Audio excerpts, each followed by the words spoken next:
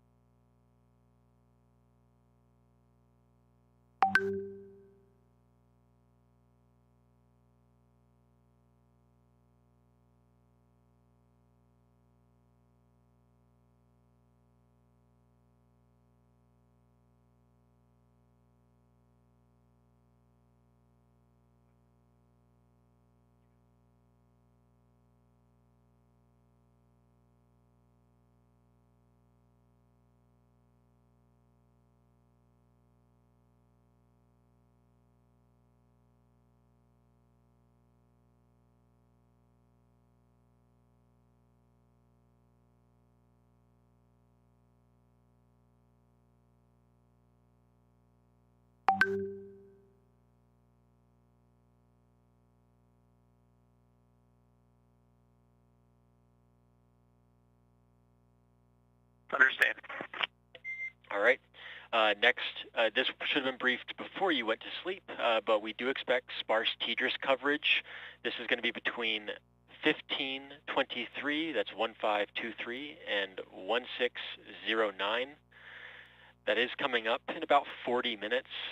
During that time, I recommend crew begin 4.700 and cabin stowage for deorbit prep. As part of that deorbit prep, we'll also need crew to stow temperature sensors per the tablet procedure 2.203, and we'll need you to report when complete. I'll take a pause here for any questions.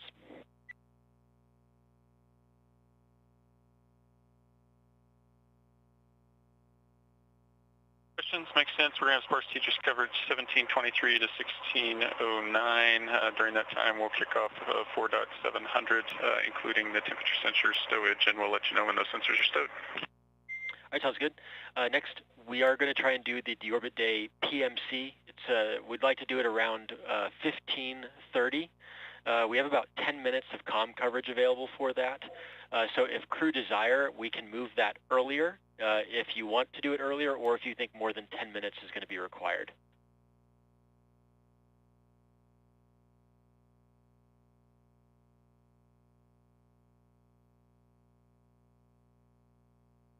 Be a short PMC, so we can stick to the 1730. And correction there, it's 1530, 1530. 1530, gotcha. All right, and last, I'm going to ask that we try and perform our inventory report and stowage reports per section 1 of 4.700 at 1700. That's 1700 Zulu.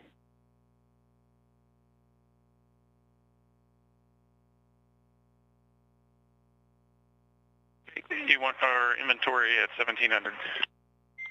Yep, and then last item we're going to try fluid loading start per your timeline at 1705. And that concludes the morning briefing. Do you have any questions?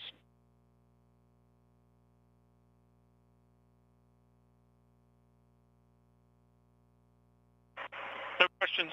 We'll make sure we start fluid loading for the timeline. All right, sounds good. Next event then, I'll let you guys continue with your off-duty end and cabin configuration after waking up, but we'll plan for the PMC at 1530. That's good.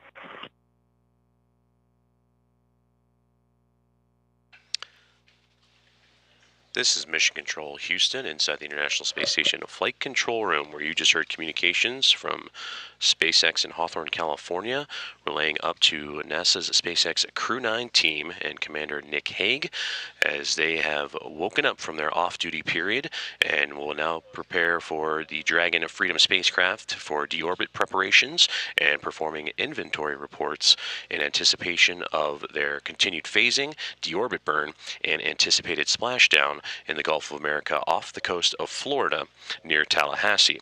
That splashdown looking to occur at 4:57 p.m. Central Time, 5:57 p.m. Eastern Time.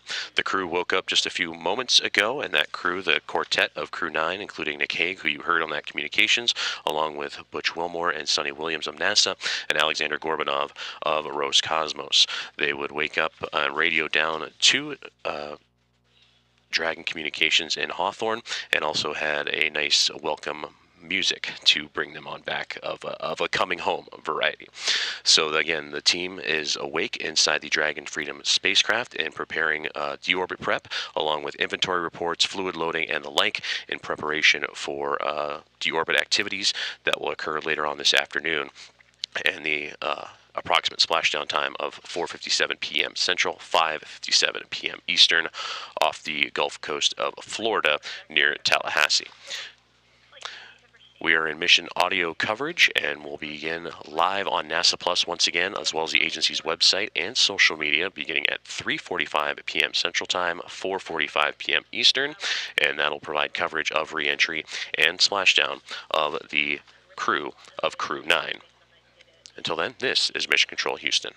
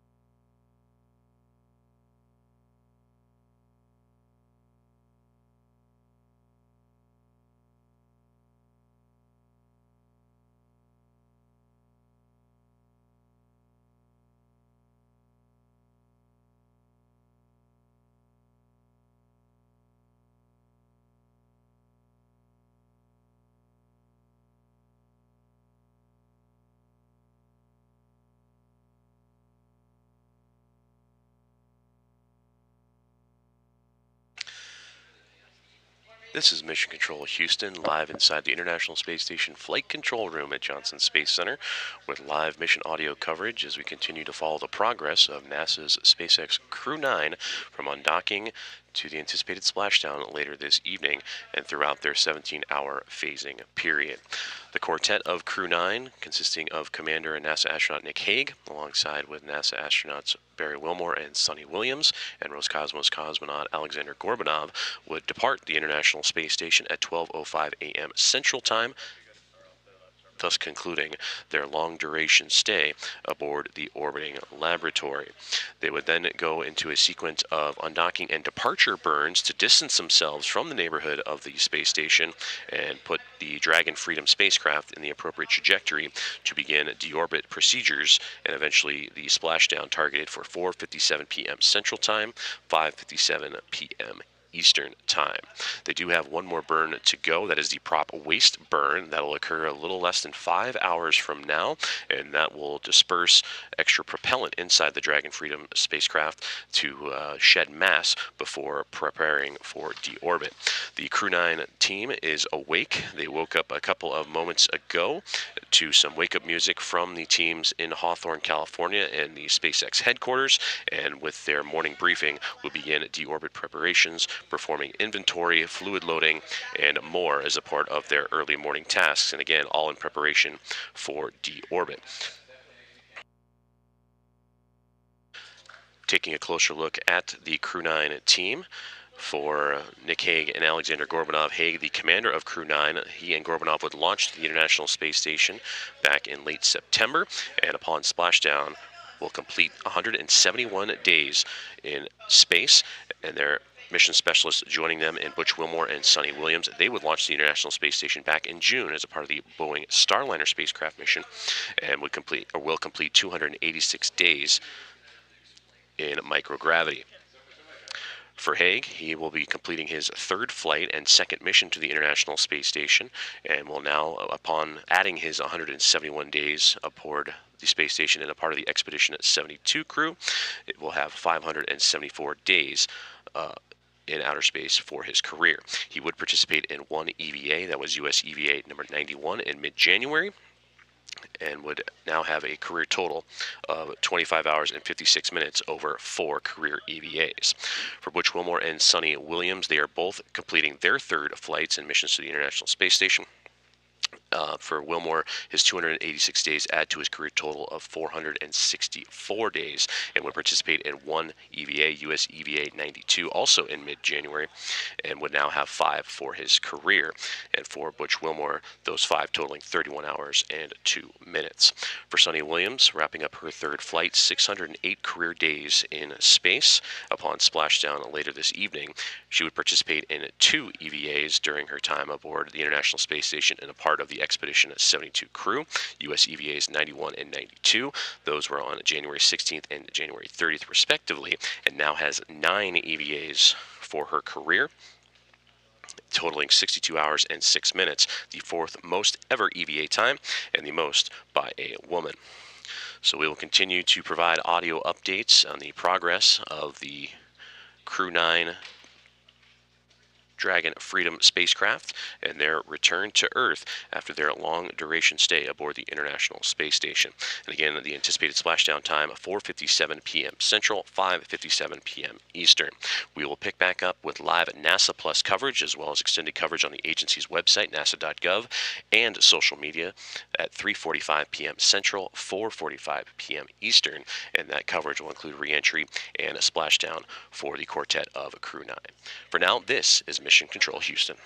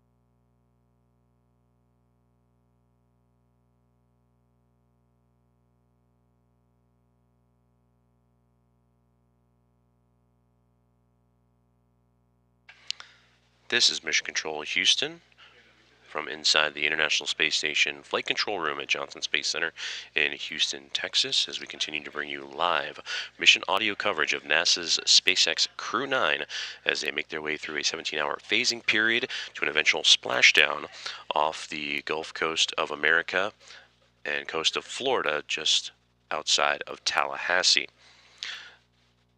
The quartet of Crew 9, consisting of Commander Nick Hague, NASA astronauts Butch Wilmore and Sunita Williams, and Roscosmos cosmonaut Alexander Gorbanov, would depart the International Space Station, completing their long-duration stay aboard the orbiting laboratory in the early morning hours at 12:05 a.m. Central Time, and would execute a series of burns to undock and depart to put the Dragon Freedom spacecraft on the proper trajectory to begin their deorbit and departure away from the International Space Station, and in the right trajectory to bring them home.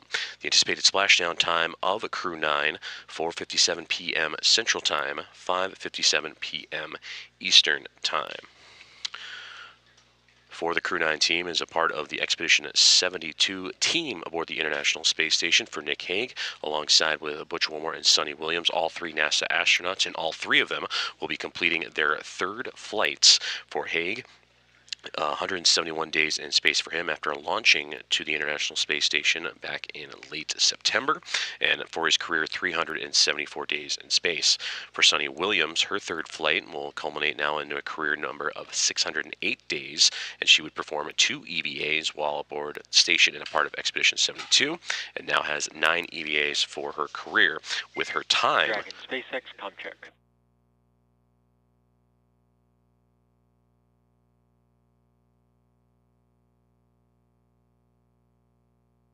Freedom's loud and clear. Loud and clear, Freedom. Our crew ready for the Deorbit Day PMC. Affirmative. SpaceX copies. I'll be privatizing Dragon to ground, and the next call you hear will be from Flight Surgeon.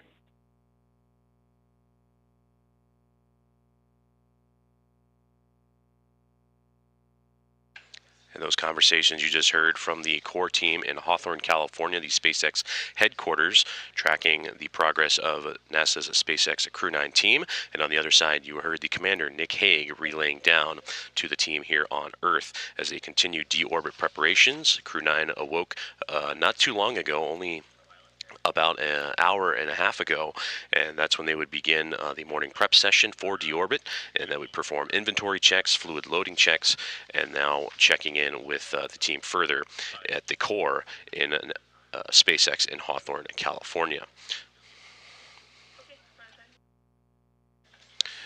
We will continue with our mission audio coverage of the return of Crew 9 and their anticipated splashdown time, again at 4:57 p.m. Central Time, 5:57 p.m. Eastern Time. We will transition from audio only to NASA Plus, the agency's website, nasa.gov, as well as on social media, beginning at 3:45 p.m. Central, 4:45 p.m. Eastern, for coverage of re-entry and splashdown. For now, this is Mission Control Houston.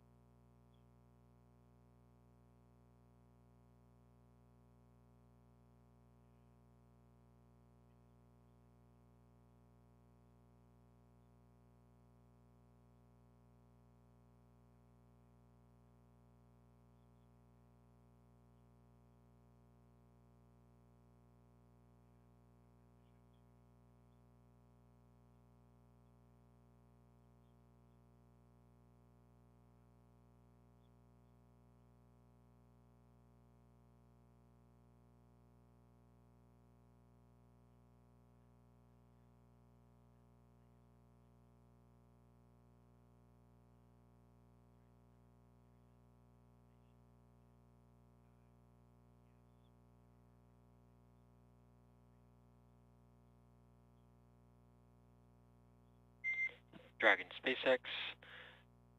Dragon to ground is no longer private. Copy all. Thank you.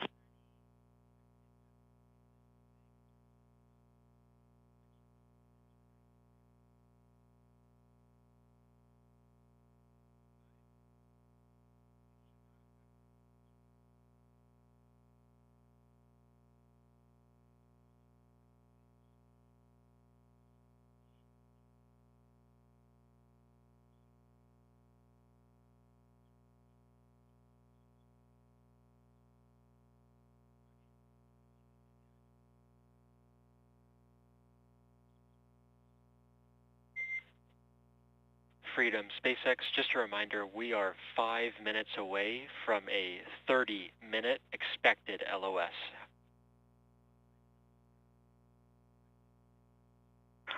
Copy. Upcoming 30-minute LOS. We'll catch you on the other side. Sounds good.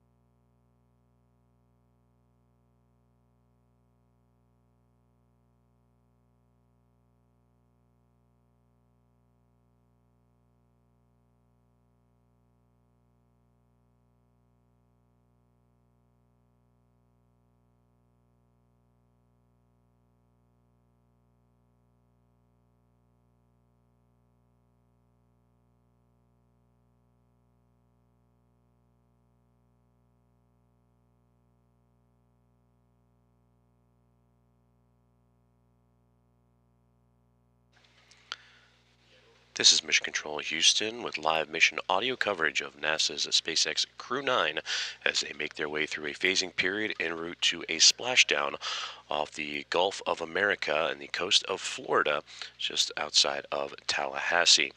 For the Crew 9 team, you just heard moments ago the radio down from the communications team at the core at SpaceX in Hawthorne, California, and anticipated LOS, or loss of signal, for about 30 minutes, and we anticipate hearing back from the crew at roughly 11:10 Central Time, 11:10 a.m. Central Time.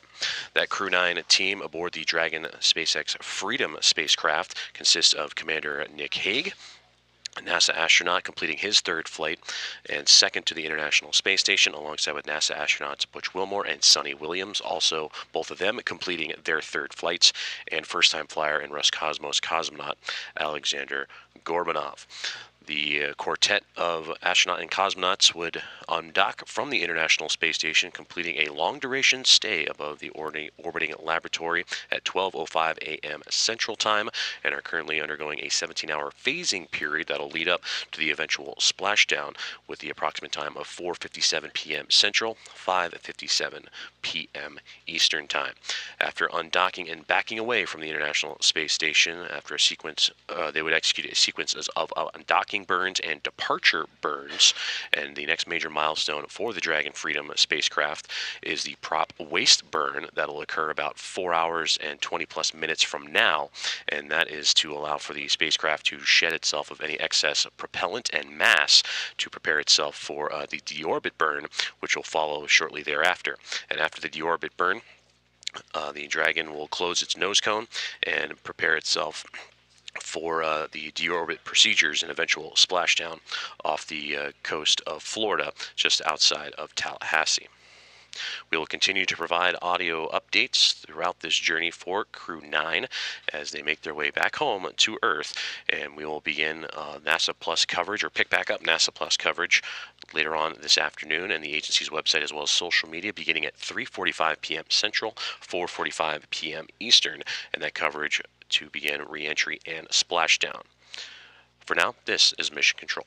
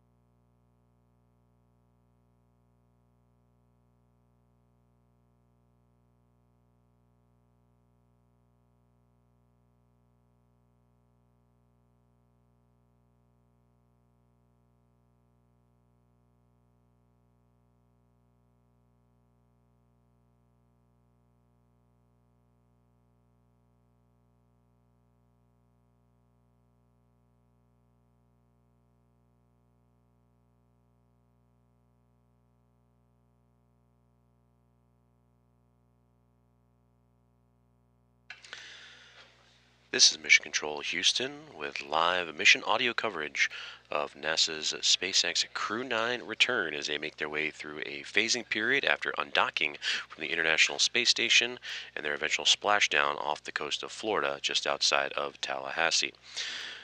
Good morning from the International Space Station flight control room inside of Johnson Space Center in Houston, Texas, where teams here on the ground and in Hawthorne, California continue to monitor the space station as well as the journey of the Crew 9 team and the Dragon Freedom spacecraft. Right now, with about 10 minutes left in an anticipated loss of signal between the core team in Hawthorne, California, the headquarters for SpaceX, the Crew Operations and Resources Engineer, or CORE, the communications team, relaying that up to the Crew 9 crew about 20 minutes ago, and anticipated return of communication around 10 minutes from now. The Crew 9 team aboard the Dragon SpaceX Freedom spacecraft are NASA astronaut and commander of Crew 9, Nick Hague, along with NASA astronauts Butch Wilmore and Sunny Williams, and Roscosmos cosmonaut Alexander Gorbanov. The quartet of astronauts and cosmonaut would undock from the International Space Station earlier this morning at 12:05 a.m. Central Time, pushing back from the zenith port or space-facing port of the Harmony module on the International Space Station, backing away through a sequence of undocking burns and then executing also a sequence of departure burns to put the spacecraft in the proper trajectory to begin the deorbit process. This Crew 9 team would back away from the International Space Station after a handover period with Crew 10, who recently arrived to the International Space Station this past weekend and would dock on March 15th. They are just 3+ days into their duration aboard the orbiting laboratory, and that crew, led by Ann McLean, the commander, along with Nicole Ayers, NASA astronaut, Takuya Onishi of JAXA, and Kirill Peskov. They would join then what was a pretty busy group on station, also including the Soyuz MS-26 team with NASA astronaut Don Pettit, the commander of Expedition 72, Alexei Ovchinin of Roscosmos, and Ivan Wagner, also of Roscosmos. Focusing on Crew 9 for Nick Hague, Alexander Gorbanov, Butch Wilmore, and Sunny Williams. For Hague, he would launch along with Gorbanov on the SpaceX Freedom Dragon spacecraft back in late September, September 28th, and would dock a day later, and upon splashdown this afternoon will complete a mission duration of 171 days, traveling the Earth and orbiting the Earth 2,736 times and accumulating over 72 million statute miles, and that will complete their 6-month duration. For Sunny Williams and Butch Wilmore, they launched back in June and will complete a 9.5-month stay. They would launch back on June 5th on the Boeing Starliner spacecraft, and upon splashdown this afternoon will complete 286 days in outer space and 4,576 orbits of Earth and over 121 million statute miles. While aboard the International Space Station during their duration, the Crew 9 team would perform over 900 hours and 150 unique science experiments before departing the laboratory earlier this morning. For Hague, Williams, and Wilmore, all three completing their 3rd space flights. For Butch Wilmore, 464 days will be his new career total upon splashdown. He would participate in 1 EVA, that was US EVA 92 in the middle of January, and has 5 for his career. For Sunny Williams, she would participate in 2 EVAs, US EVA 91 and 92, and that was on January 16th and January 30th, to put her career total now to 9 EVAs for a total of 62 hours and 6 minutes, the 4th most EVA time ever, and the most by a woman. For Nick Hague, his 3rd flight and 2nd mission to the International Space Station will bring his career totals to 374 days. He also would participate in an EVA alongside with Williams, EVA 91 on January 16th. And for Hague, that brings now up to 4 EVAs for his career, totaling 25 hours and 56 minutes. And for Roscosmos cosmonaut Alexander Gorbanov, he is wrapping up his very first flight to the International Space Station and will have a career total of 171 days upon splashdown. Upcoming milestones for the Dragon crew and Crew 9 will be the prop waste burn. That'll be a little more than 4 hours from now, and that is where the Dragon spacecraft will dispense and rid itself of unnecessary propellant and put itself in the proper mass for the eventual deorbit burn, which will be a little more than 5 hours from now, 5 hours and 7 minutes. And that'll set things up for a splashdown time of approximately 4:57 p.m. Central, 5:57 p.m. Eastern, and that will be in the Gulf of America off the coast of Florida, just outside of Tallahassee. We will continue with our mission audio coverage and provide regular updates throughout the process on the agency's website as well as the social media channels, and we will return live to NASA Plus for the full production at 3:45 p.m. Central Time, 4:45 p.m. Eastern for coverage of re-entry and splashdown. This is Mission Control Houston.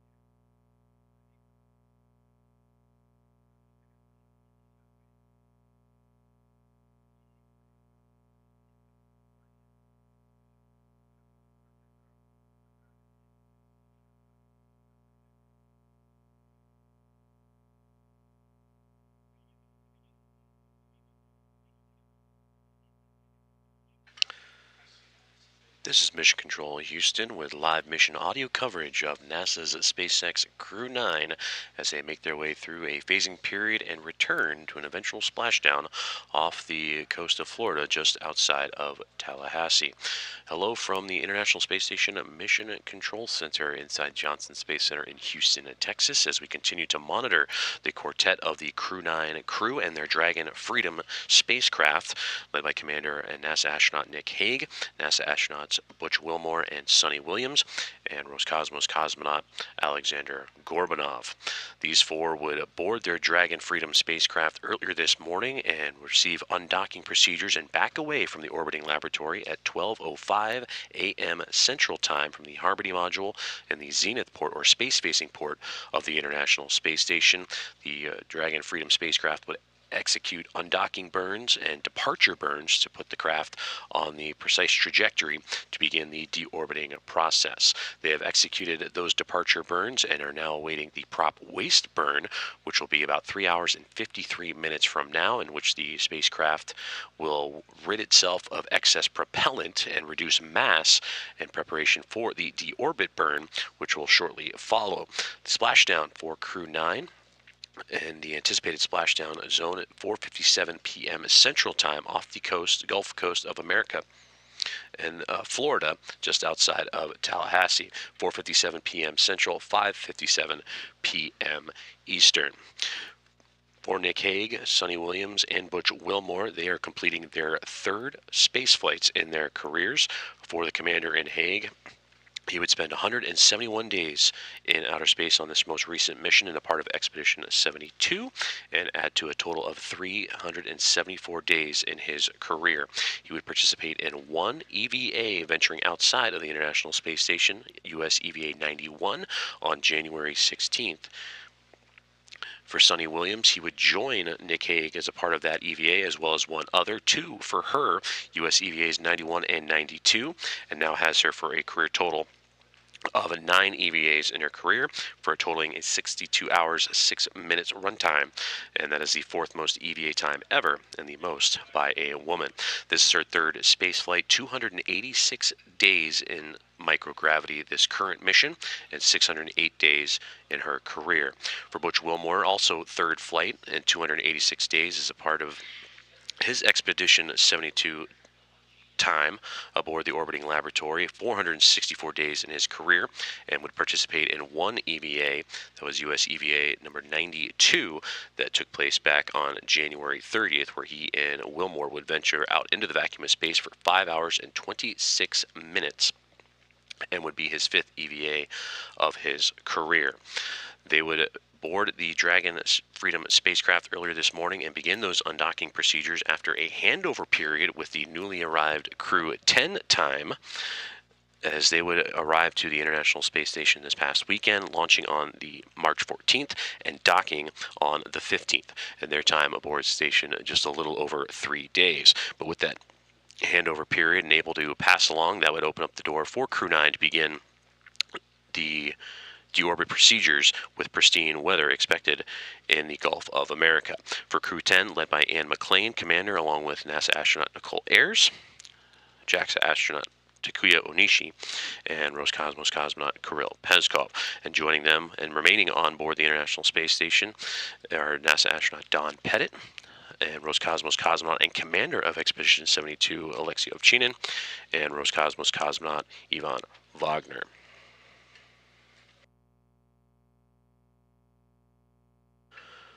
While aboard the International Space Station, Crew 9 would perform over 900 hours and 150 unique experiments before beginning their journey homeward earlier this morning. Again, undocking at 12:05 a.m. Central Time from the Harmony module Zenith port of the International Space Station, and the anticipated splashdown in the Gulf of America off the coast of Florida, just outside of Tallahassee, at 4:57 p.m. Central, 5:57 p.m. Eastern Time. And we will continue with audio updates throughout this phasing period for Crew 9, and we'll pick back up with our live NASA Plus coverage, as well as coverage on nasa.gov, the agency's website, and on social media beginning at 3:45 p.m. Central, 4:45 p.m. Eastern for coverage of re-entry and splashdown. This is Mission Control Houston.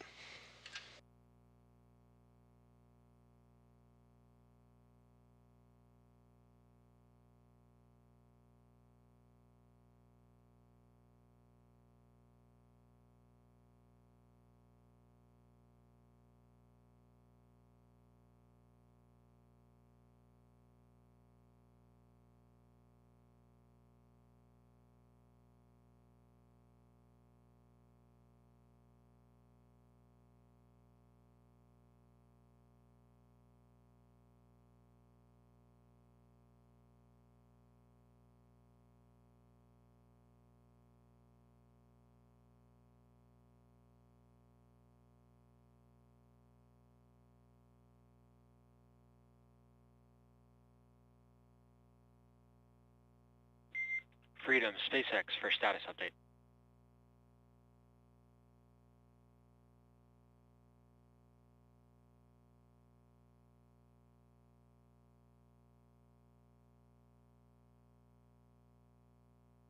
Freedom's with you. Hey Nick, actually I actually had a packing question. Wondering if you had an update on if you were able to stow all the sleeping bags back into C5-4, or if you think you were going to need or did use one of the 4.0 bags. We were able to get all that stuff back into the single storage locker, so we're in a good config. Excellent, good news there. Then I'll just remind that we're going to try and do the inventory report at 1700 Zulu. That's in about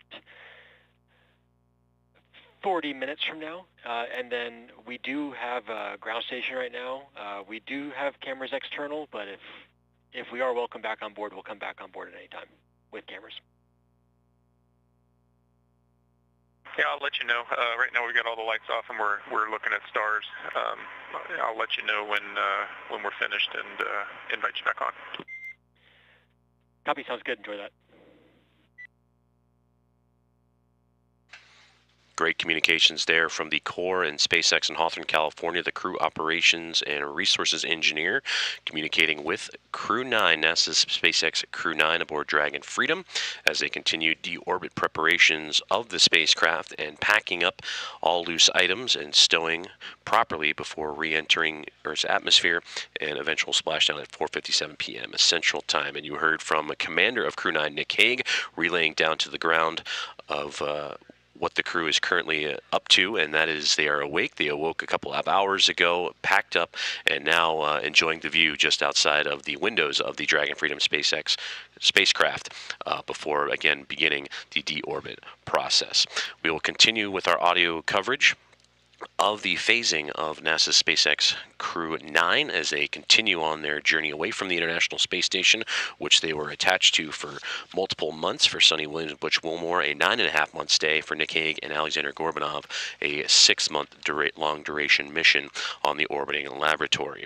And we'll continue, as mentioned, the audio coverage, but we'll return live to NASA Plus, the agency's website, as well as on the social media channels beginning at 3:45 p.m. Central Time, 4:45 p.m. Eastern.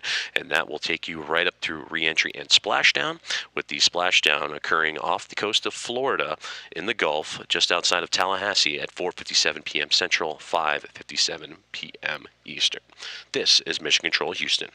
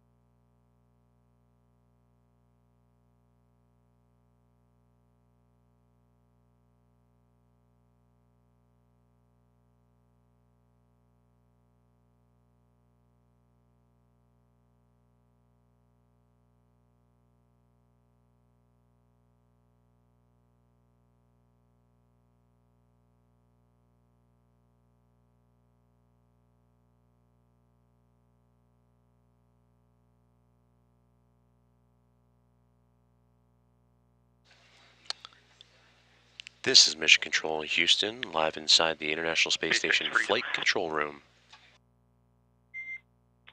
Go ahead, Freedom. Welcome to come on board with internal cameras. SpaceX copies. I'll let you know when we're on board.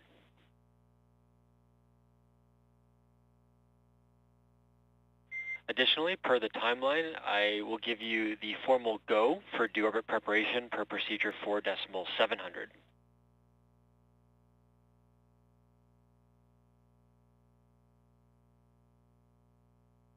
Copy that. We've got your go to start into 4.700.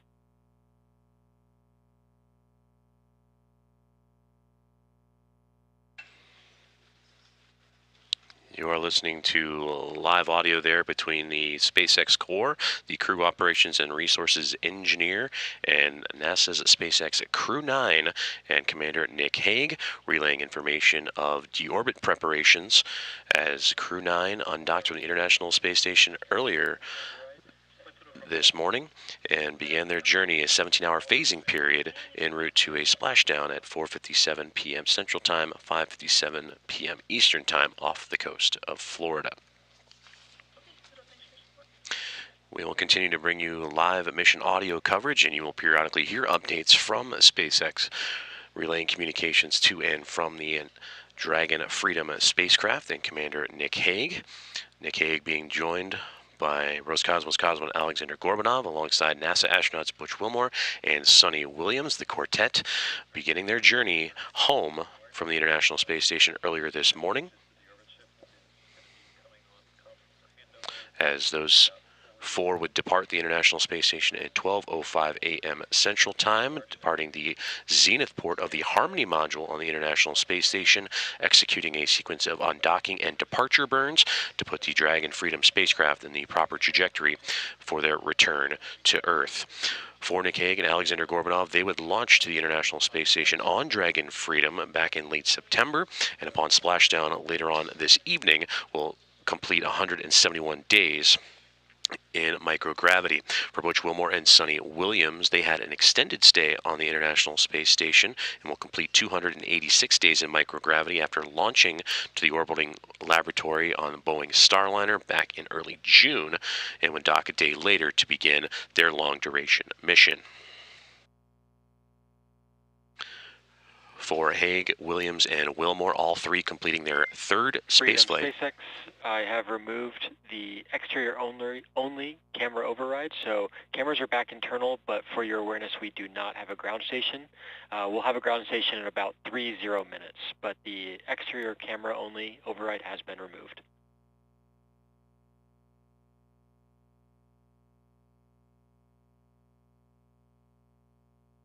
Freedom copies. And there is continued communications between SpaceX and the Crew 9 team, and Nick Hague confirming.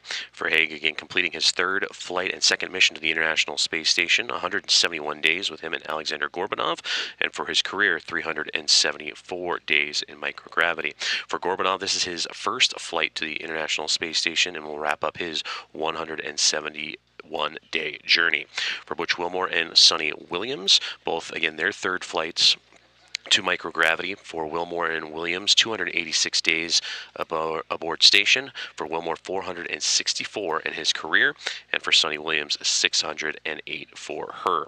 For Hague, Williams, and Wilmore, all three would perform EVAs. Sunita Williams would be a part of both of them, US EVA 91 and 92. That would occur in mid-January, and up her career total to now 9 for a total of 62 hours and 6 minutes, the fourth most EVA time ever, and the most by a woman. For Butch Wilmore, he would join Williams for US EVA 92, and that would be his lone EVA expedition at 72. And fifth of his career, totaling 31 hours and 2 minutes. And for Nick Hague, joined Williams on US EVA number 91 on January 16th. And for Williams, or pardon me, Hague rather, his fourth EVA in his career for 25 hours and 56 minutes in total.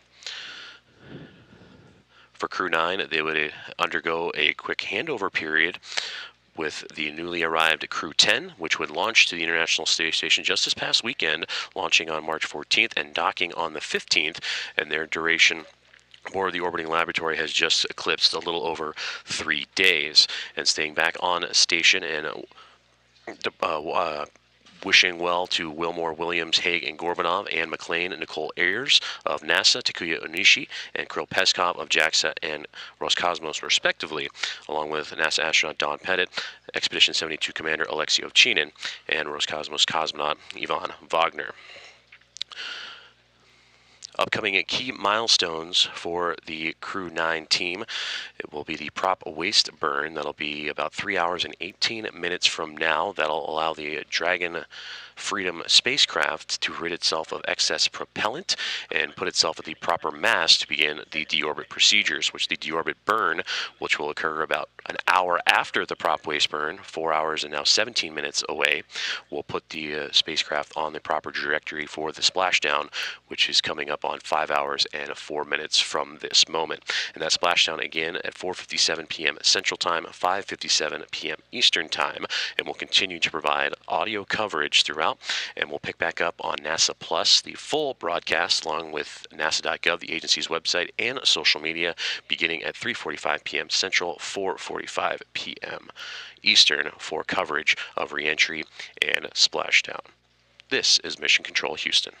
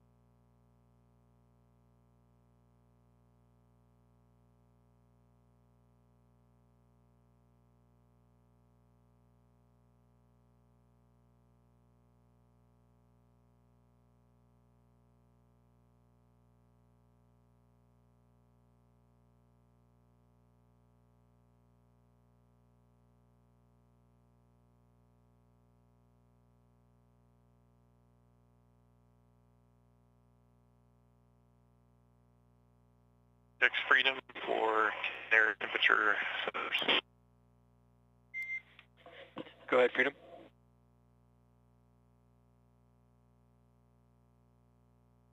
We packed up the 5 temperature sensors. They're back in the CCMK storage location. And the battery levels on the globe sensors were both 96%.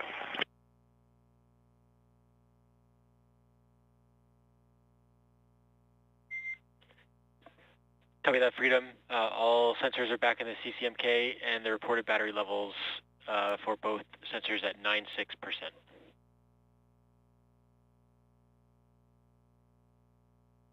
Good readback.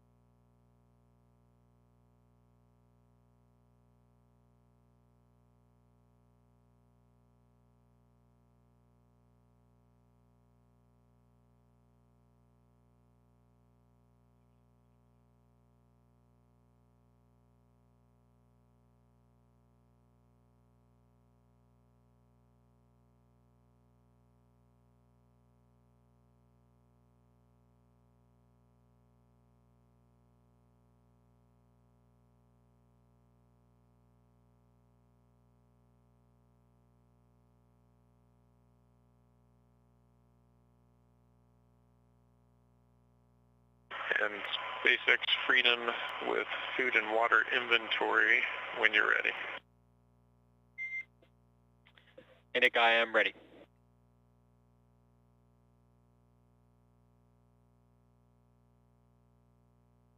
Okay, we're going to start with water, and I'm going to give you the cumulative bottles consumed.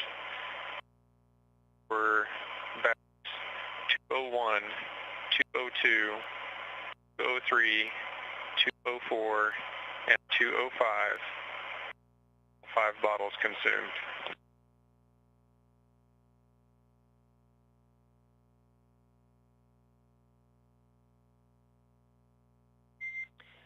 Copy that, all bottles from 201, 2, 3, 4, and 5. It's a good readback. For food, 301, 302, 303, 304, 306, 308. All meals consumed, all 4 consumed.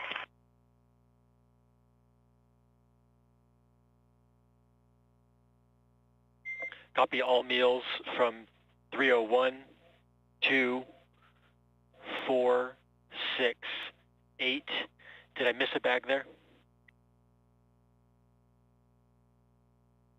303 as well. Copy 303.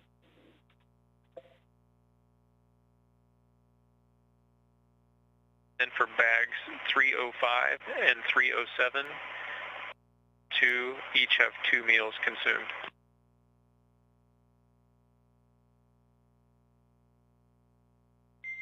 Copy that for 305 and 7, 2 meals consumed.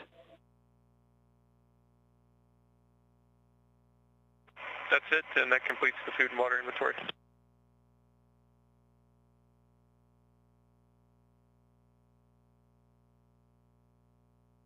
I guess I should just, again, we haven't started fluid loading yet, but we will consume all 22 bags that we brought on board. All right, SpaceX copies. That was my follow-up. So that inventory obviously did not include fluid loading, but you are tracking consuming those bottles, and just if you do have any issues and are unable to consume, we'll be ready to report which bottles.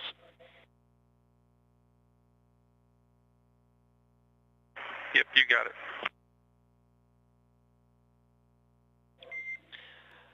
All right, thank you, Freedom. So that is the inventory for Section 1 and 4.700. Just make sure that you guys continue working on cargo stowage per the timeline.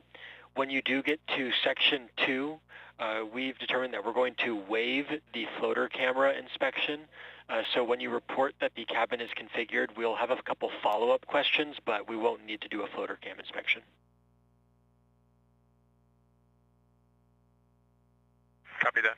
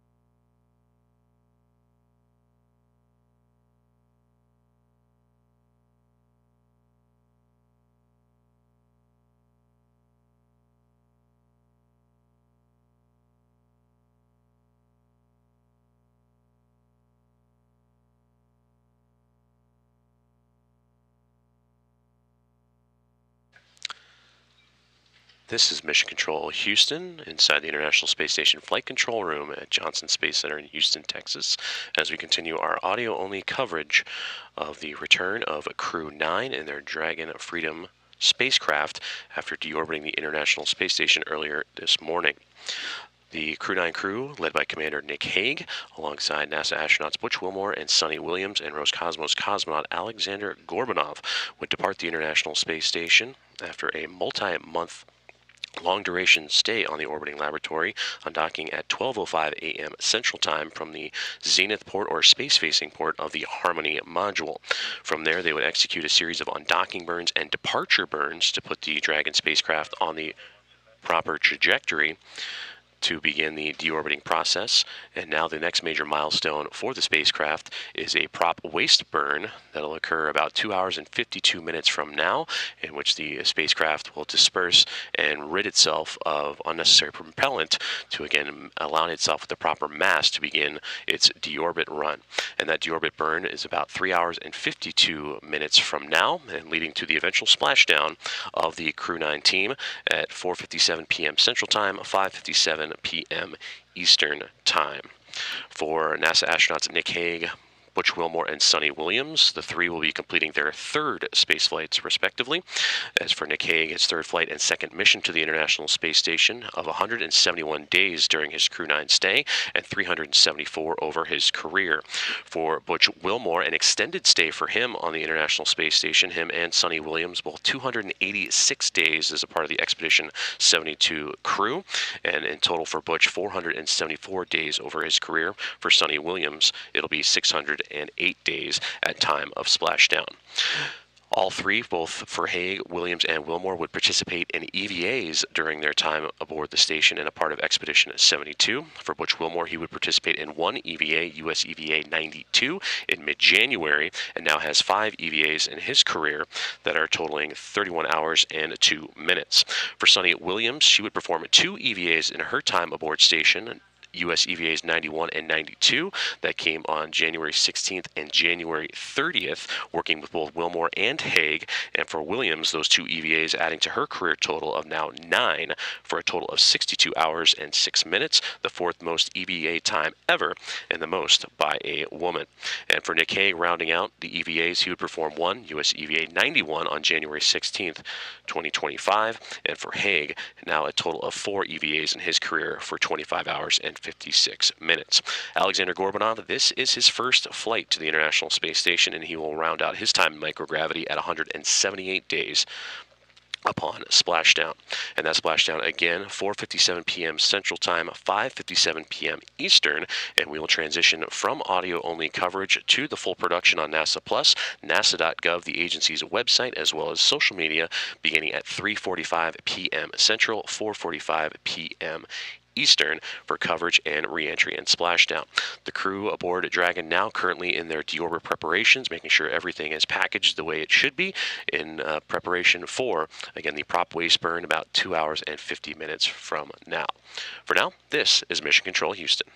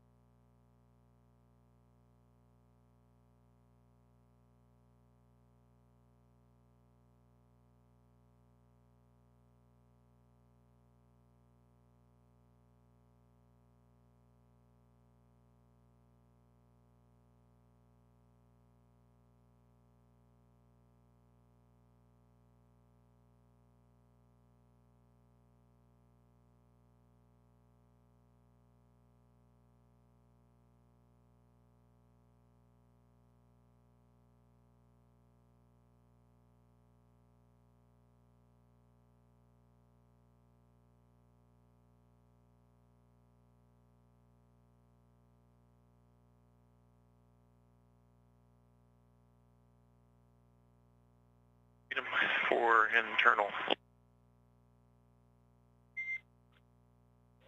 Go ahead, Freedom.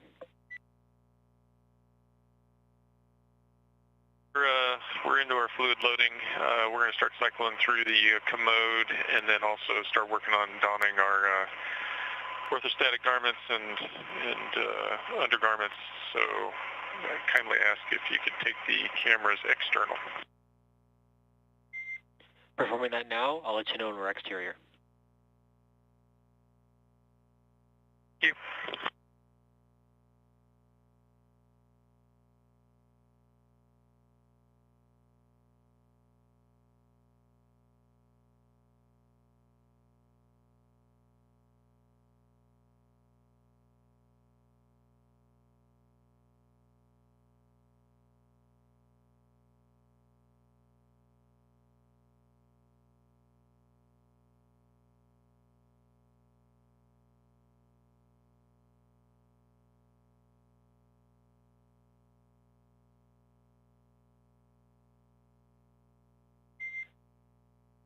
Dragon SpaceX, cameras are external.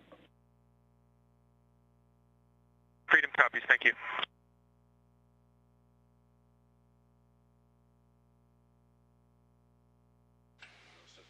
Great communications there between Crew 9 Commander Nick Hague and the core team at SpaceX.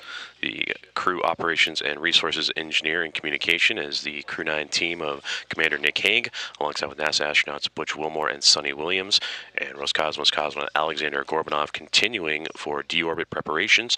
And you heard them talking about beginning to put back on their entry suits that you saw during the broadcast of both launch and the undocking earlier this morning.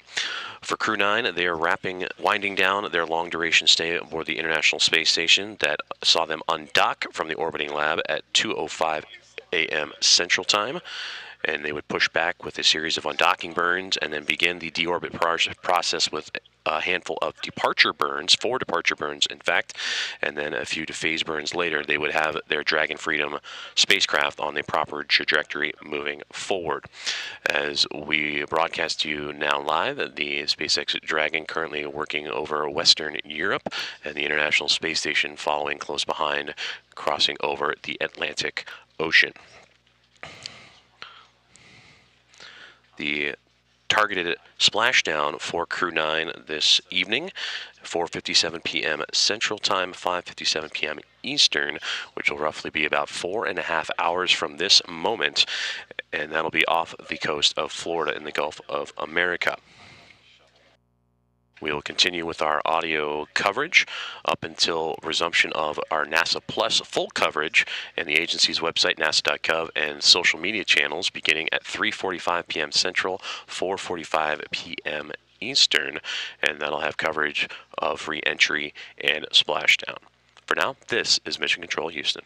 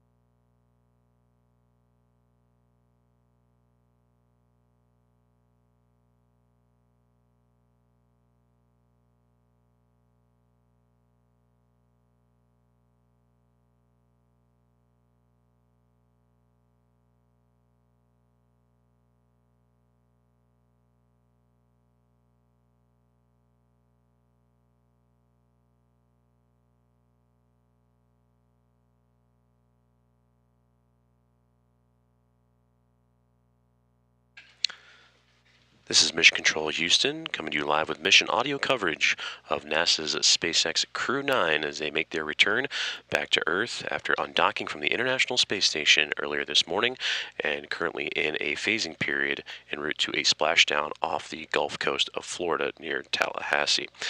Good afternoon from the International Space Station Flight Control Room inside Johnson Space Center in Houston, Texas, where the teams in Hawthorne, California, headquarters for SpaceX, alongside the Dragon team and the Dragon Freedom crew of Nick Hague, Butch Wilmore, Sunny Williams, and Alexander Gorbanov are continuing with their deorbit preparations. The team in SpaceX in Hawthorne just went around the room and relayed that the crew is happy and healthy, alongside with a healthy navigation system, prop system, and beyond. And the crew is now starting to put on their comfort garments in preparation for their overall entry suits and suit leak checks to follow in anticipation of the upcoming deorbit burn and deorbit process. Currently, as we stand right now, splashdown is about 4 hours and 4 minutes from this moment, with the anticipated time of 4:57 p.m. Central Time, 5:57 p.m. Eastern, off the coast of Florida and just away from Tallahassee, as the Dragon spacecraft continues to distance itself from the International Space Station. The long duration mission for Crew 9 would come to a close with the hatch closures and final goodbyes for both for Hague, Williams, Wilmore, and Gorbanov yesterday evening, with the undocking command being sent at directly midnight Central Time, and Dragon would push back away from the orbiting laboratory at 12:05 a.m. Central from the Zenith port, the space-facing port of the Harmony module. From there, they would undergo a sequence of undocking burns and 4 departure burns. They also, earlier this morning, would complete phase burns, 2 sets of departure phase burns, in anticipation of their next major milestone, which will be the prop waste burn about 2 hours and 17 minutes from now. Now, as we speak, the Dragon spacecraft is currently about to head over the northern coast of Australia, with the International Space Station following behind. They're currently orbiting right now over central Russia.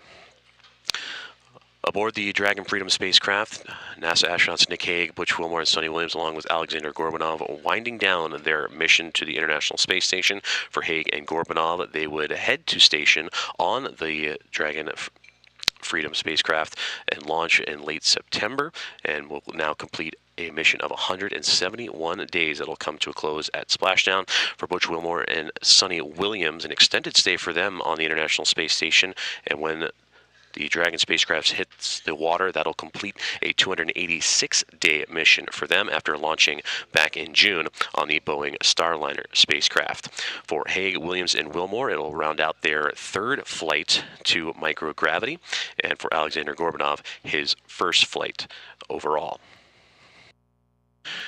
We will continue our mission audio coverage and switch over to NASA Plus for the full broadcast, alongside with the agency's website, nasa.gov, as well as the social media channels, beginning at 3:45 p.m. Central Time, 4:45 p.m. Eastern Time, where we will join our counterparts in Hawthorne, California, as well as our NASA team on the ground for all coverage of re-entry and splashdown for Crew 9. And again, the crew is happy and healthy, as recently reported by the teams at SpaceX, and continue their preparations for deorbit. The deorbit burn about 3 hours and 15 minutes from now, and the anticipated splashdown coming up on 4 hours and 1 minute away. Until then, this is Mission Control Houston.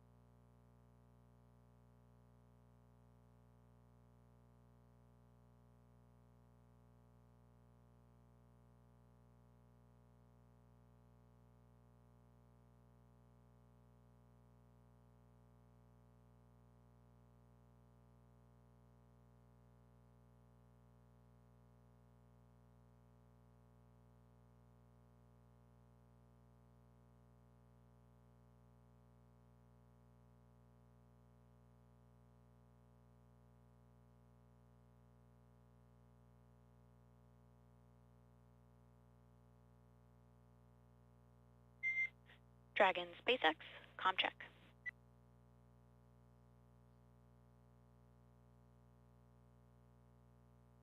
Freedom's with you, loud and clear. Hey there, Nick. We performed a shift handover down here on the last LOS. Arthur handed over to me, and you've got Kira now through the remainder of the mission.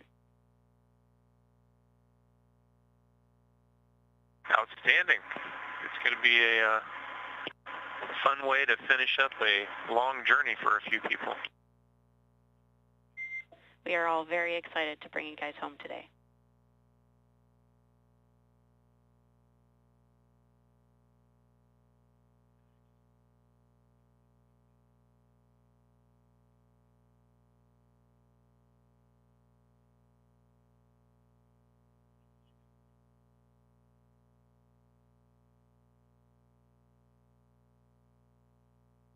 And Kira, just to kind of bring you up to speed on where we're at, we're kind of in the middle of donning our undergarments and finishing off the last couple rounds of our fluid loading and simultaneously packing things up. So we're on a good path. Okay, Nick, that sounds great. Yeah, I got a good handover from Arthur. Understand you're working through donning the comfort garments and working through fluid loading as well. I'm following along with you all in 4.700, Deorbit Preparations. For awareness, we will have a return out of plane burn today, ahead of the deorbit burn. That's in a little over 2 hours. Okay, understand. Thank you.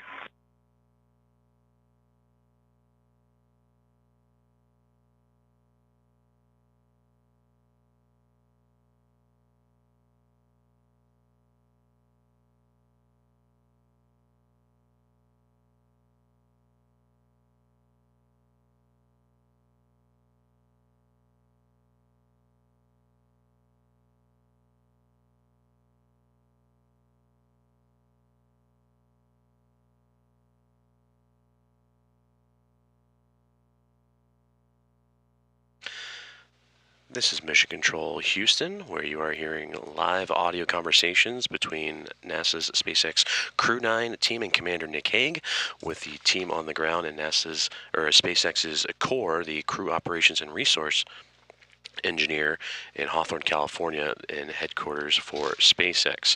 And that is where the two are continuing to prepare for deorbit activities for Crew 9 as they continue their journey home from the International Space Station. And you heard Nick Hague say it's been outstanding so far, and it's going to be a fun way to wrap up a long journey for them. And with that, reflecting back on the Crew 9 journey to the International Space Station for NASA astronaut and Commander Nick Hague and his Roscosmos colleague Alexander Gorbanov, the cosmonaut, they went up to the International Space Station and launched on September 28th, and upon splashdown later this afternoon will complete 171 days in microgravity. For Hague, he is completing his third space flight and second to the International Space Station, and for Alexander Gorbanov, it will be his first, wrapping up his first flight. Joining them for Crew 9 is Butch Wilmore and Sunita Williams, as they are both wrapping up their third flights to microgravity and the orbiting laboratory recently as a part of Expedition 72. They would launch to the space station back in June 5th of 2024 as a part of the as on the Boeing Starliner spacecraft, and would spend 286 days on the International Space Station as they look to wind down, as you heard Nick mention, a long journey for them. For Crew 9 and the quartet of astronauts and cosmonaut aboard the Dragon Freedom spacecraft, they undocked from the International Space Station earlier this morning at 12:05 a.m. Central Time, 1:05 a.m. Eastern. It would push back from the Harmony module, the zenith port, space-facing port of that Harmony module on the International Space Station. From there, they would execute a series of undocking burns and departure burns, and also move into departure phase burns as well to help set up Dragon for the right trajectory for deorbit.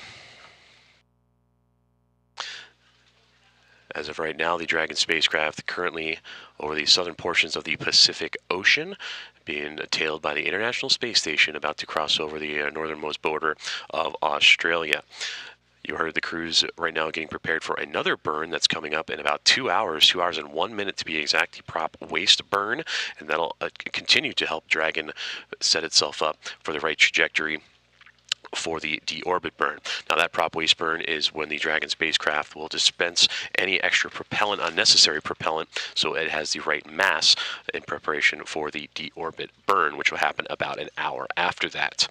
Splashdown is currently targeted for 4:57 p.m. Central Time, 5:57 p.m. Eastern Time, about 3 hours and 46 minutes from now, as the Crew 9 team aboard their Dragon spacecraft will splash down off the coast of Florida in the Gulf, just outside of Tallahassee.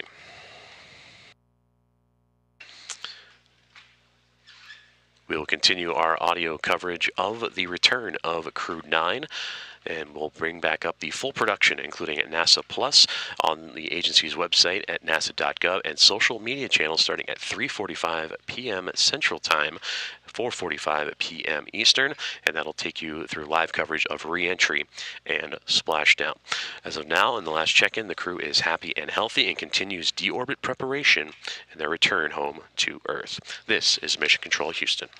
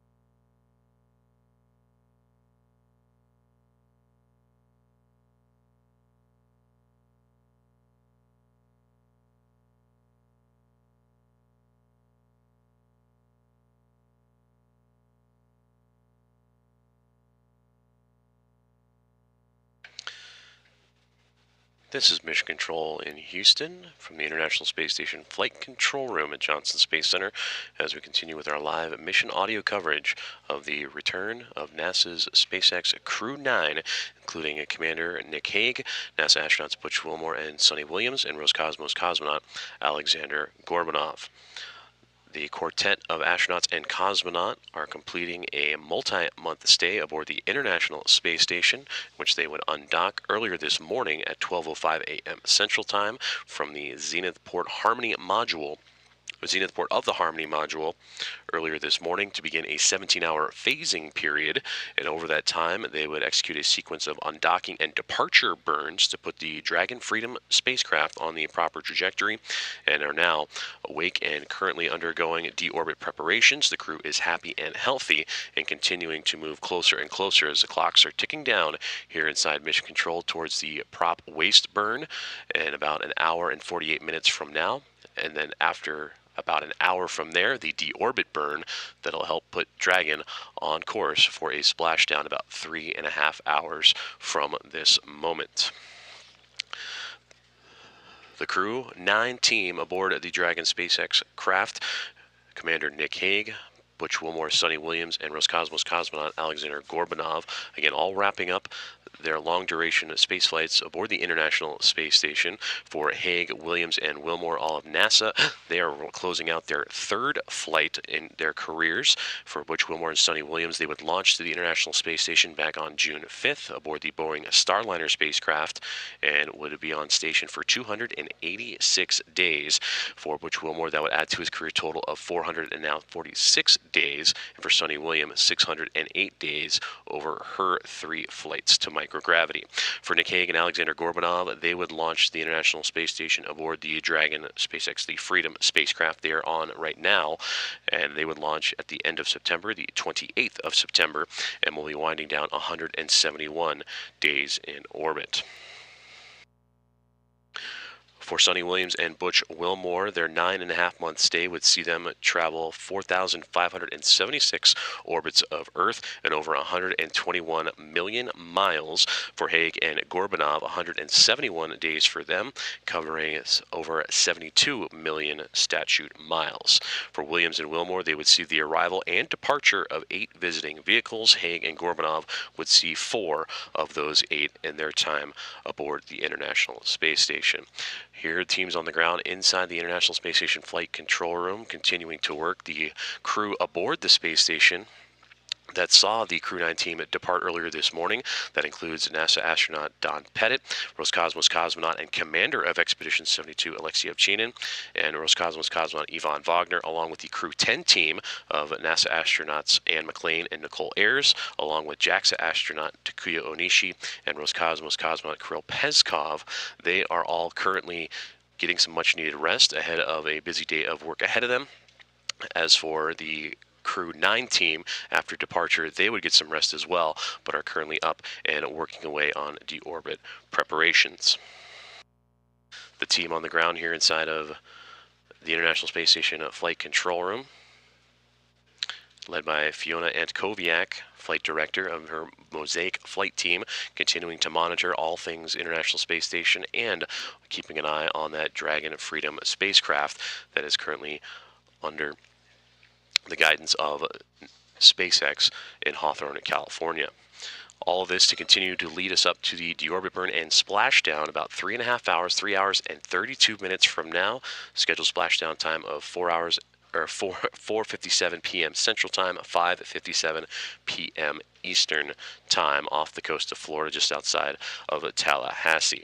We'll continue our mission audio coverage and then expand to NASA Plus, the agency's website, nasa.gov, as well as the social media channels beginning at 3:45 p.m. Central, 4:45 p.m. Eastern, where the full production team of NASA and SpaceX will come together in coverage of re-entry and splashdown. But for now, the crew happy and healthy as they continue to go through their deorbit preparations and prepare for deorbit burns and ultimate splashdown later on this evening. But for now, this is Mission Control Houston.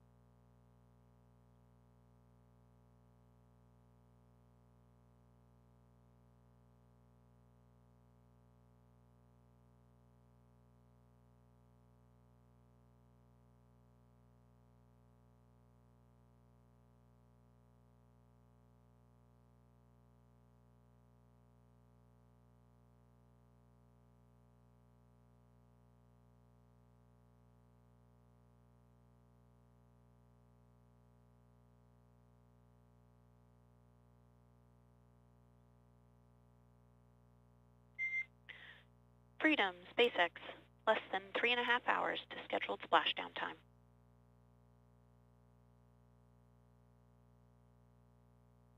Copies.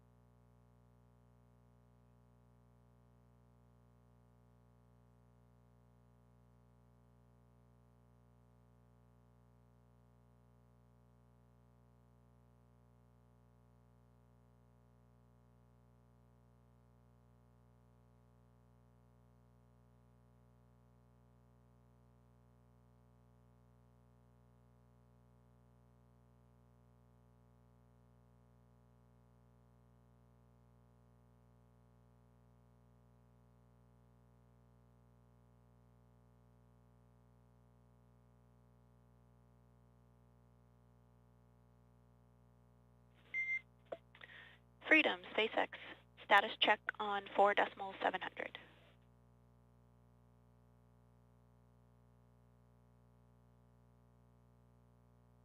Freedom's with you. We are just closing up the final little bits of stowage in about 3 minutes. I'm going to check in with you and show you where we're at. Okay, Nick, thanks for the update. That sounds great. We'll be ready to give you guys the go for suit donning here pretty soon.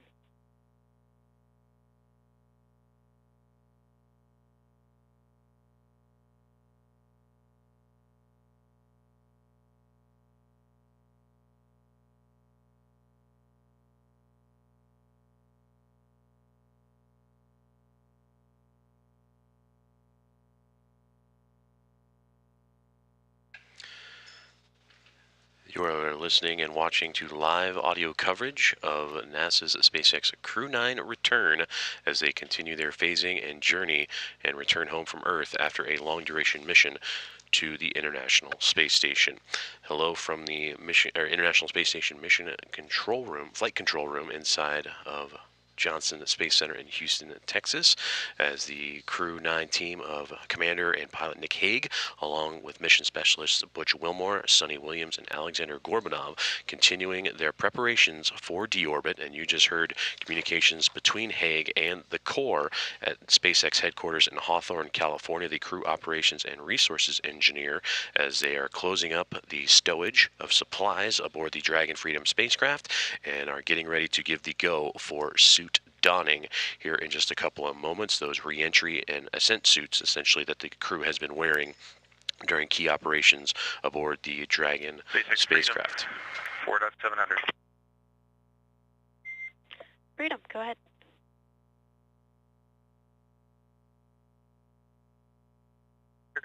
You are welcome to come on board. We have everything stowed. Section 1 is complete. Cabin's in a good config. I understand we waived Section 2 and fluid loading status. We've completed all our prescriptions on fluid loading. We still have a couple bags of water that we're going to get through, and all 22 of those will be empty.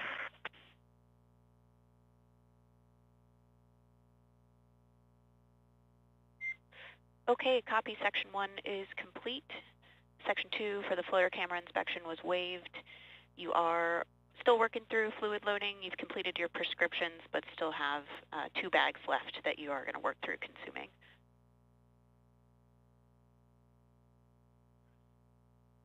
It's a good read. And so I show us in Section 4 getting ready to test the RIOs. Okay, very good.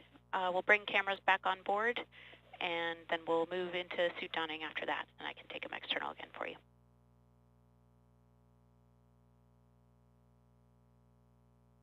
And we've got all our undergarments on, so when you come back internal, we can stay that way.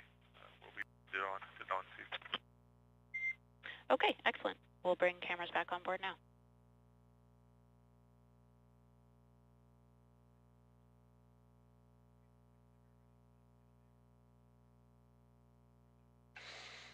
You are listening to live audio coverage of the return of NASA's SpaceX Crew 9, where you just heard communications from Crew 9 Commander Nick Hague and the core communications team at SpaceX in Hawthorne, California, saying that everything has been stowed and put away properly. The astronauts and cosmonaut on board continuing to fluid load or consume fluids to help astronauts better adjust to gravity and the return to Earth. That is continuing to go underway, and then all of this in preparation for the departure burn and splashdown for the Crew 9 crew. Upcoming burns and milestones for this crew as they continue their phasing and eventual return to Earth. The prop waste burn about 1 hour and 26 minutes from now, and that will allow the Dragon spacecraft to expend any used propellant, so it sheds mass to best put it on trajectory for the deorbit burn, which will be followed up about 1 hour later, 2 hours and 25 minutes from now. And the overall splashdown, a little over 3 hours from this moment, 3 hours and 12 minutes, targeting 4:57 p.m. Central Time, 5:57 p.m. Eastern Time. The Crew 9 crew, as mentioned, Commander Nick Hague, the one relaying down those commands to the team on the ground in Hawthorne, California, and SpaceX. He will complete his third flight and second mission to the International Space Station and finish up a mission of 171 days, along with his Roscosmos cosmonaut compadre, Alexander Gorbanov, who will be seeing the completion of his first flight. Joining them also are mission specialists Butch Wilmore and Sunny Williams, both wrapping up their third career flights, and both of which spent 286 days in microgravity in the International Space Station. As for Butch Wilmore, 464 days in his career, and for Sunny Williams, 608 days. This Crew 9 team would put together over 900 hours and 150 unique experiments in their time aboard the International Space Station, but all starting to wind its way down as clocks continue to roll backwards here inside the International Space Station Flight Control Room in Mission Control in Houston, targeting that next milestone again of the prop waste burn about an hour and 24 minutes from now, a deorbit burn an hour beyond that, and the splashdown a little more than 3 hours and 10 minutes from this moment. We'll continue our audio coverage until about 3:30 Central Time, and that's when we will toss it over to our teams of NASA commentators and SpaceX commentators in Hawthorne, California, where they will take you through live coverage of re-entry and splashdown at 4:57 p.m. Central Time. That splashdown time coverage will begin at 3:45 p.m. Central Time, 4:45 p.m. Eastern. Till then, we will continue to provide live updates, and you'll continue to hear conversations between Crew 9 and the SpaceX core team in Hawthorne, California, as they continue their journey and return to Earth. This is Mission Control Houston.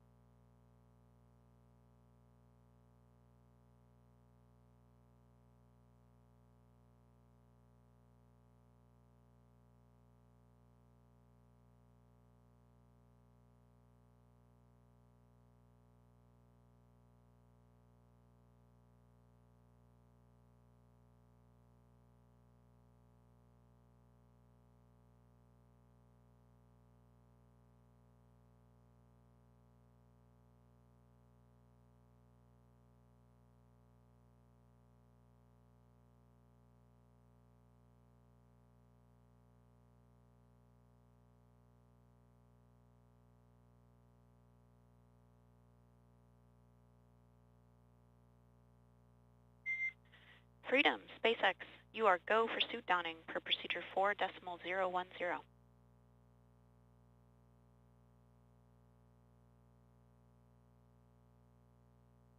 Copy, go for suit donning.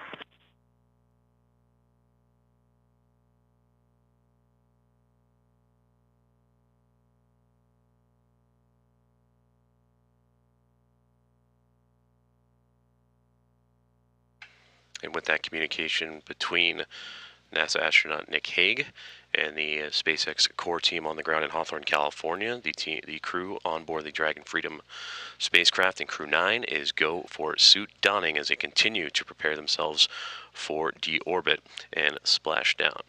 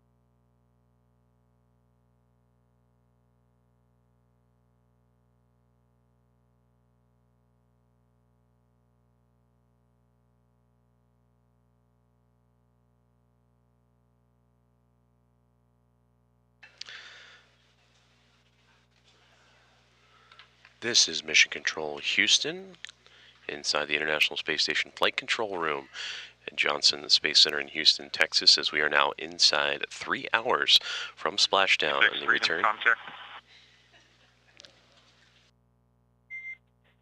Freedom, I have you loud and clear. Got you the same from C2. Seat doning's in progress.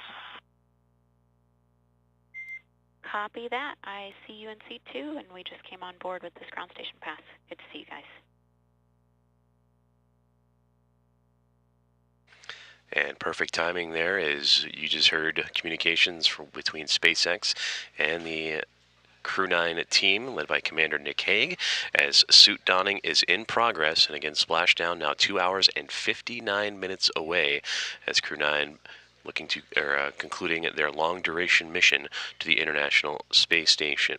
Before that, a couple of other key milestones that we will keep an ear out for. The prop waste burn will occur about 1 hour and 13 minutes from now, and that'll allow the Dragon spacecraft to expend unnecessary propellant to have the spacecraft reach the proper mass before beginning its deorbit process. And with that, that'll include the deorbit burn, which will occur about 1 hour after the prop waste burn, 2 hours and 13 minutes from now, and will set the Crew 9 team on the proper trajectory for the eventual splashdown in the Gulf just off the coast of Florida at 4:57 p.m. Central Time, 5:57 p.m. Eastern Time. For Commander Nick Hague being joined with his Crew 9 compadres in Butch Wilmore and Sunny Williams, along with Alexander Gorbanov of Roscosmos. Their suit donning continuing to move forward, their deorbit preparation well underway, as this team wrapping up again their long-duration mission aboard the International Space Station. For Hague and Gorbanov, they will complete 171 days aboard the orbiting lab and in microgravity. For Wilmore and Williams, an extended stay of 286 days. We'll continue our audio coverage until around 3:30, and that's when we will toss it over to the NASA and SpaceX teams in Hawthorne, California, who will take you live through the re-entry and splashdown and overall return of Crew 9 to Earth. Until then, this is Mission Control Houston.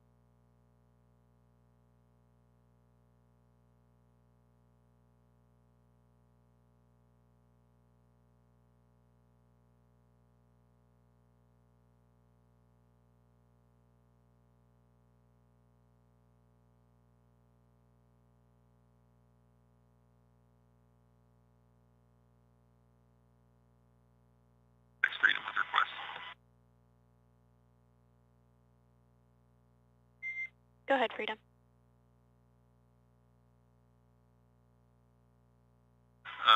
Can you take the cameras external? We're going to do one more quick bathroom break, make some adjustments, and then we'll finish up getting in seats. Yep, no problem. I'll do that right now.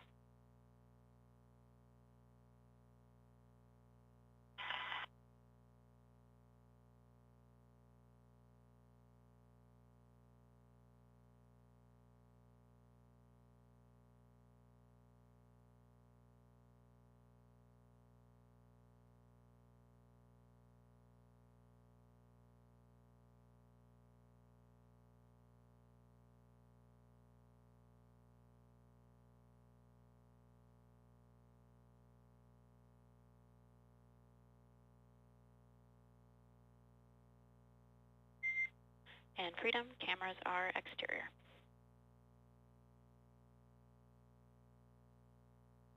Copies.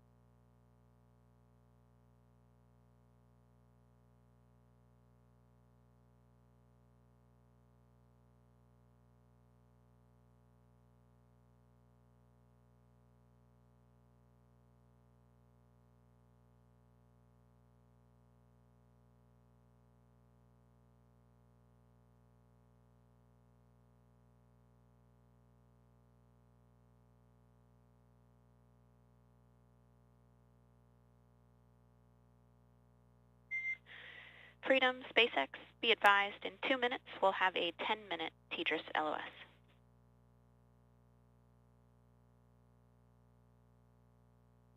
Copies. 2 minutes to a 10-minute LOS.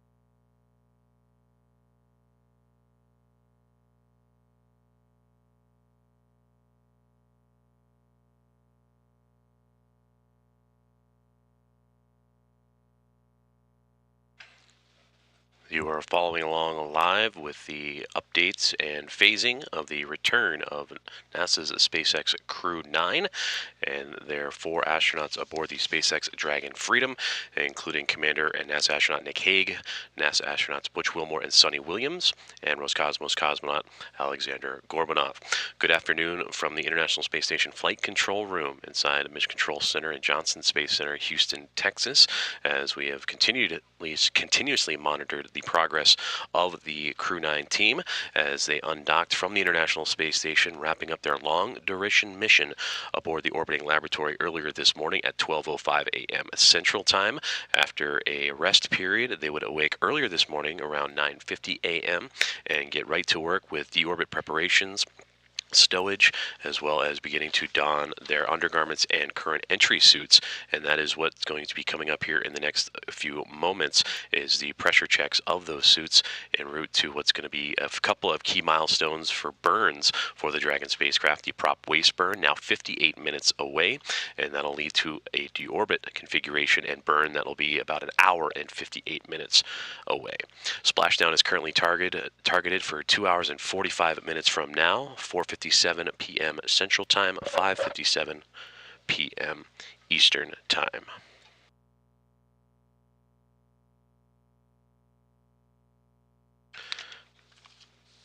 Crew 9 led by Commander Nick Hague, who will be completing his 3rd flight to microgravity and 2nd mission to the International Space Station. 171 days for him and his Crew 9 counterpart, Roscosmos cosmonaut Alexander Gorbanov, who is wrapping up his 1st flight for 171 total days for him. They would launch the International Space Station back in late September the 28th and dock on the 29th to begin their journey. For Butch Wilmore and Sunny Williams, an extended stay for them aboard the orbiting lab. 286 days will be under their belt after splashing down off the coast of Florida, the Gulf Coast, and just outside of Tallahassee. For Wilmore and Williams, their 3rd space flights in total. For Wilmore and Williams, the 286 days adding to their career numbers, 464 days for Wilmore, 608 days for Sunny Williams. We'll continue to monitor the progress of Crew 9 as key milestones continue to come up, including the suit donning, which is underway, and Deorbit preparations continue as they keep moving forward to that anticipated splashdown time of 4:57 p.m. Central, 5:57 p.m. Eastern. Around 3:30 Central Time, that's when we will do our final audio sign-off, and that will transition into a 3:45 NASA Plus production, in which we will join our NASA teammates in Hawthorne, California, alongside with SpaceX, and bring you the coverage together of re-entry and splashdown and the return home of Crew 9. This is Mission Control Houston.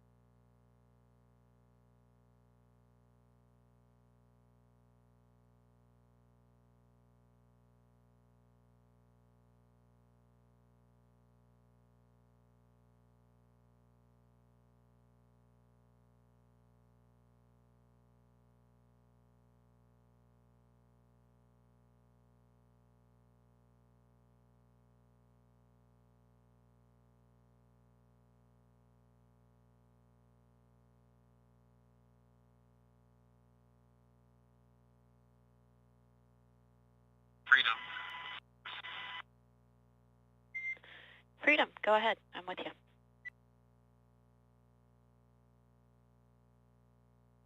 4.010 and to Deorbit Prep 4.700.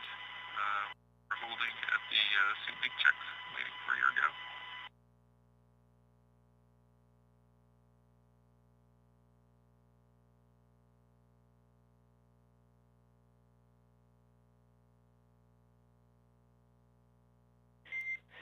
Copy that, Freedom.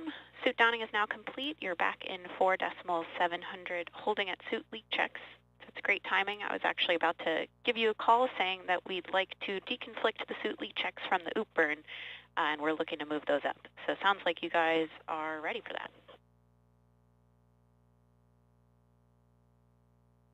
We're ready to support.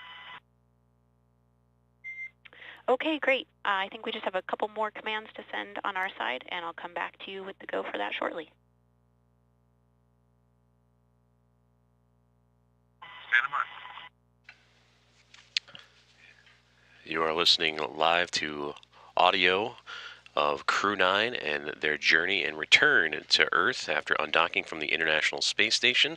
Communications between Crew 9 Commander Nick Hague alongside his Roscosmos cosmonaut counterpart Alexander Gorbanov and NASA astronauts Butch Wilmore and Sunita Williams preparing for the go command for suit leak checks as they have completed their stowage of items necessary for deorbit prep aboard their Dragon SpaceX Freedom spacecraft, and that is where they are waiting for that go command for leak checks. And following that, in about 44 minutes from now, the prop waste burn will be executed on the Dragon spacecraft, and an hour after that waste burn, in which the craft will rid itself of unnecessary propellant and match a mass that is necessary for the deorbit burn. That'll be about an hour shortly after the prop waste burn. The targeted splashdown is exactly now 2.5 hours from this moment, 2 hours and 30 minutes from now, targeting 4:57 p.m. Central Time, 5:57 p.m. Eastern Time. We'll keep tuned in as the Crew 9 team of Hague, Williams, Wilmore, and Gorbanov continue their phasing forward to that splashdown and return after a long-duration mission to the International Space Station. SpaceX, you are go to begin suit leak check procedure 4.011.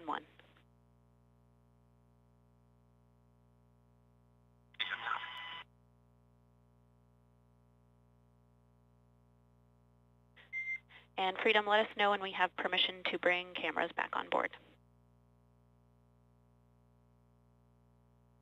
You're welcome to come aboard anytime. Okay, copy that. Coming back on board now.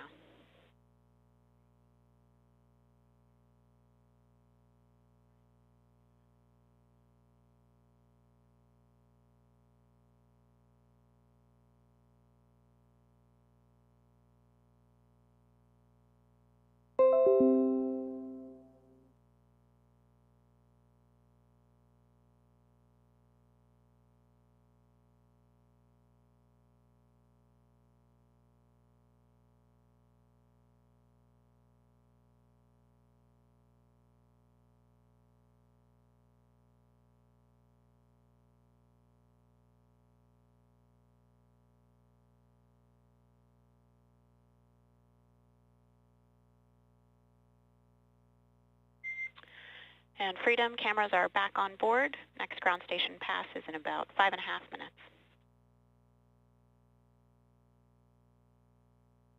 Copy, Kara. Thanks.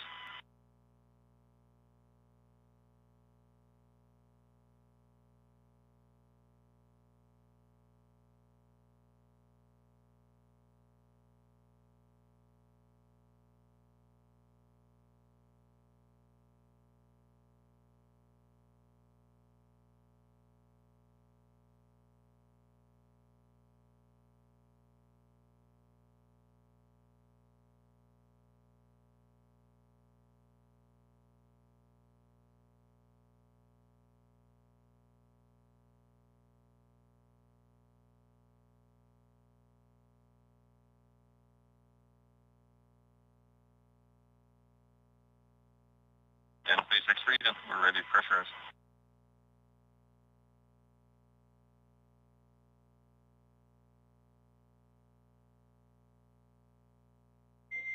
Freedom SpaceX, go to initiate suit leak check.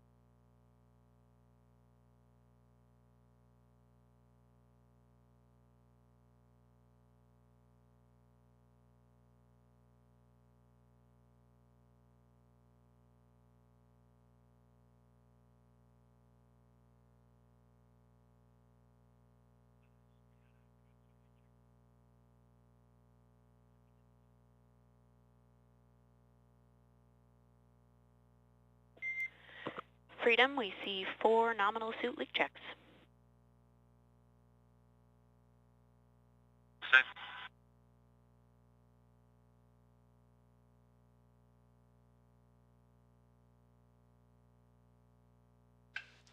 This is Mission Control Houston, coming to you live with audio coverage of NASA's SpaceX Crew 9 as they continue to make their way closer and closer to their anticipated splashdown off the coast of Florida near Tallahassee. You just heard communications between Crew 9 Commander Nick Hague and the core at SpaceX in Hawthorne, California, the Crew Operations and Resources Engineer, confirming 4 good suits for the astronauts on board the Dragon Freedom spacecraft. NASA astronaut and commander of Crew 9, Nick Hague, relaying that information and speaking on behalf of also his crewmates and NASA astronauts Butch Wilmore, Sunny Williams, and Roscosmos cosmonaut Alexander Gorbanov. The 4 of them are completing a long-duration mission to and aboard the International Space Station, in which for Wilmore and Williams, 286 days in microgravity for them upon completion of their mission. And for Hague and Gorbanov, 171 days. For Wilmore, Williams, and Hague, the NASA astronauts, they are completing their 3rd space flight. And for Hague, a career total now of 374 days in microgravity. Williams, 608 days. And for Wilmore, 464 days. And for Alexander Gorbanov, this is his first space flight and return home. and we'll clock in at 171 days for him. For Haig and Gorbanov, they would launch on the Dragon spacecraft back in late September and spend that time aboard the International Space Station. For Wilmore and Williams aboard the Boeing Starliner that would launch back in early June. The quartet, the Crew 9 quartet, would undock from the International Space Station after fond farewells and goodbyes early this morning at 12:05 a.m. Central Time, 1:05 a.m. Eastern. And they would depart the zenith port of the Harmony module on the International Space Station. That is the space-facing port in which the Dragon would maneuver up, around, and underneath the station on a series of undocking burns and departure burns to back away in the neighborhood of that station, and then complete a series of departure burns and phasing burns to put the Dragon spacecraft on the appropriate trajectory to begin its journey home. We are 35 minutes away from the next burn sequence for the Dragon spacecraft, the prop waste burn, and that is going to allow the spacecraft to expend unnecessary propellant and have the spacecraft reduce its mass in preparation for further deorbit activities, and that would lead right into the deorbit burn an hour and 34 minutes from now. Splashdown, again targeted off the coast of Florida in the Gulf near Tallahassee. 2 hours and 21 minutes from this moment. 4:57 p.m. Central, 5:57 p.m. Eastern. We'll continue our audio coverage until about 3:30 p.m. Central Time, and that's when we will hand over to both our NASA colleagues and SpaceX partners over in Hawthorne, California.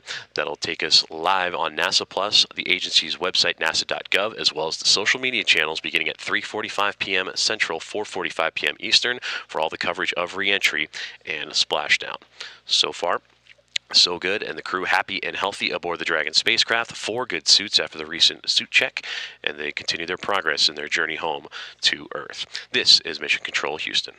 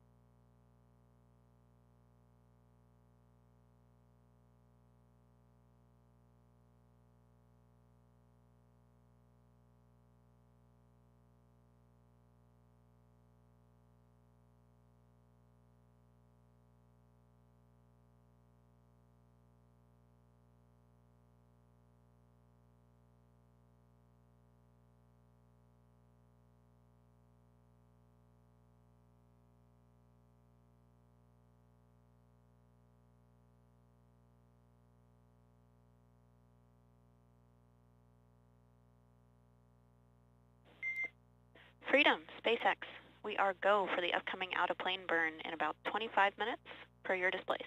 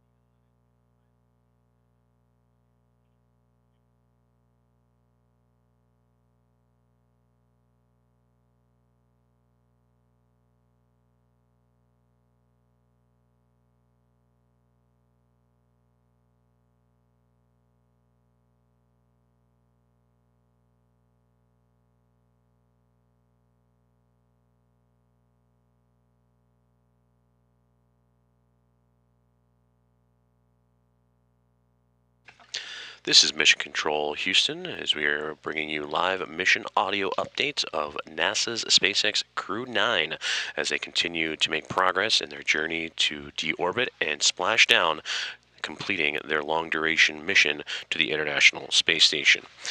Good afternoon from the International Space Station Flight Control Room and Mission Control Center, Johnson Space Center, Houston, Texas, as crews on the ground both here in Houston and in Hawthorne, California, and SpaceX continue to monitor the progress of Dragon and their 4 crew members aboard, led by Commander and Pilot Nick Hague, NASA astronauts Barry Wilmore, Sunny Williams, and Roscosmos cosmonaut Alexander Gorbanov.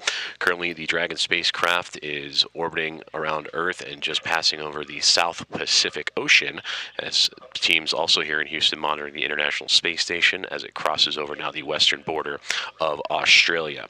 But taking a look ahead at key milestones coming up for the Dragon spacecraft, that now 20 minutes away from an out-of-plane burn that will see them remove excess propellant and continue to fine-tune Dragon's mass and trajectory en route to its splashdown target off the coast of Florida in the Gulf, just outside of Tallahassee.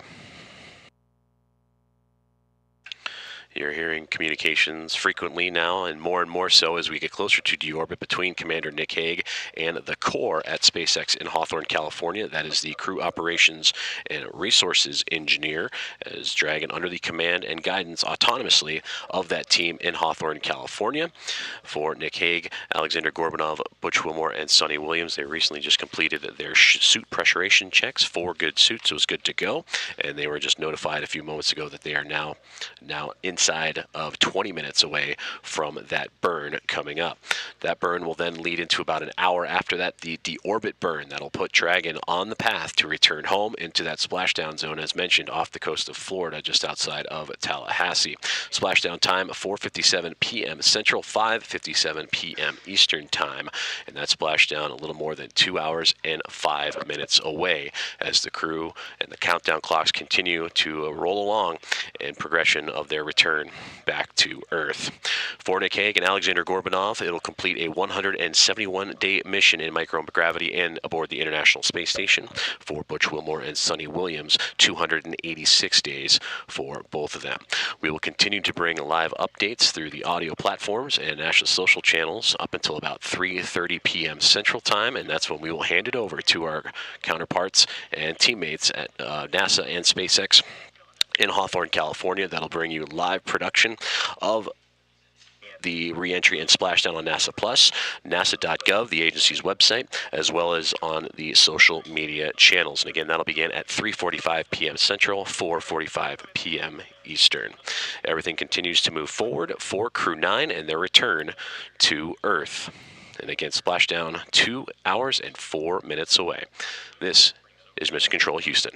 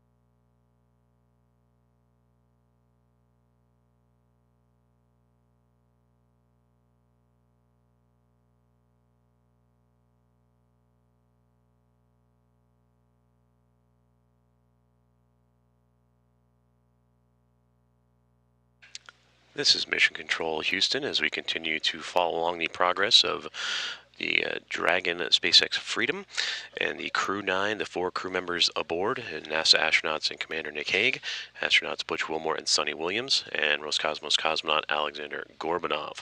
We are now 9.5 minutes away from an out-of-plane prop waste burn that will be executed for a little more than 13 minutes, and that will allow the Dragon to expend excess propellant and to reduce its mass as it continues the deorbit process. And then about an hour later, the deorbit burn will be executed, and that'll send the Dragon capsule on the trajectory necessary for splashdown, an hour and 55 minutes away from now. That splashdown off the Gulf Coast of Florida and just outside of Tallahassee, and currently scheduled for 4:57 p.m. Central, 5:57 p.m. Eastern Time. And again, Crew 9, manned by Commander Nick Hague, with NASA astronauts Butch Wilmore, Sunny Williams, and Roscosmos cosmonaut Alexander Gorbanov, all completing a long-duration mission aboard the International Space Station, in which they would undock the orbiting laboratory earlier this morning at 12:05 a.m. Central Time from the zenith port, or the port facing space of the Harmony module of the station. And there, over a period of a 17-hour phasing and pulling away from the neighborhood of the station through a series of undocking and departure burns, would continue to fine-tune its trajectory en route to the deorbit burn again about an hour and 8 minutes from now. But inside 9 minutes from the out-of-plane and prop waste burn, we will continue to follow along as the crew aboard the Dragon SpaceX, or the SpaceX Dragon Freedom spacecraft, continues to complete its deorbit preparations. They are in their suits. They did a pressure test a few moments ago, 4 good suits, and ready for the commands and the prop waste burn to begin. We'll continue our mission audio coverage of all things Crew 9 and their return to Earth before we'll toss it over to our team in Hawthorne, California. The NASA and SpaceX commentators will take over at 3:45 p.m. Central Time to take you through re-entry and splashdown, as Crew 9 making its return back after a long-duration mission aboard the International Space Station. This is Mission Control Houston.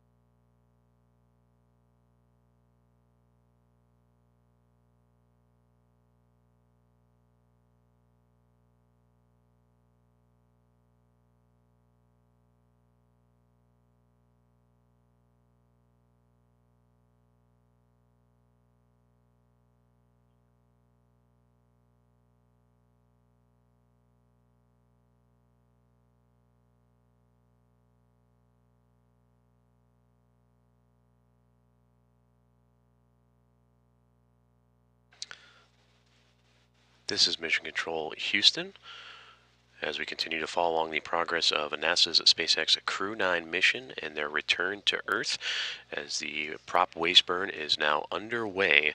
That'll go for about 13 minutes and allow the Dragon Freedom spacecraft to expend excess propellant and have the mass necessary to complete the deorbit burn and then eventual splashdown off the coast of Florida in the Gulf an hour and 45 minutes from now.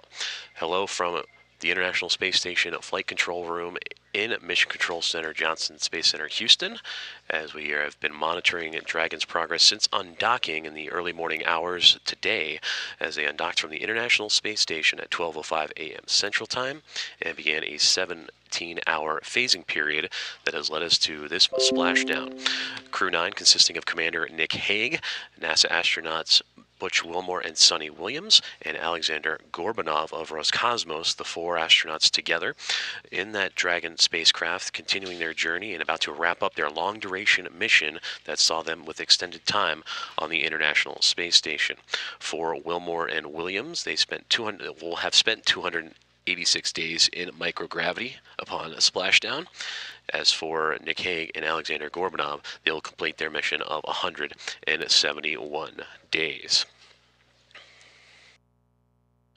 We will continue our audio coverage for about another 10 minutes or so, and then at 3:30 we encourage everyone to make their way over to NASA Plus, as well as the nasa.gov, the agency's website, and social media channels, as beginning at 3:45 p.m. Central Time, 4:45 p.m. Eastern, coverage of re-entry and splashdown will get underway with our NASA teams and SpaceX teams out of Hawthorne, California, and SpaceX headquarters through the duration and completion of this mission. So now the out-of-plane, the prop waste burn currently underway and has a few more minutes to go. We'll jump back on once that burn is complete, and that'll put Dragon on the path to the next big burn, which will be the deorbit burn about 57 minutes from now. And again, splashdown about an hour and 43 minutes away, targeting 4:57 p.m. Central, 5:57 p.m. Eastern. This is Mission Control Houston.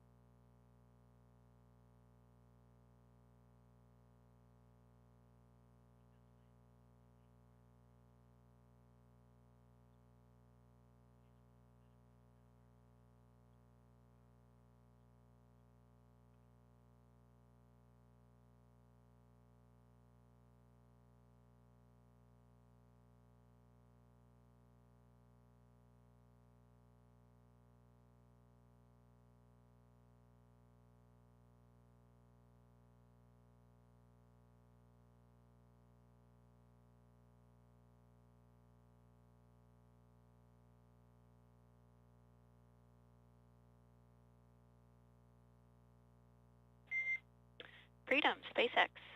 Prop waste burn complete. Performance nominal. Freedom copies nominal.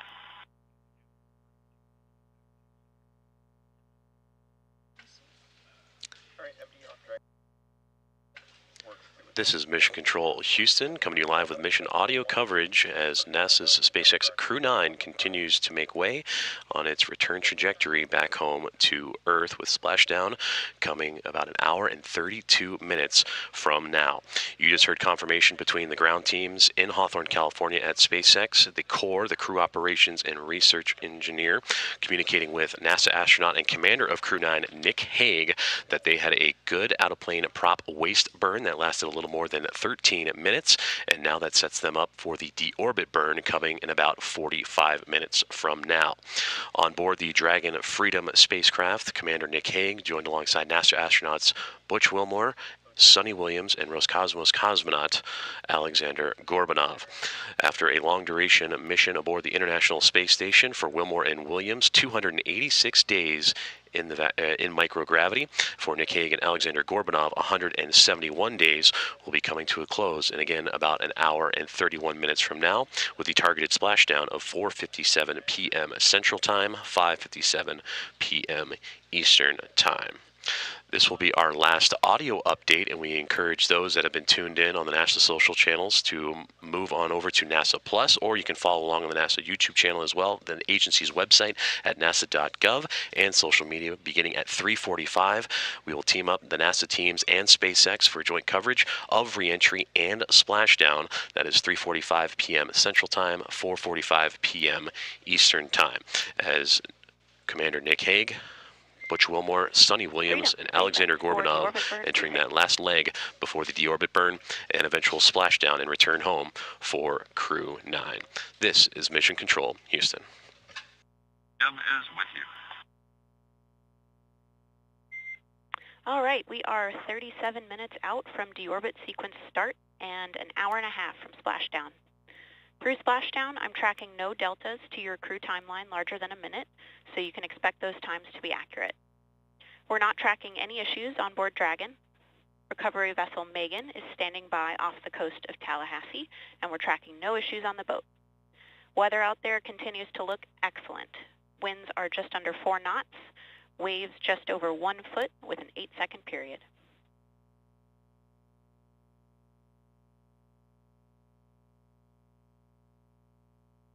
Like a beautiful day down there. It sure does.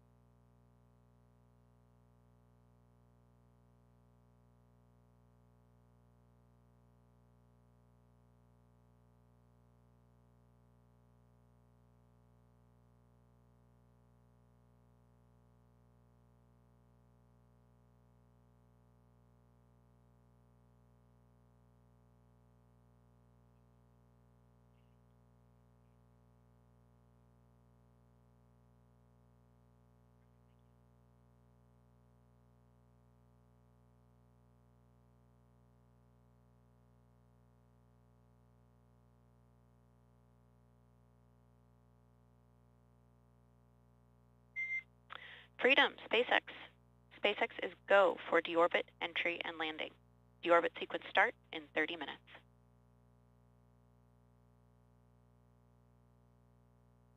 Copies go for deorbit sequence and landing.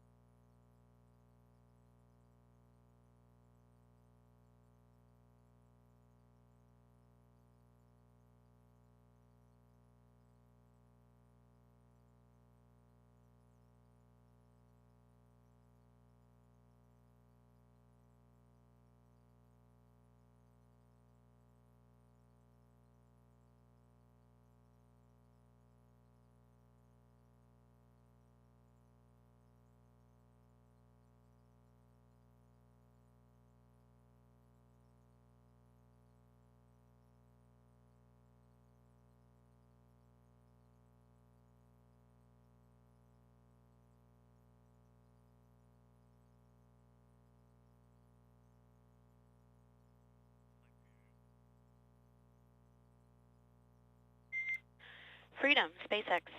Be advised, in 2 minutes, we'll have a 13-minute TDRS LOS. I'll catch you on the other side in time for deorbit sequence start.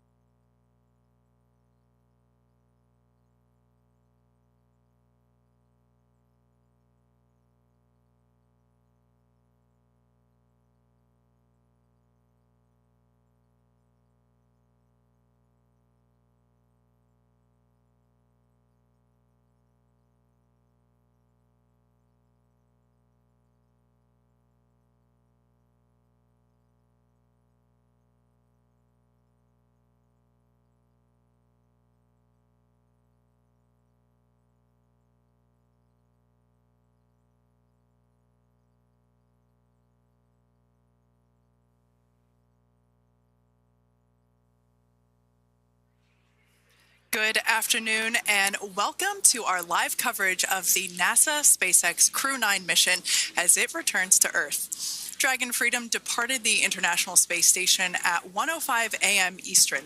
That was 10:05 p.m. Pacific time on March 17th for those of us here in California. On board Crew 9 are NASA astronauts Nick Hague, Sunita Williams, Butch Wilmore, and Roscosmos cosmonaut Alexander Gorbanov, and they are now on their way to the targeted splashdown site off the coast of Tallahassee, Florida. My name is Kate Tice, Senior Quality Systems Engineering Manager here at SpaceX, and joining me today from NASA Communications is Sandra Jones. Thanks, Kate. It's always such a pleasure to be here. Upon departing the International Space Station, Dragon underwent a sequence of departure burns. The crew then had a rest period and has since kicked off preparations for re-entry, including getting into their spacesuits and successfully performing a leak check. The next phase of the mission is when things will really start to amp up. Dragon has a series of steps to complete before returning Crew 9 home. That's right. First, Dragon will maneuver to the correct attitude and jettison its trunk, which is the cylindrical, unpressurized lower part of the spacecraft. The trunk is currently connected to the aft or bottom section of Dragon, where the heat shield is located. But in order to expose that heat shield and get the vehicle ready for atmospheric re-entry, we're going to jettison that trunk. From there, the spacecraft will use its forward thrusters to perform a deorbit burn, which will put Dragon on a trajectory to return to Earth. This burn will last about 7.5 minutes once it starts. The deorbit burn uses Draco thrusters on Dragon, primarily the four located on the forward bulkhead, and is executed at the apogee, or the highest point of Earth's current orbit around the Earth. This deorbit burn will alter Dragon's path to ultimately line it up to re-enter Earth's atmosphere and splash down off the coast of Florida. Splashdown today is planned for 2:57 p.m. Pacific or 5:57 p.m. Eastern. The Crew 9 mission began a little differently than usual, since Butch Wilmore and Sunny Williams were already aboard the space station when Nick Hague and Alexander Gorbanov arrived in the Crew 9 spacecraft in September. Having arrived as the crew flight test crew for Starliner, Wilmore and Williams were fully incorporated into the space station's Expedition 72 team and began research and other work aboard the station along with the other crew members. Additionally, Williams commanded the orbiting laboratory for much of the expedition. And after a successful liftoff and separation from Falcon 9, Nick and Alexander made a short flight on board Dragon to the International Space Station in September. Both veterans of long-duration station missions, both Williams and Wilmore conducted spacewalks during their 9 months in space. Having had the capacity to leave the station at any point, had there been some type of emergency, the crew members began packing for their voyage home about a week ago and worked through tasks and shared lessons learned with the newly arrived Crew 10 team, who arrived just a few days ago. For return operations such as this, NASA and SpaceX closely coordinate with the United States Coast Guard to establish a safety zone to ensure public safety and for the safety of those involved in the recovery operations, as well as the crew on board the returning spacecraft. Multiple notices are issued to mariners in advance of and during recovery operations, and Coast Guard patrol boats are deployed to discourage boaters from entering the splashdown zones. Now, we do want to stress to the public the need to respect this safety zone. Recovering a spacecraft from the water is a hazardous task, and any other boats interfering increases risk to the astronauts in Dragon, the teams working to recover them from the water, and the safety of those that come too close. So, for the safety of the crew and your safety, we recommend you sit back and watch as we'll be bringing you the best possible views of our astronauts' homecoming. And they will be the best views that you can get. So, let's take a minute to meet our returning crew. U.S. Space Force Colonel Nick Hague is your Crew 9 commander. He was selected by NASA as an astronaut in 2013. This was his second spaceflight to the International Space Station and third launch overall. He spent 171 days in space with Crew 9 and has a career total of 374 days in space.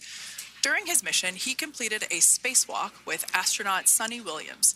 That was his fourth spacewalk, earning him a career total of 25 hours, 56 minutes of spacewalking time. Before Crew 9, Hague previously served as a crew member of Expedition 59 and 60 back in 2019. He flew with Alexei Ovchinin and NASA's Christina Cook. So this is his second time sharing the space station with Ovchinin. The Kansas native is a test pilot of a distinguished graduate of the United States Air Force Academy. Nick spent 5 months in Iraq in support of Operation Iraqi Freedom. He voluntarily transferred from the United States Air Force to U.S. Space Force in 2021 and is an active colonel. His wife, Katie, is a retired U.S. Air Force colonel, and they have 2 sons. NASA astronaut Sunita Williams is a mission specialist for Crew 9. This was her third visit to the space station. She originally launched aboard Boeing Starliner spacecraft and arrived at the space station on June 6th. And it looks like we are beginning to get some views inside the spacecraft, overlooking the shoulders of the crew on board Dragon. We'll continue to bring you those views throughout the day and views throughout Splashdown this afternoon rather.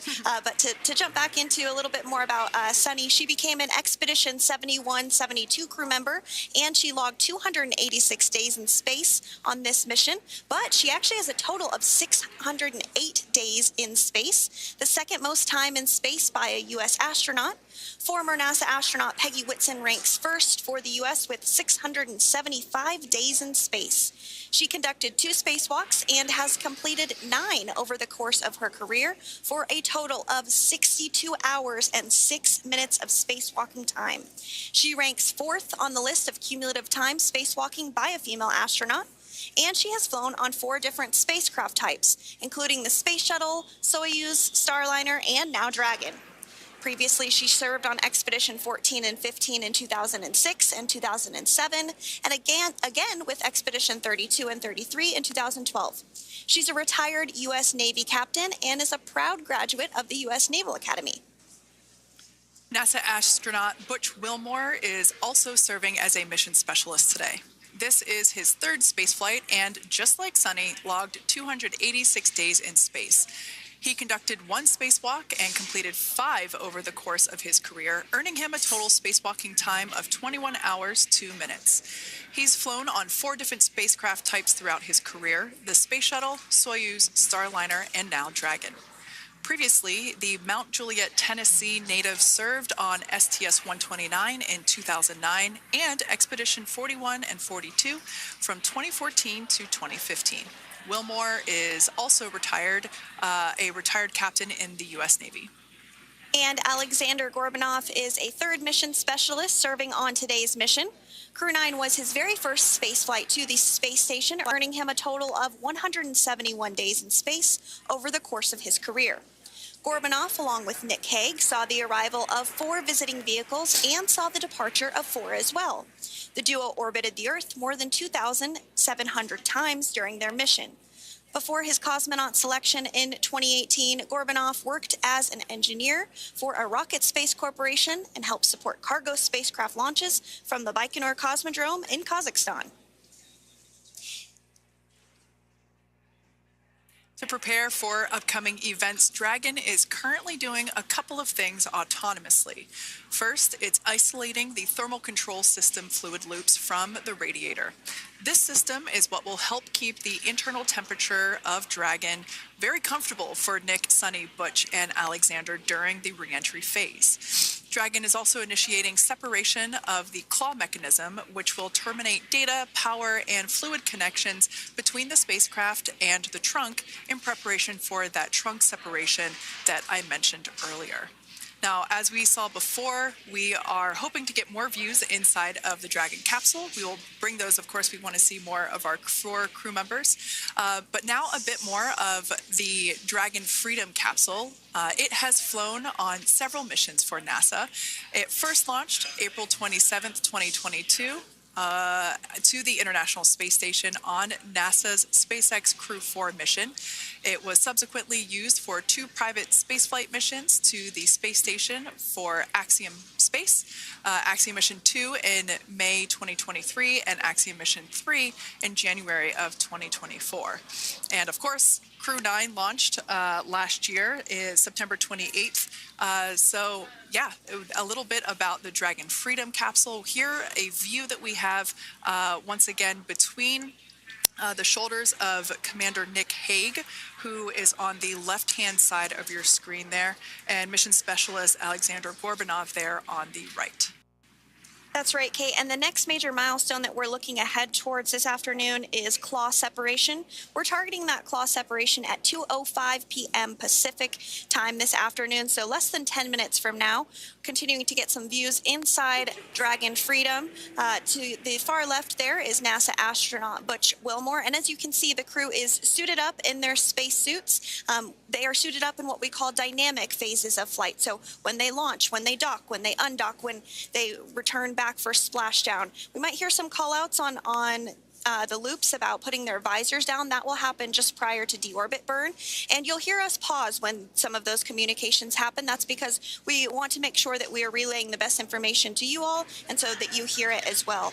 So if you do hear us pause, that is what we're doing. You also see they have their gloves on there, and I know the gloves are pretty unique on the Dragon spacesuits, right? They're custom created? Yes, the spacesuit overall is custom fit for each astronaut. These enable usage of the touchscreen panels that they have in front of them. We can't see it from this view, but that view we saw earlier between Alexander Gorbanov and Nick Hague, that is a touchscreen. It allows the crew to monitor everything that Dragon is doing, along with those tablets that they have there on their legs. So yeah, the spacesuit itself is intended to act as a mini spaceship, if you will, as once the visors are closed, it is able to maintain a pressure in the unlikely event of a depressurization event for Dragon. So there we can see those screens I was talking about. So there in the center, we've got the location tracker, as well as on the left-hand side, it's mapping out the operations that Dragon is executing. the crew has to remain well informed of all these things that Dragon is doing autonomously. That basically means that Dragon is flying itself. The crew has the ability to control the capsule if necessary, but the capsule is essentially going to bring itself home. But of course, in order to be familiar with Deorbit Sequence starts in 5 minutes.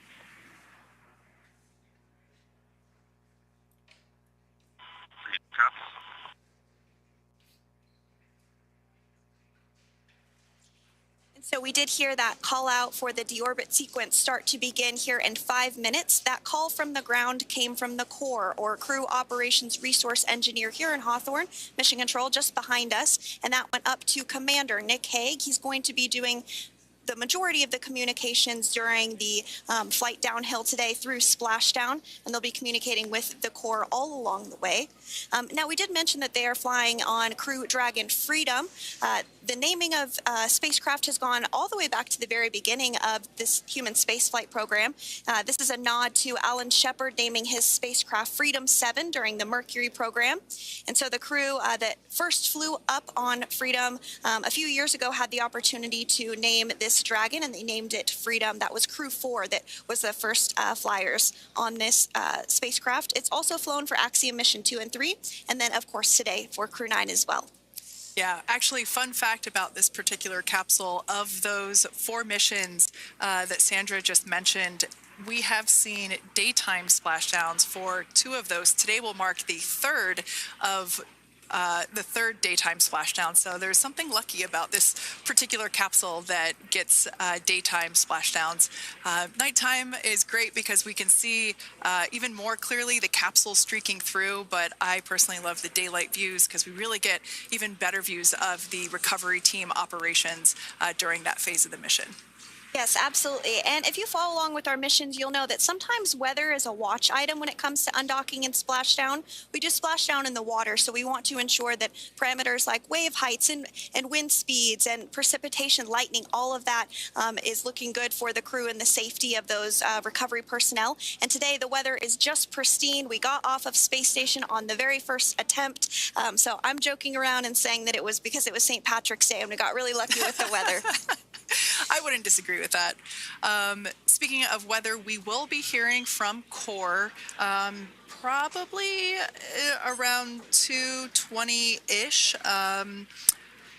Typically, before we enter the period of loss of signal, or LOS, we will hear an entry briefing from the core, the Crew Operations Resource Engineer, and they will deliver important information like updated anticipated splashdown and loss of signal times to the crew, as well as the wave height and wind speed. So we'll be standing by to listen in on those. Like I said, that will happen shortly after, typically after trunk separation. I can't quite remember if it's before or after deorbit burn. It must be before. But in any case, we'll be hearing all of that coming from core. In fact, that individual is seated there in the room on your screen. That is SpaceX Mission Control in Hawthorne, California. That room is located just over our shoulders, and that is where Dragon operators are standing by on console, monitoring the progress of Dragon as it continues its way home.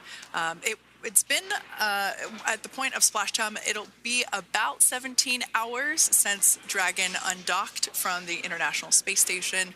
The team there in Mission Control, there are multiple teams, in fact, and they cycle through shifts to ensure that everybody gets the required rest and sleep periods, just like the astronauts on board. That Crew Operations and Resource Engineer is seated there in the room, and that, like Sandra said, is the primary voice that we'll be hearing communicate from the SpaceX team to the crew on board. That's right. And so it looks like we're about 3 minutes or so from the claw separation portion of today's flight. The claw is a portion on the spacecraft that holds the trunk to Dragon. Following claw separation, we're going to jettison or remove that trunk because it's no longer needed. The trunk has solar arrays on it that provides power to the Dragon spacecraft. But now that we're beginning the reentry process, we need to go ahead and jettison that trunk and able to expose the heat shield, which is really going to do the heavy heavy lifting as Crew 9 re-enters the Earth's atmosphere. They come in at 17,500 miles per hour, so they really need to ensure that that heat shield absorbs that heat, and there's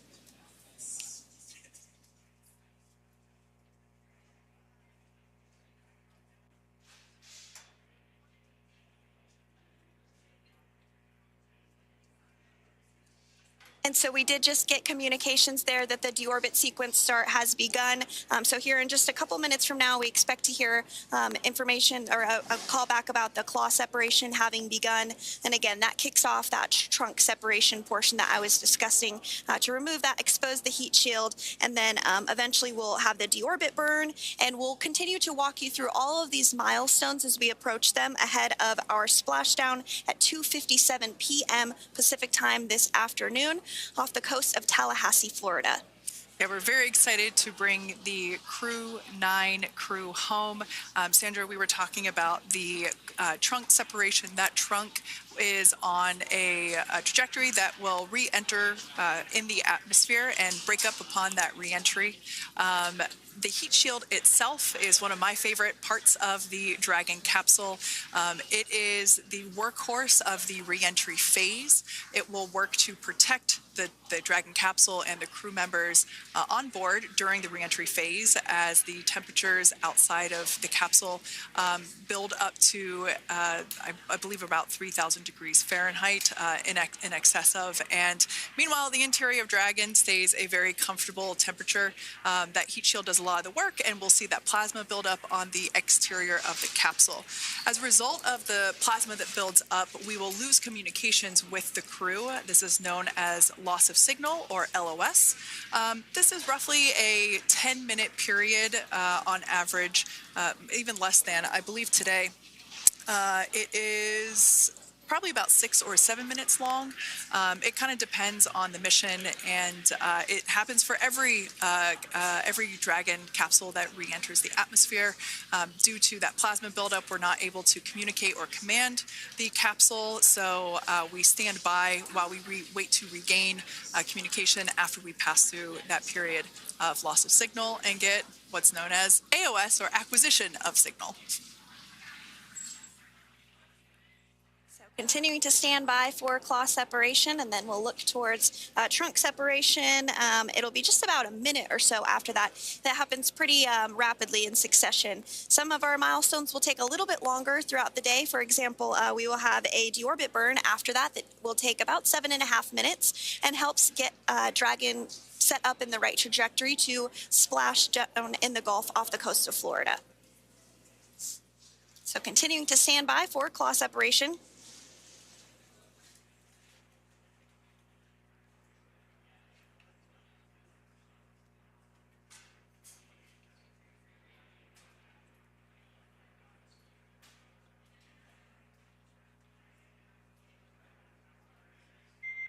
Nominal trunk jettison.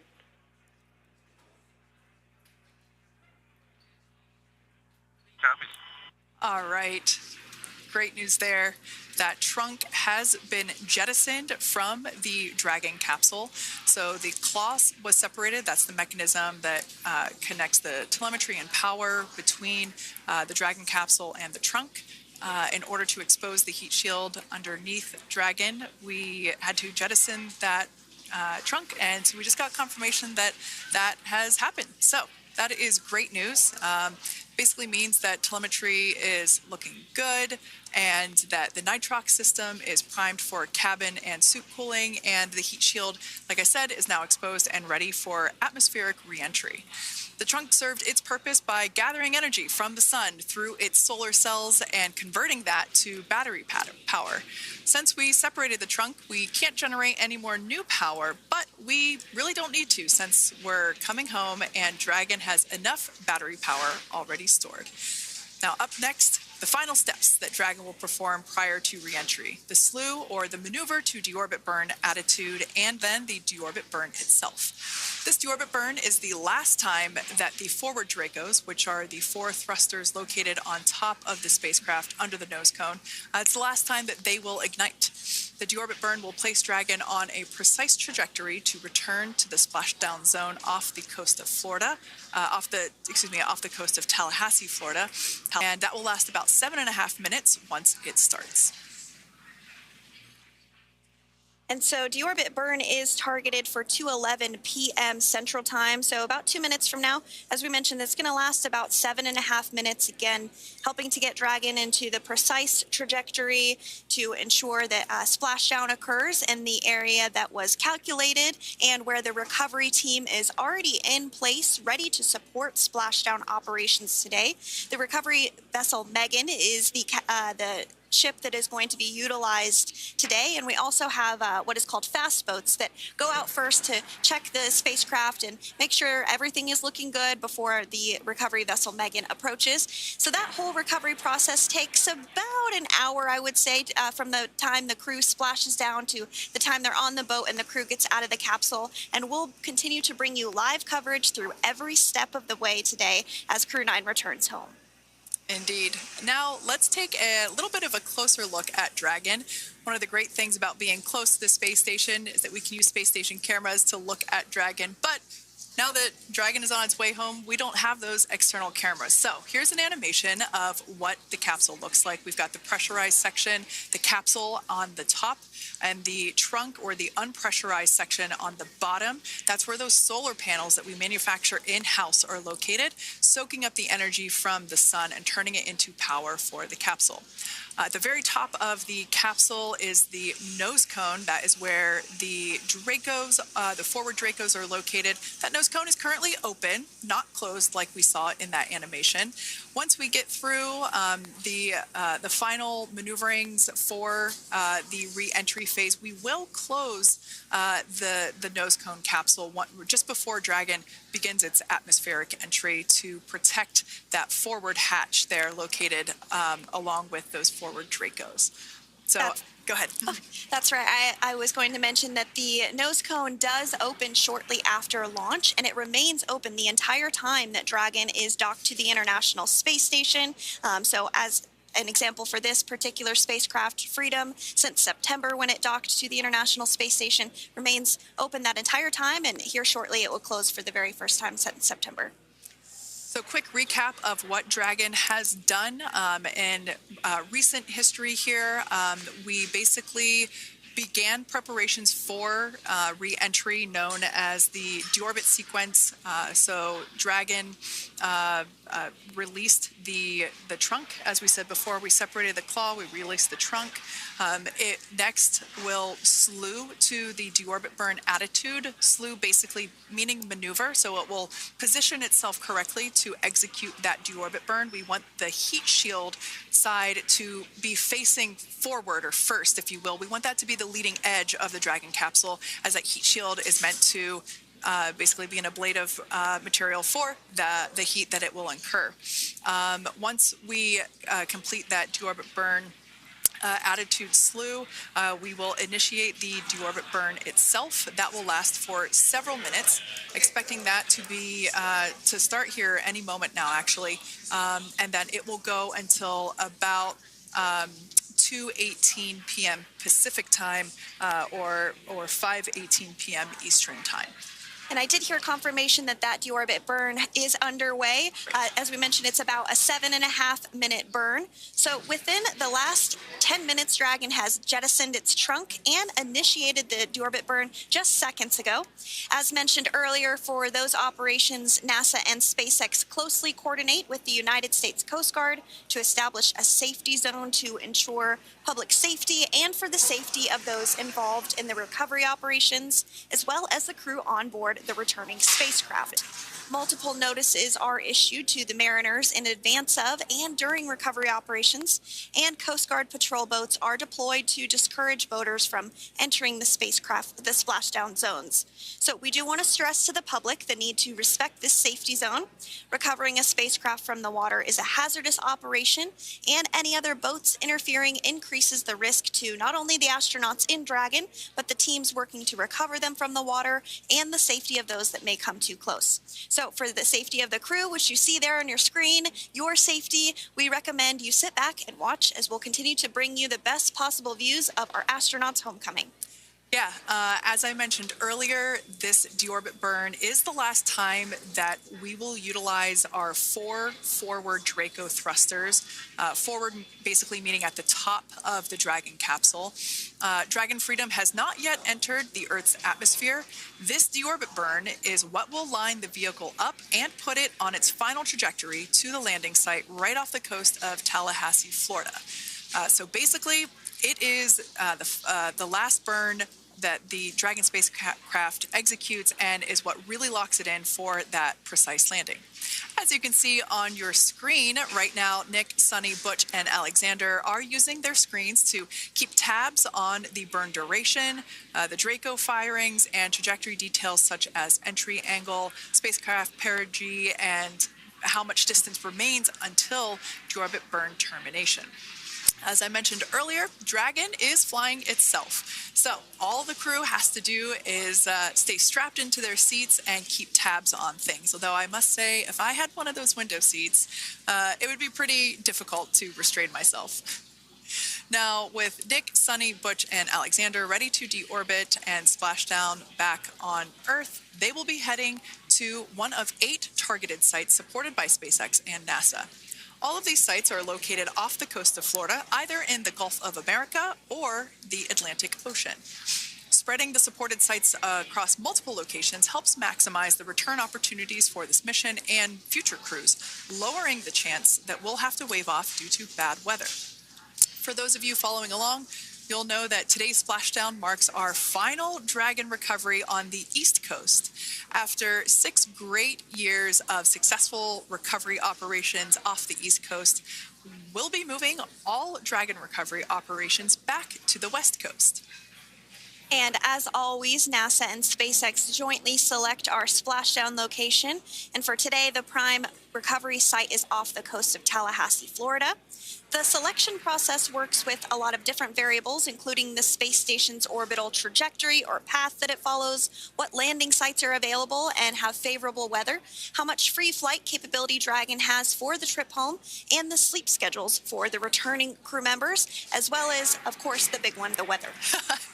We'll start with calculating daily return options based off of the space station's current orbit and Dragon's capabilities to maneuver and line up for re-entry. The time from undock to landing at the primary site can vary from less than 6 hours to more than 39. Getting home the quickest comes with some obvious benefits, but we always have to make sure the crew is properly rested for dynamic operations, preventing us from scheduling 20-plus hour days for them, of course.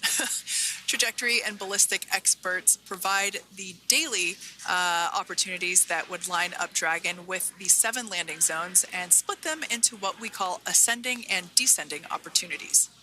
Dragon uses its Draco thrusters after leaving station to execute a series of altitude-lowering maneuvers and to line up with the selected primary site. It can also change to different alternative sites while in a free flight if sudden weather moves in that we may need to avoid. So, as we mentioned, weather is something we're constantly looking at, making the final call to proceed about 2.5 hours before the crew undocks. So, for the Crew 9 return, we looked at a number of weather items. Some of the obvious ones are no rain or a chance of lightning in the recovery zone, both for the safety of the crew inside Dragon and the recovery teams in the water.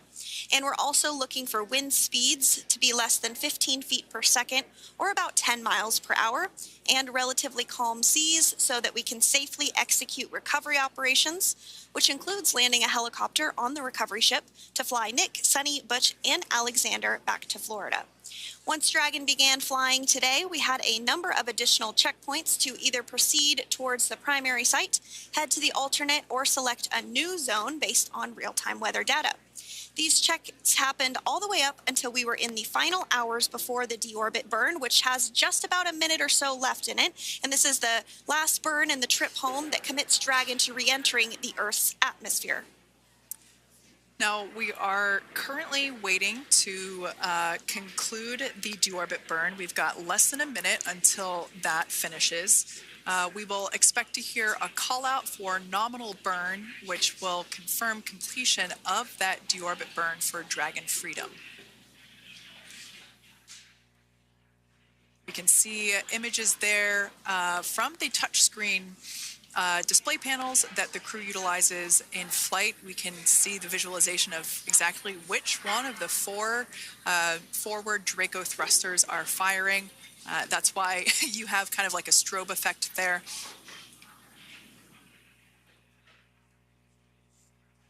And if you're just joining us, you are looking at live views of the Dragon Freedom. On your left is Commander of Crew 9, Nick Hague. To his right is Roscosmos cosmonaut Alexander Grabenkin. And also in Gorbanov, excuse me, that is Alexander Gorbanov. And then also in the capsule today is NASA astronaut Sunita Williams and Butch Wilmore. We're awaiting confirmation that their deorbit burn is complete, which is the last burn that's going to help set them up on a trajectory to Splashdown off the coast of Florida.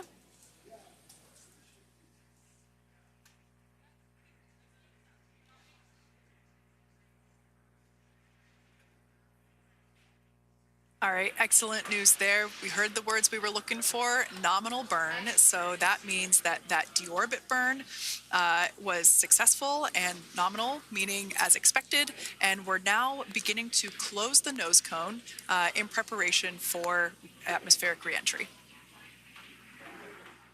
So in the background, Dragon is currently inhibiting those forward bulkhead Draco thrusters that we just used to complete the deorbit burn, ensuring it's safe to latch the nose cone shut for reentry.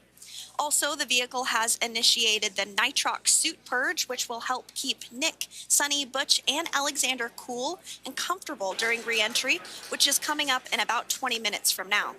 At this point, the nose cone is closing and protecting the forward hatch for reentry, and the crew are using their screens to continue to monitor the locking of the nose cone, which is done by a set of hooks. And as we mentioned earlier, that nose cone has remained open since September, so this is the first time it's closing in a few months.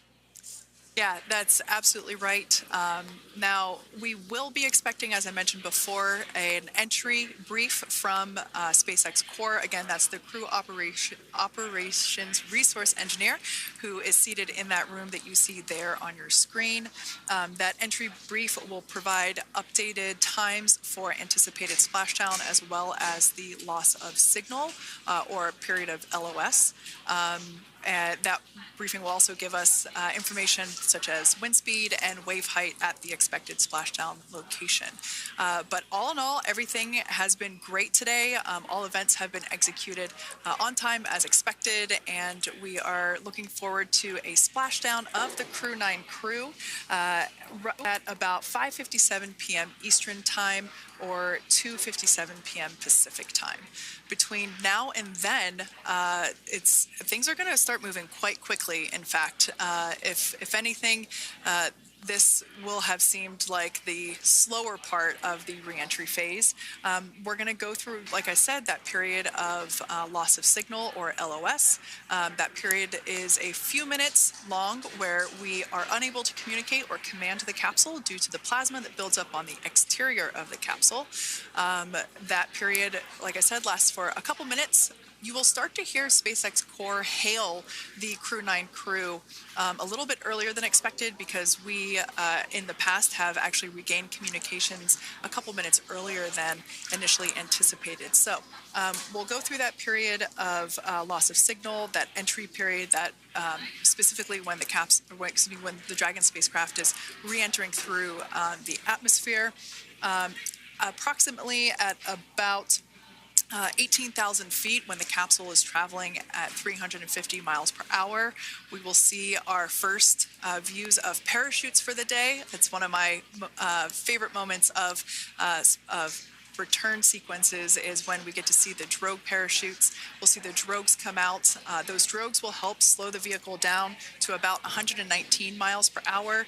And then that is when the main parachutes will come out from the Dragon spacecraft and then ultimately end in Splashdown.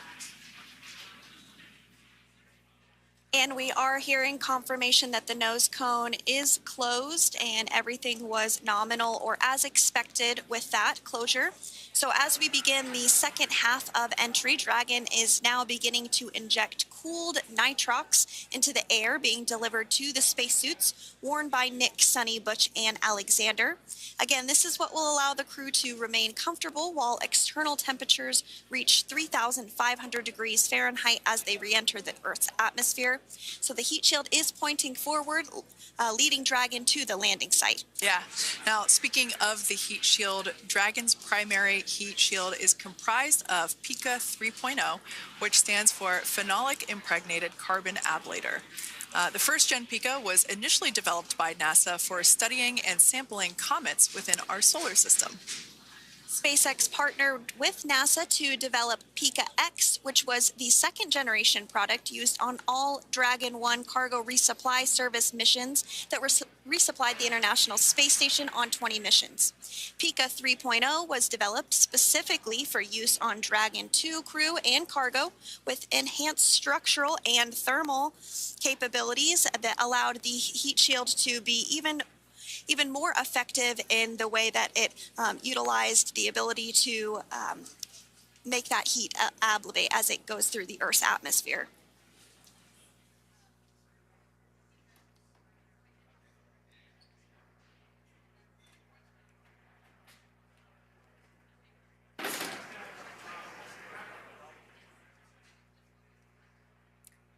The remainder of Dragon is composed primarily of a SpaceX proprietary ablative material. It's another class of thermal protection which is lighter weight versus PICA and protects the underlying composite structure during re-entry to ensure the structural capabilities are maintained.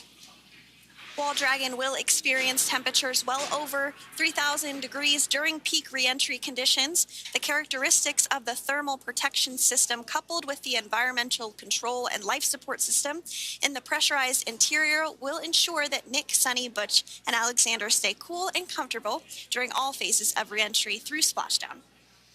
Now, if you've just recently joined us, we hope to regain views of our crew members inside Dragon Freedom, but we don't have those available at the moment due to ground station coverage. So we will bring those back to you as soon as we can.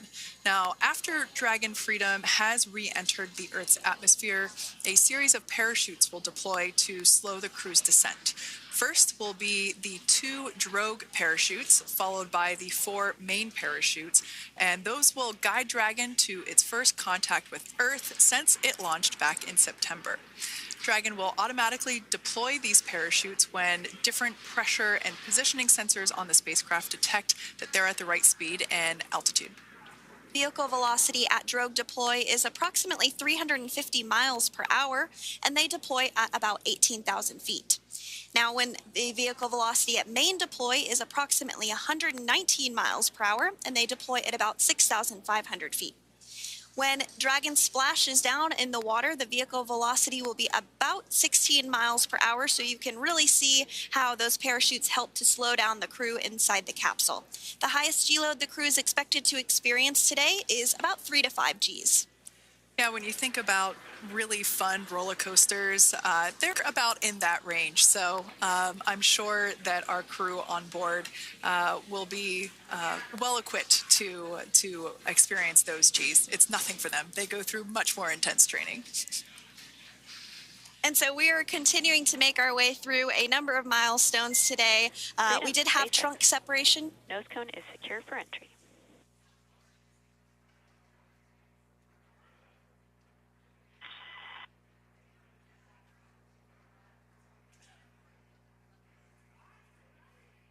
All right, great news there. That tells us that the final physical configuration change for Dragon is complete. We have closed that nose cone. This is the last physical change that Dragon undergoes prior to re-entering the Earth's atmosphere. It's important that that nose cone is completely closed because underneath it is not only where the 4 forward Draco thrusters are located, but it's also because that is where the forward hatch is located. That is the hatch that is utilized for the crew to ingress and egress from the station while it is docked on board. And since our capsules are flight proven and we reuse them on future space flights, we want to make sure that all of the integrity of that hardware remains intact. So that nose cone is successfully closed, and we're going to start moving pretty quickly here.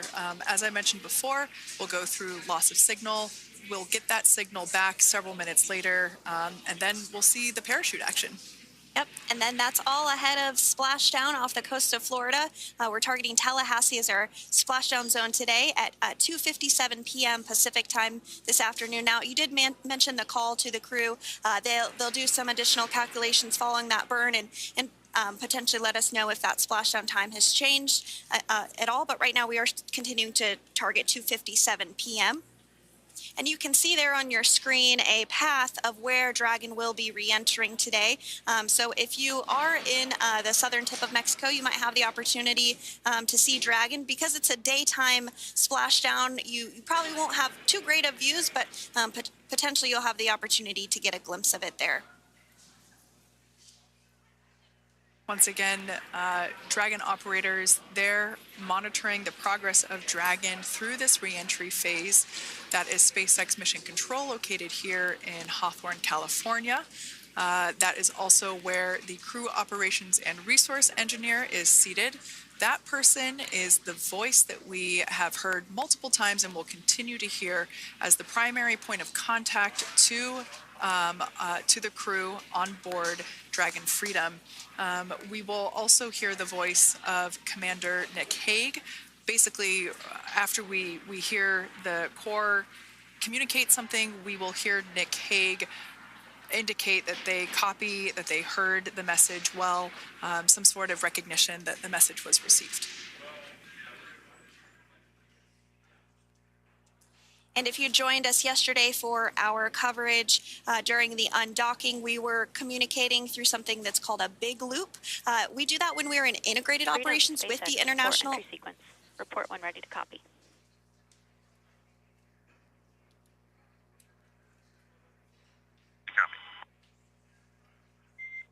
All right, I've got some updated times for you. Our comm blackout start time is 2144. Our comm blackout end time is 2151, and our splashdown time is the same per your displays, 2157.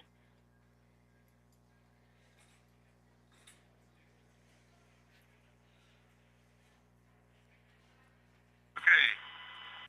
CNCOM blackout start 2144, stop 2151, splashdown per display. That's a good readback. And with that, please report when tablets are secured behind the elastic bands, restraints are tight, and visors are down.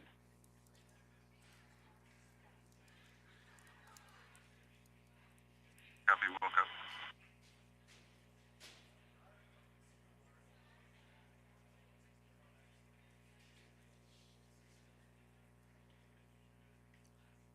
And with that communication from the Corps or Crew Operations Resource Engineer here in Hawthorne to Commander Nick Hague of Crew Dragon Freedom, we did hear that the loss of signal period is still at 2:44 p.m. Pacific, but we had a 1-minute adjustment to the acquisition of signal. That's going to now be at 2:51 p.m. Pacific time. However, our splashdown time remains the same at 2:57 p.m. Pacific time this afternoon off the coast of Tallahassee, Florida.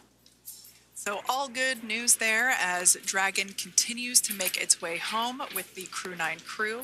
As we've mentioned before, we are splashing down on the Gulf Coast. We have ability to splash down on either side of Florida, but the location site just outside of Tallahassee, Florida is the site that was selected today due to best recovery conditions.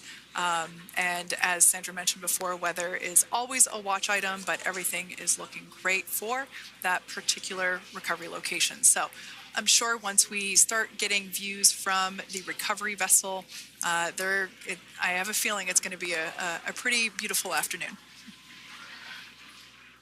And we did mention that, of course, this is a daylight splashdown, so we should be getting some great views.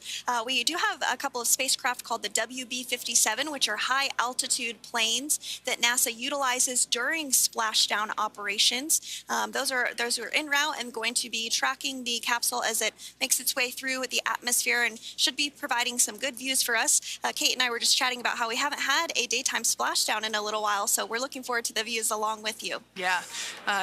Nighttime views are also great because we can see that capsule streaking through the night sky quite brightly. So like Sandra, you said earlier, daylight will be a little bit less bright, but we will definitely be able to see the SpaceX recovery team operations much clearer. I could also imagine it's probably a little bit easier for the team themselves to do their work in daytime than at nighttime. We'll see them rush in really quickly with a couple of fast boats as they begin the initial safety checks and sweeps of the Dragon capsule, while also retrieving the parachutes from the surface of the ocean.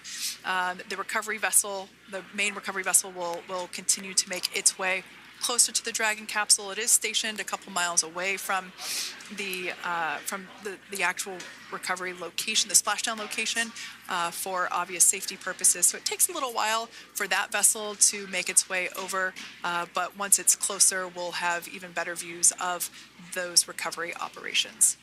And you may be wondering why sometimes we splash down in the daytime versus the nighttime. And believe me, we would all love for these operations to happen during regular daytime working hours. But unfortunately, orbital mechanics just doesn't quite work out that way. So it has to deal with the location of the International Space Station, as well as where the splashdown zone is on Earth and that trajectory, as well as the phasing. So as we mentioned earlier, sometimes we have phasing as short as 6 hours, sometimes in excess of 30+ hours. It just depends on where the targeted area is that the capsule is going to splash down. So today's phasing has been 17 hours since undocking occurred at 10:05 p.m. Pacific yesterday evening for us here in Hawthorne. Early wee hours for folks on the East Coast and other areas of the United States. Yeah, but regardless of whether it's daytime or nighttime, the SpaceX recovery team has trained and practiced and rehearsed for it all. So regardless of daylight, they are really efficient with those operations. And but like you said, Sandra, it has been a minute since we have seen a daytime splashdown on a NASA SpaceX crew mission. The last daytime recovery was on Crew 4, which was the debut flight for the capsule flying today, the spacecraft known as Dragon Freedom. And so yeah, kind of a fun fact there in terms of the timing of that daylight splashdowns. Once again, standing by for more communication with the crew. The next event that we have coming up is the start of that period known as loss of signal. That is the period still expected at 2:44 p.m. Pacific time. This lasts for several minutes while the capsule is making its way through the Earth's atmosphere. The heat shield located at the bottom of the capsule, really doing all the work at that point in time in terms of using the atmosphere to slow the capsule down from its orbital speeds of 17,500 miles per hour. Are secure, the restraints are tightened, visors down. Figure for entry. Freedom, I copied. Tablets are secured, restraints are tight, and visors down.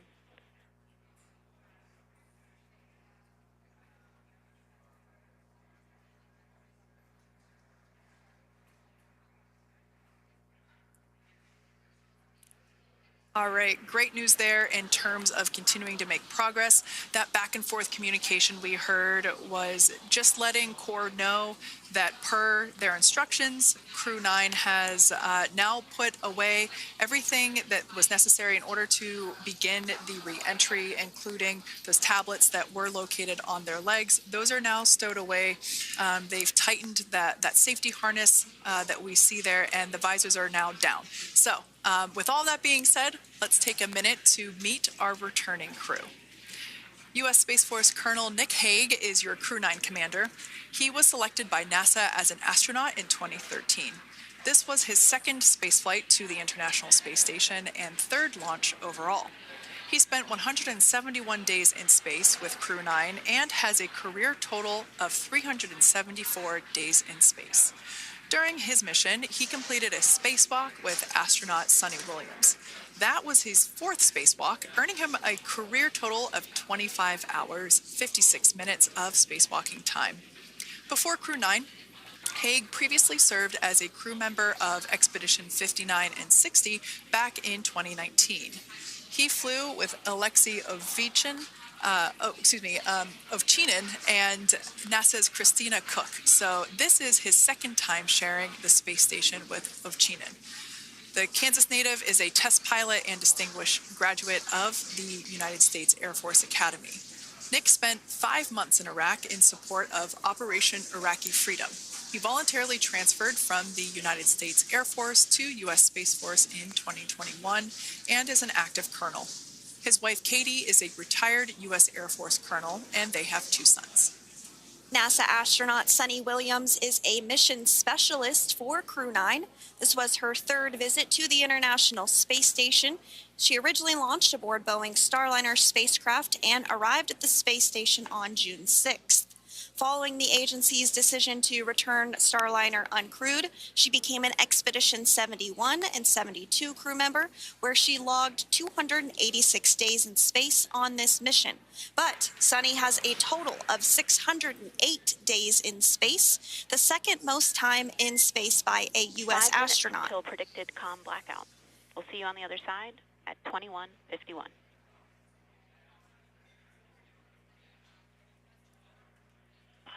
Talk to you soon.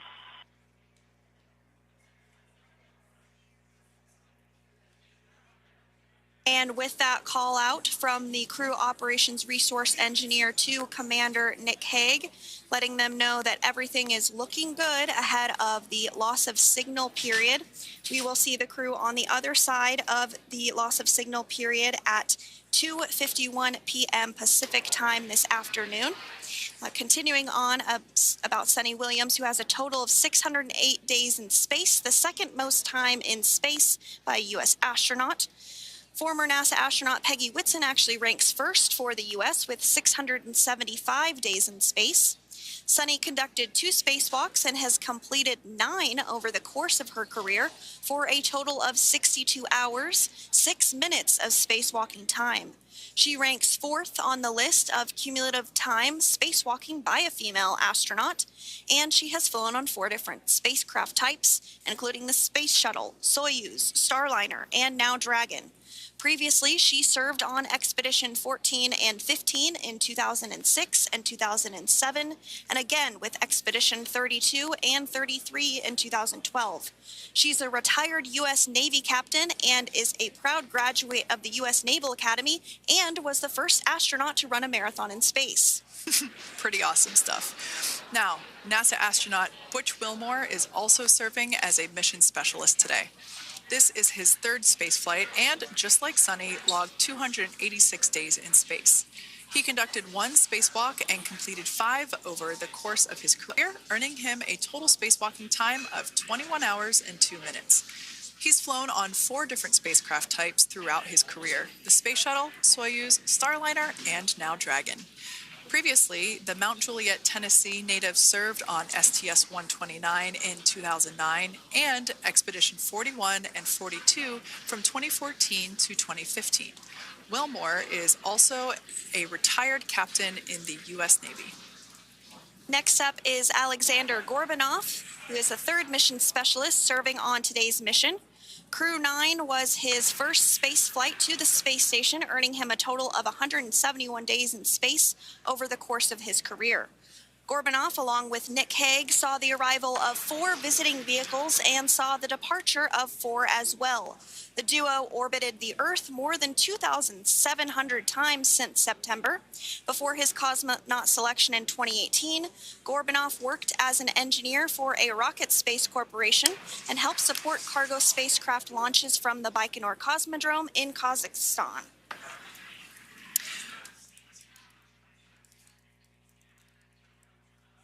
So if you are just joining us, we are continuing to bring you live coverage of Crew 9's return to Earth following their mission aboard the International Space Station, where they completed science and research investigations. We are targeting splashdown off the coast of Florida at 2:57 p.m. Pacific time. The next major milestone that we'll look ahead towards is what we call loss of signal, or LOS, when we won't have communications with the crew because they will be re-entering the Earth's atmosphere. And during this process, there is plasma that builds up around that heat shield, so we are not able to communicate with the crew, but we are anticipating to regain communications with the crew at a short time from now at 2:51 p.m. Pacific time today. As we said before, everything continues to look good for the return of the Crew 9 team. We are about to go into that period of loss of signal.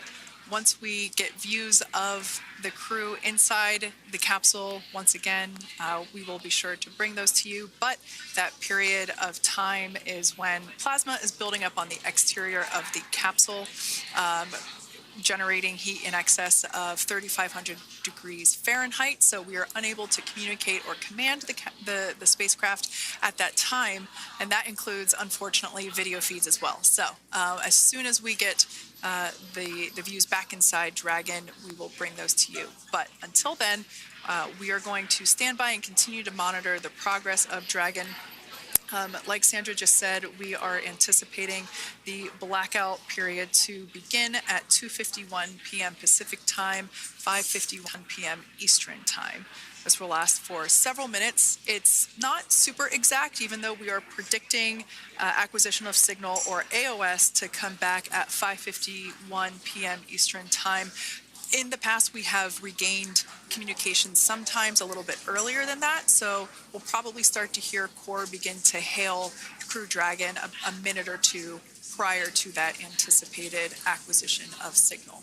But right now, Nick, Sunny, Butch, and Alexander are seated in their seats inside Dragon Freedom. Their visors are down, and they have put away or stored the tablets they had located on their upper leg to monitor Dragon's progress. Now they will be utilizing the touchscreen displays, where the current operation and future operations will be displayed as they are able to monitor Dragon's progress continually. As I said before, Dragon is autonomous, meaning it is flying itself. So the crew stands by and monitors, and those touchscreen displays are what will be allowing them to do so and prepare for events such as parachute deploy. And while on board the International Space Station, Nick, Sunny, Butch, and Alexander contributed to over 900 hours of science and research investigations, which is really the key purpose of the International Space Station. Now, the International Space Station is celebrating a major milestone this year, where they will be celebrating 25 years of continuous human presence in November. So if you're younger than 25 years, you've never known a day where there hasn't been a human living and working aboard the International Space Station, contributing to key science and research investigations that impact our lives here on Earth. There's research being done on Parkinson's, on osteoporosis, on cancer research, and a variety of other studies. Additionally, the microgravity laboratory provides a jumping off point for us as we venture back to the moon and onto Mars through longer duration space flights. One such example that the crew worked on during this mission was an alternative exercise device. In microgravity, the crew has to exercise for about 2 hours a day because they're not having the effects of gravity on their body. So to prevent bone and muscle loss, we counteract that with 2 hours of exercise per day. On board the International Space Station, they have 3 ways in which they can exercise. They have a bike, they have a treadmill, and they have a similar to a weightlifting machine that counteracts the microgravity environment. But a particular experiment that this crew tested out was a combination of all 3 of those in one smaller device, and this is really critical as we continue on to the moon, Mars, and beyond, because space is really important in spacecraft. So if we have something smaller that the crew might be able to utilize, that can potentially help us venture out even further into the solar system. So science is really the name of the game when it comes to the International Space Station. Some of the other science highlights that took place during this increment that are particularly interesting to me was we had the first wooden satellite that was deployed. This is a study to see if other materials might be more resourceful or renewable in space. So I'm really excited to see the results of that one as well. Additionally, we had a couple of spacewalks that took place to not only provide maintenance to the International Space Station, but also where we swabbed the outside of the space station near vents to see if any microbes that we all have microbes on us, to see if any of those could survive in the harsh environment of space, which again is very important for us to know and understand as we continue to the moon, Mars, and beyond. Very exciting stuff. Now, at this point, we have now entered the communications blackout period for the Dragon spacecraft. This lasts approximately 7 minutes due to plasma formation around the spacecraft itself. During this time, no vehicle telemetry is received by mission control or the recovery team, and no external commanding of the vehicle or voice communication is possible. But as a reminder, Dragon is designed to fly itself. During re-entry, the vehicle will be slowing down from orbital velocity, which is approximately 17,500 miles per hour. The top temperature that Dragon will experience upon re-entry is 3,500 degrees Fahrenheit. This blackout period, as I said before, we expect it to last about 7 minutes today, concluding at 5:51 p.m. Eastern Time or 2:51 p.m. Pacific Time. We right there have our first view of Dragon Freedom coming home to Earth. And that view is from the WB-57, which is one of NASA's high-altitude planes that is tracking. Now, because of the way that this camera is configured, it does look like it is dark, but it is indeed daytime, and you're beginning to see that plasma trail as Dragon re-enters the Earth's atmosphere. All of that is expected. We are anticipating an acquisition of signal around 2:51 p.m. Pacific Time, so just minutes from now, and you may hear the core begin to hail out or call Dragon for communications and see if we can potentially get communications with them a little bit earlier.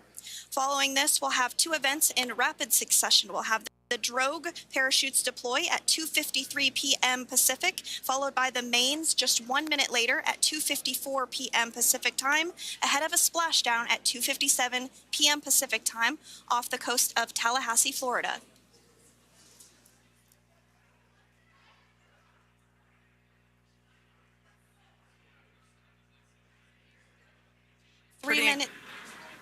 Pretty incredible views of the Dragon spacecraft making its way home back to planet Earth with the Crew 9 astronauts on board. Once again, this view is coming from the WB-57 plane.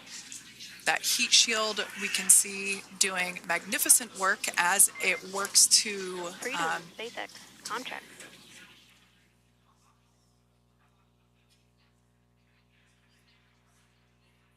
All right, we're going to start hearing the SpaceX Crew Operations Resource Engineer. 4.16. Enjoying the ride. Copy that, Freedom.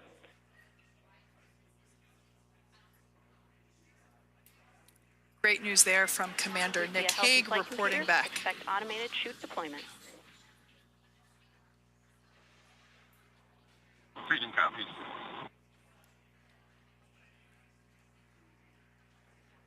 Like we said before, things moving very quickly as Dragon Freedom makes its way home. Next event coming up will be deployment of the drogue parachutes. This occurs around 18,000 GPS feet. has converged. Expect nominal altitude for drogue chute deployment.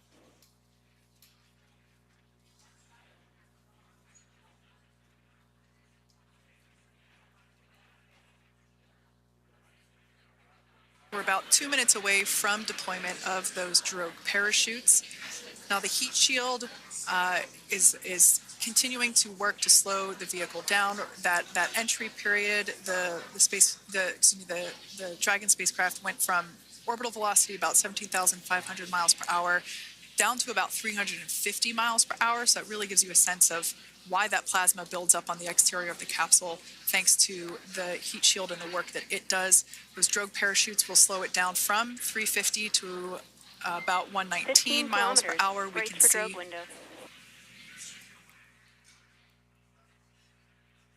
can see seat rotation happening inside the capsule. Great to get those first views of our crew members.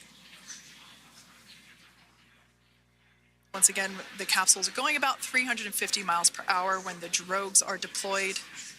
Those drogue parachutes that we manufacture here in-house are going to slow the spacecraft down to 119 miles per hour. And that is when we will see the main parachutes deploy, and that occurs about 6,000 feet above the ocean's surface. And we are expecting drogue deployment at 2:53 p.m. Pacific, so we should see it any second now. And there you are getting a great view of Crew 9 inside Dragon Freedom as it returns back to Earth. We are awaiting the drogue deploys. This view coming from the WB-57 high altitude plane. And there you see it on your screen, drogue deployment. You can hear the crowd here.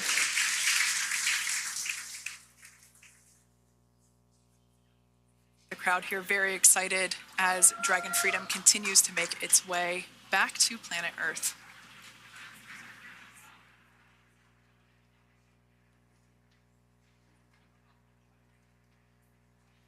Next up, we'll stand by for the main deployment of the parachutes. The mains are quite a bit larger. You'll be able to notice the difference on your screen once they deploy, and they continue to ensure that the Dragon spacecraft slows down even further. As we mentioned, Freedom will be traveling 16 miles per hour when it splashes down off the coast of Tallahassee, Florida, here at 2:57 p.m. Pacific time this afternoon. And there we go.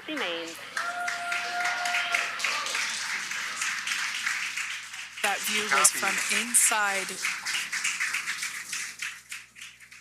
That view was from inside one of the buckets where the parachutes are located. So we see a great view there of the reefing on those parachutes. And as those main parachutes begin to inflate fully, 4 beautiful, healthy mains.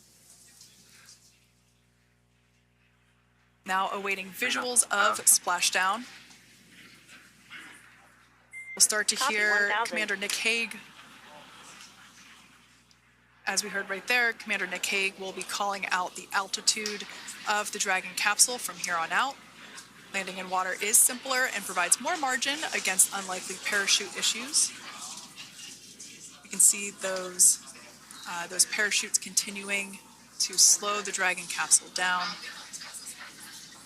And if you're just joining us, 800 meters. You're looking at a live view of Crew 9. Just minutes away from splashing down off the coast of Tallahassee, Florida. Splashdown 2 minutes from now at 2:57 p.m. Pacific. We do have 4 healthy mains really doing the job there. Just breathtaking views of a calm, glass-like ocean off the coast of Tallahassee, Florida. Crew 9 just minutes away from splashing down. This is really such an incredible shot. Copy, 600. That was a live view from our recovery vessel, Megan, which is stationed a couple miles away from the splashdown site. We can see the crew there using their restraints as resting places for their arms. They were just in space moments ago, so their arms were able to float freely. 400 meters.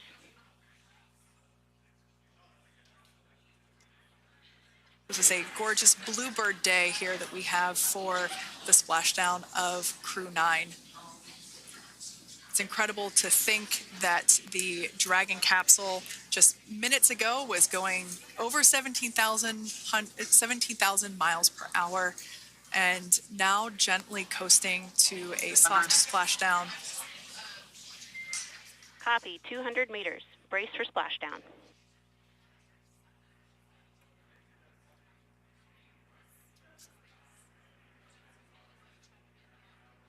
As you can see there on your screen, continuing to monitor progress of the Dragon spacecraft. And we're going to stand by for splashdown, located in the Gulf of America, off the coast of Tallahassee, Florida.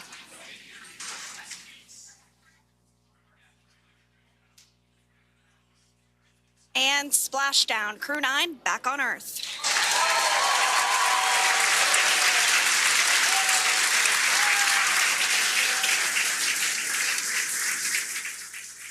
And SpaceX Freedom, splashdown. Main release. Copy, splashdown. We see main chutes cut. Nick, Alex, Butch, Sunny, on behalf of SpaceX, welcome home.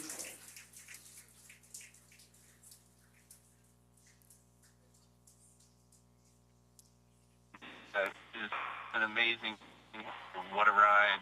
I see a capsule full of grins ear to ear.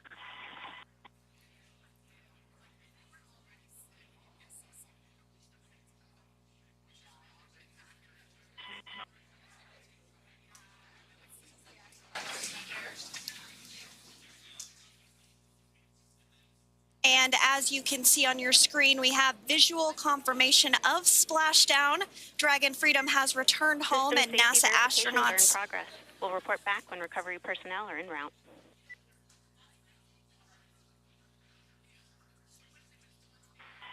Understand, and we're section 2, 4.800 response. Look for your words. I'm just going to.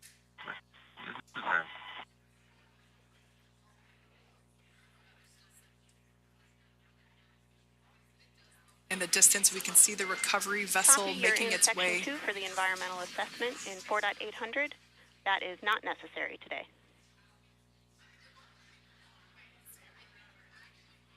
Dan,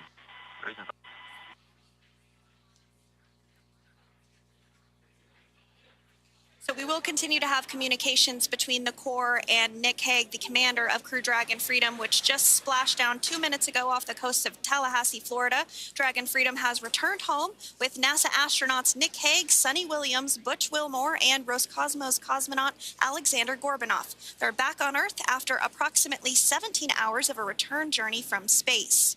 The SpaceX recovery ship and team have been waiting for Dragon's splashdown, and they will now make their way to the splashdown location. The teams have been ready and waiting about 3 nautical miles away, so it's going to take them about 30 minutes or so to make their way to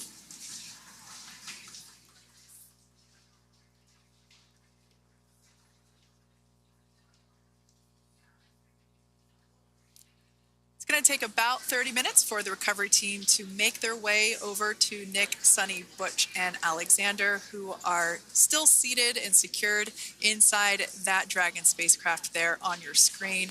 Incredible views there of that thermal protection system, or TPS. That Dragon capsule was pristine, white color before it departed the station, and we can see how the reentry phase, the thermal protection system did its job. Now, if you're wondering what that hole, that bucket area is, that is underneath the side hatch. That is where the main parachutes were stored. So when we saw the Dragon capsule docked at station, it looked very different. The panel that protects and covers the main parachutes, that was still intact, as well as the panels that enclose where the drogue parachutes are located. We can see those fast boats.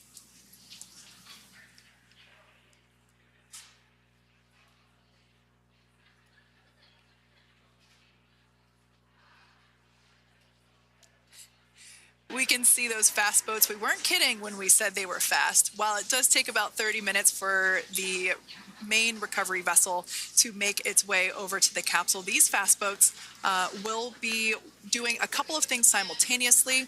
A couple of them are going to be working to retrieve the parachutes that you see in the background there of this drone shot. Those parachutes will be retrieved from the ocean surface. We want to make sure we are able to pull those out. The recovery vessel there closest to the spacecraft is going to be performing some safety checks. We can see there they're using an instrument that is basically working to detect if there are any hypergolic vapors or fumes that are still residing in and or around the Draco thruster nozzles or outlets. The hypergolic fuel, which is necessary for on-orbit burns to maneuver the spacecraft. Unfortunately, those hypergolics are unable to be breathed. They are toxic, and so this team here is doing those initial safety checks to make sure that it is safe for the rest of the recovery team to approach the spacecraft.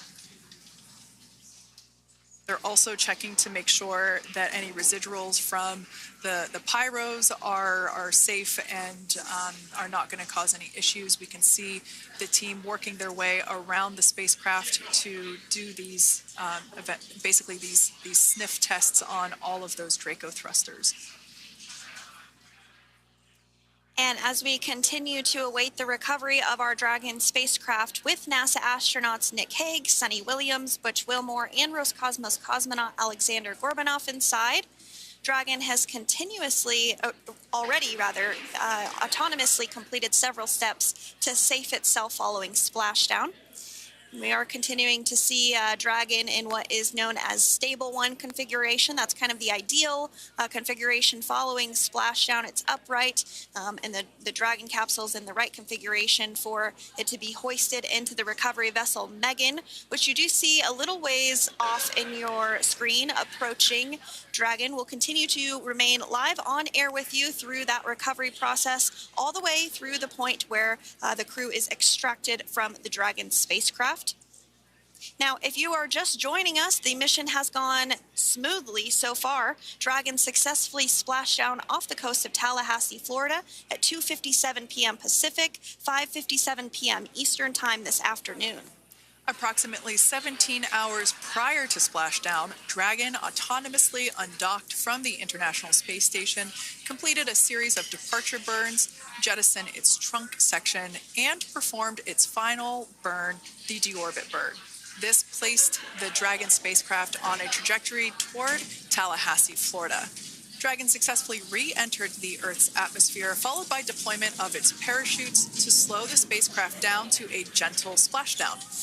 We're now going to follow the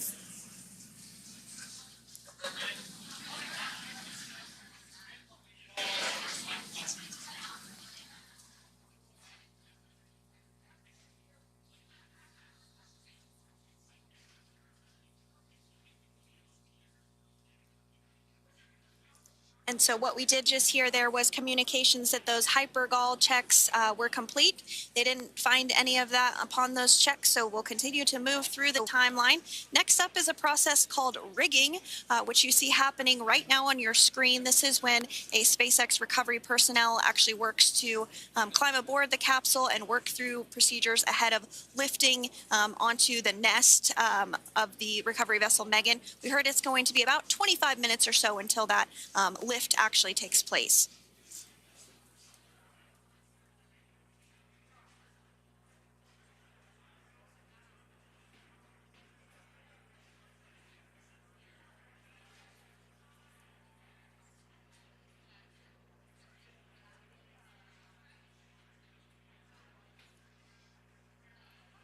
Callouts there indicating that the crew will have the opportunity to do a quick check-in with the SpaceX flight surgeon. This is standard procedure for every Dragon spacecraft when it returns to Earth. It's just an initial check-in, make sure everybody is doing okay. They will also have another check-in with the flight surgeon once they are on board that recovery vessel that you see there in the background. We can now see that SpaceX recovery team member they're on top of the Dragon spacecraft. They are going to be working to install plugs in the Draco thrusters to ensure that none of those, and to ensure that no more hypergolic fumes or vapors come out from the spacecraft. They'll also place harnessing around the spacecraft that are required in order to lift it out of the water. Go ahead, Sandra. Continuing to get some views of the recovery personnel, both the main recovery vessel Megan, as well as some of those fast boats that we've discussed previously. It looks like just a beautiful day there out off the coast of Tallahassee, Florida. Weather was pristine. We were able to get undocked from the International Space Station as expected at 10:05 p.m. Pacific time yesterday evening, and Crew Dragon has since completed steps ahead of its splashdown at 2:57 p.m. Pacific, and we're now stepping through procedures to get Dragon hoisted up onto the Megan recovery vessel and get the crew extracted out of the spacecraft. And you did see some of the parachutes that were near the spacecraft. Upon detection of landing, Dragon automatically releases those main parachutes to prevent wind from pulling the spacecraft. Dragon then automatically safes any pyrotechnics that may still be present on the vehicle and may automatically perform additional minor system reconfigurations. The astronauts will remain seated and in their suits at this point, but the onboard air conditioning keeps things temperature controlled inside the spacecraft so the crew remains comfortable, and the communication systems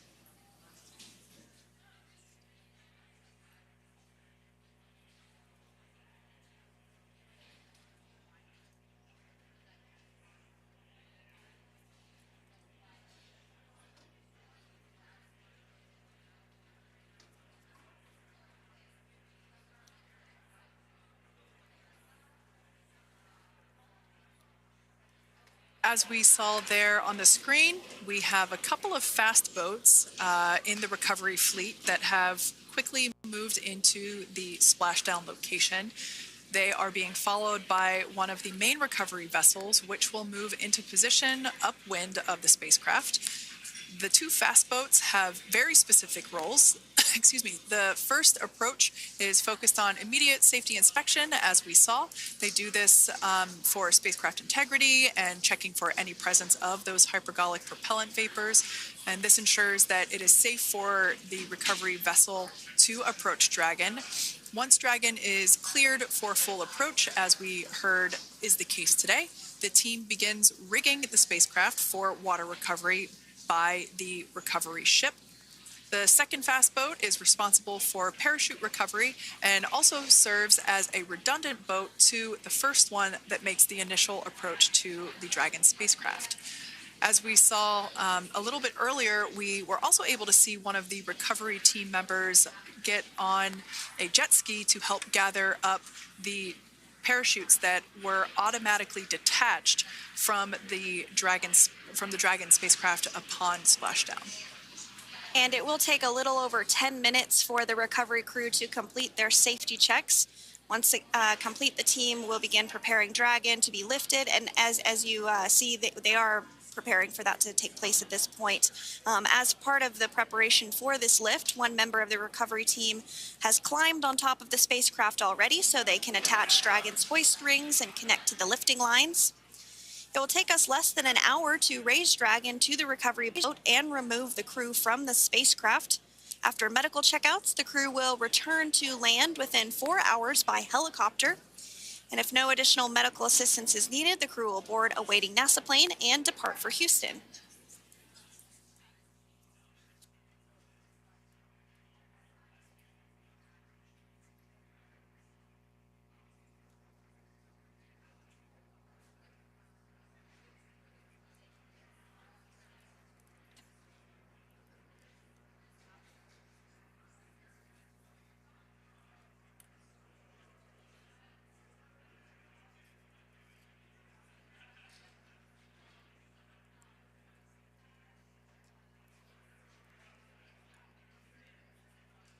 And as we continue to await Dragon to be hoisted up onto the ship, we have a very special treat. NASA Public Affairs Officer Jaden Jennings, who is actually on the recovery vessel and had a bird's eye view of the splashdown today. Jaden, how are you? How was the view from the recovery vessel? I've got you loud and clear, Jaden. It's so great to hear you.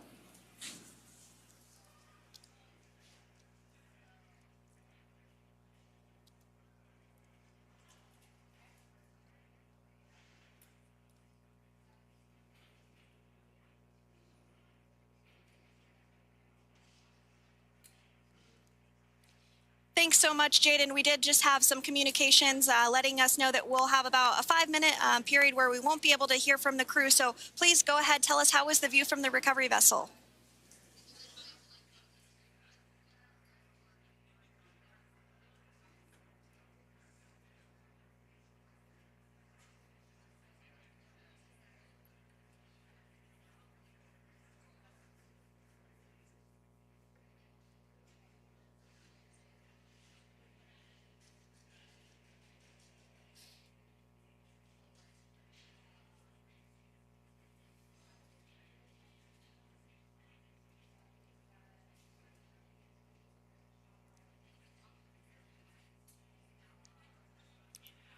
Jaden, that is amazing. Now, obviously, we are watching it here on camera, and the landing conditions look pretty good, but how was it from your perspective? What is the sea state out there?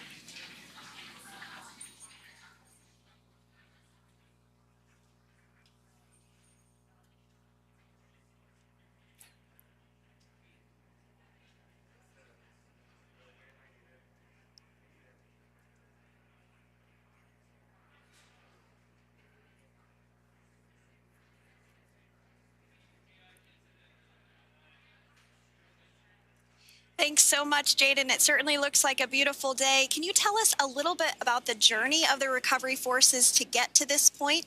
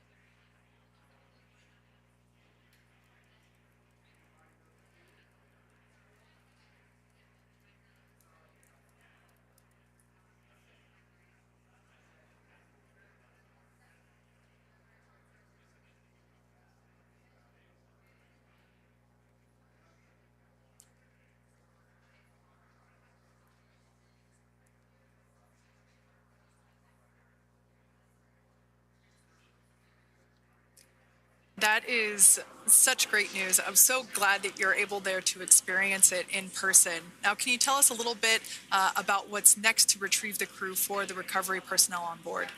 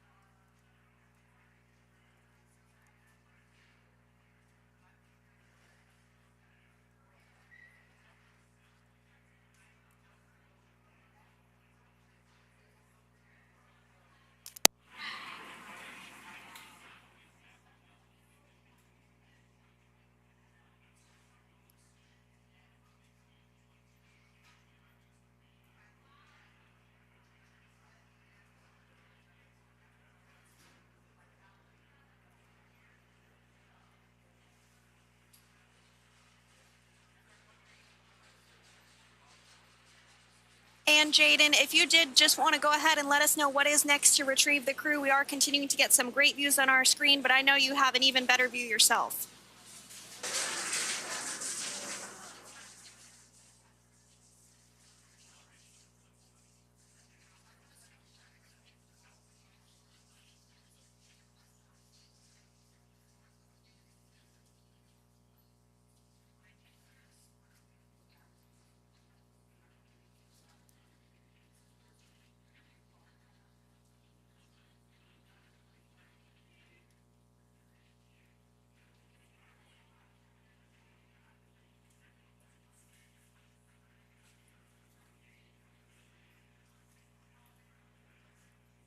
Thank you so much. That was Jaden Jennings, NASA Public Affairs Officer, who watched Freedom splash down firsthand from the recovery vessel Megan. Thanks so much, Jaden.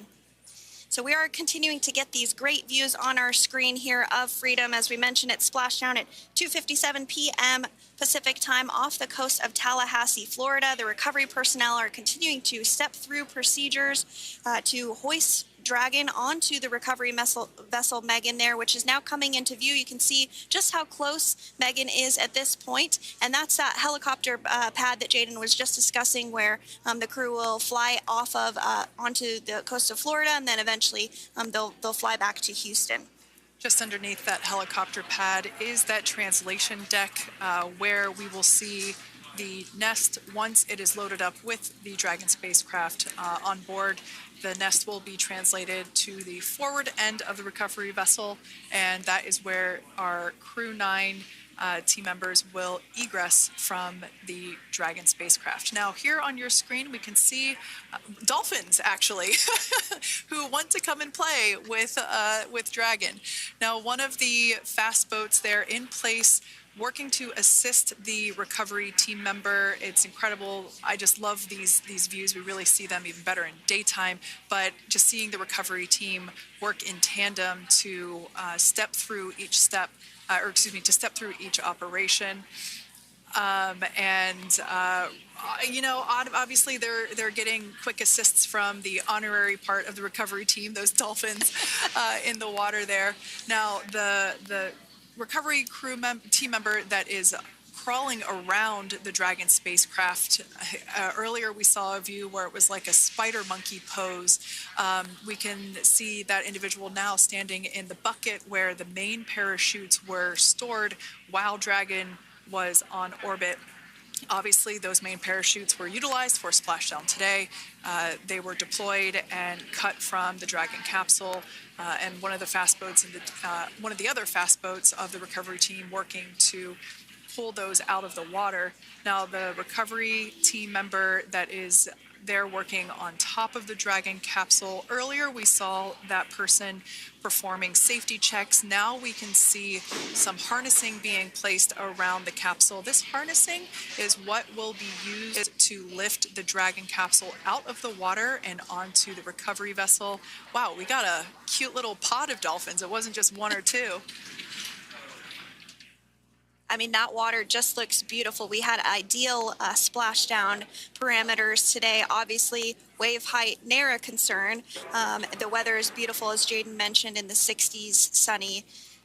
Looking forward to seeing Crew 9 exit the capsule here shortly once they get hoisted onto the recovery vessel Megan. We can see that recovery vessel slowly but surely closing the distance there between, dolphin cam back again. We can see that the Dragon capsule and the recovery vessel, that distance is closing. Again, this is just one more step as we continue to work recovery operations for Dragon Freedom, and we anticipate the lift of the Dragon capsule to occur here in just a few minutes. Now, once all of the rigging is on the capsule and it's hooked up to the recovery vessel, we will see the hydraulic arm, which is that kind of like bridge-like structure there at the aft end of the recovery vessel. We'll see that articulate backwards, and that's a good sign that we're getting even closer to pulling the capsule out of the water. It will then move forward, and the capsule will be placed inside of what you can see there is basically a basket. We call it the nest, Dragon nest, where that's where the capsule will be placed in order for it to be translated to the forward end of the vessel and for the astronauts to egress. And before that does take place, we'll have potentially views of the rigger go ahead and jump off of the spacecraft there. That typically occurs when the spacecraft is a little bit closer to the recovery vessel, and we usually get a really good view of that particular operation from one of the onboard cameras from the recovery vessel. That is an operation that I have a lot of respect and admiration for, that individual that does that.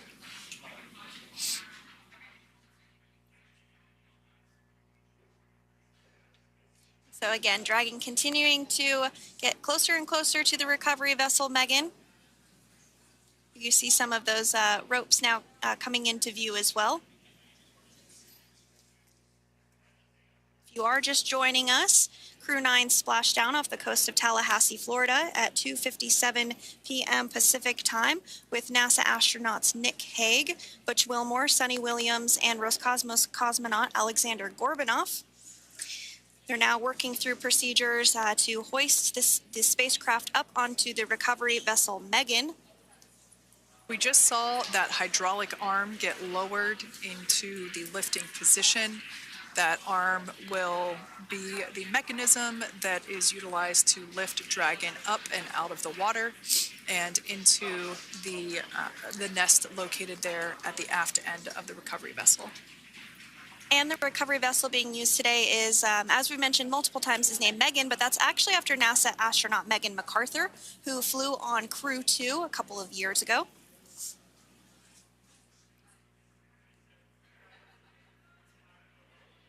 We're getting some views now from actually inside the boat. Yeah, you're exactly right. This view is straight down the recovery vessel. That platform that was closest to the camera, that is the Egress platform.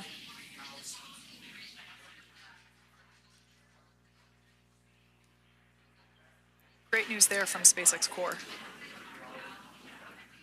So about 5 minutes left until we see Dragon Freedom get lifted out of the water. That hydraulic arm, as I said before, is the mechanism that will lift it. It's quite swift, actually, the whole process of getting the spacecraft.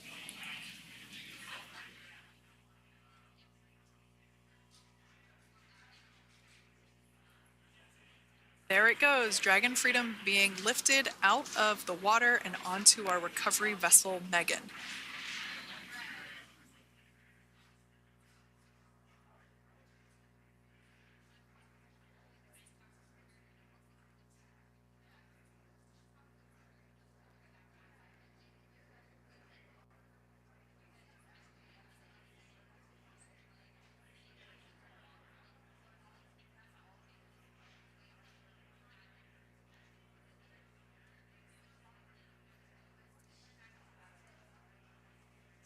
So once securely on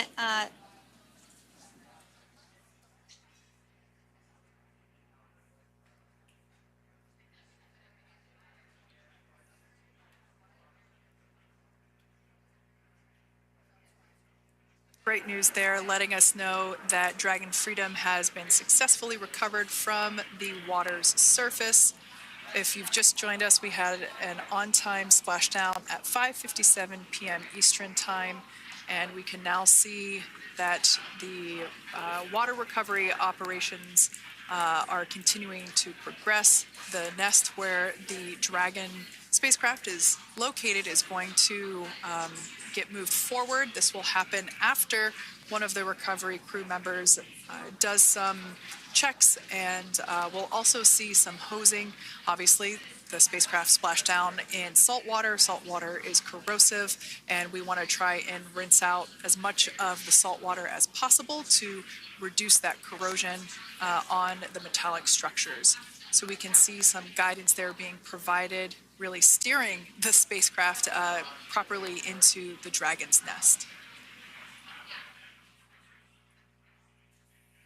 And it's been 30 minutes since Dragon splashed down, and as you can see there, the spacecraft is already on board the recovery vessel Megan. Things continuing to move very smoothly today throughout the entire operations from the deorbit burn up until this point as well.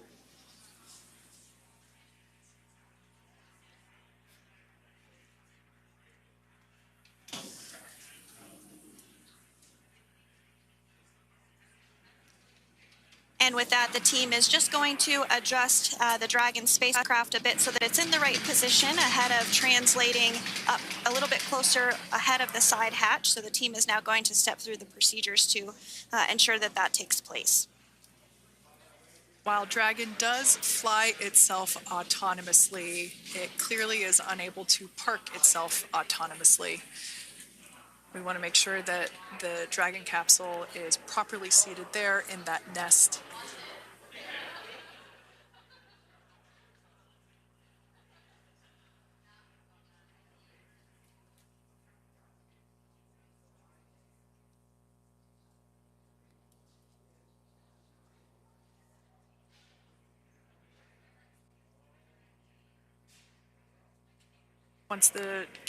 Once Dragon is fully seated in the nest, we'll probably see a bunch of that salt water come out from the bucket there located underneath the side hatch. See some salt water splash out. As I mentioned before, one of the recovery team members will begin hosing down the exterior of the spacecraft.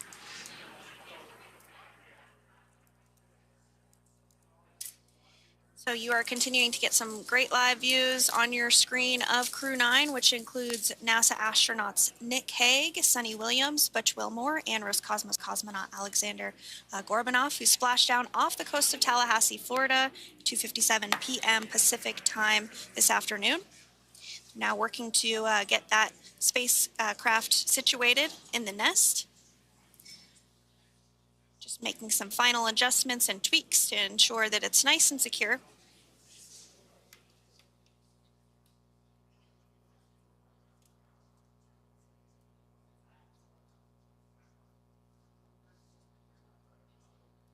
Once the spacecraft is seated and secured and oriented correctly in the nest, Dragon will be moved into the hangar located underneath that helipad that we saw earlier from the aerial views during recovery.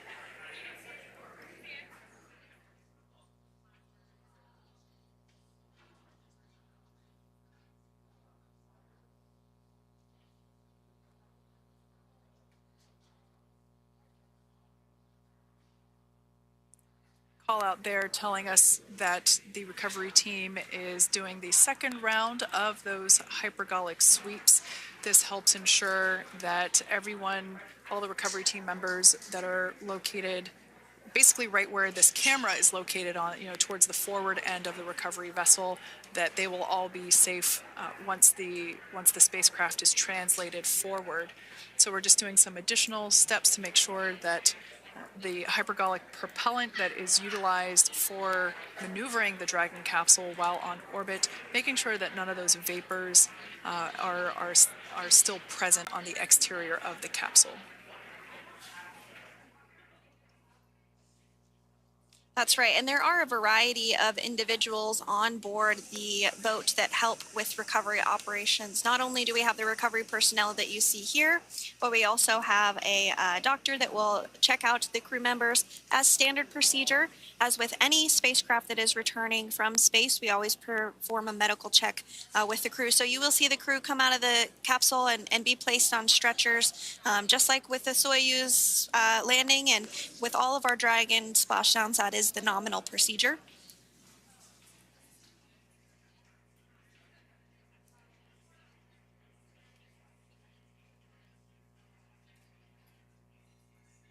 We'll stand by to see Dragon Freedom translate or scooch up a little bit closer to the camera angle that we're seeing right here. And then teams will step through procedures to get that side hatch opened. You see it right in the dead center of your screen there. It's kind of that rectangular shape.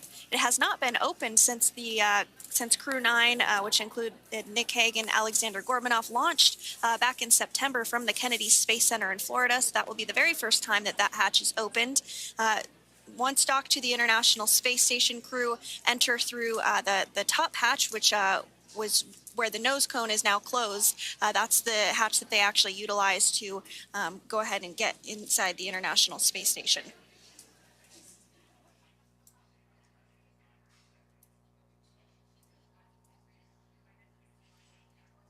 So as we get a little closer to that hatch opening procedure, you might start to see more individuals come into frame for some of that support. The ship has a maximum capacity of a little over 40 people on board, and it takes a variety of different roles, as we've discussed, to support. Also on board is the Chief of the Astronaut Office for NASA, that's Joe Acaba.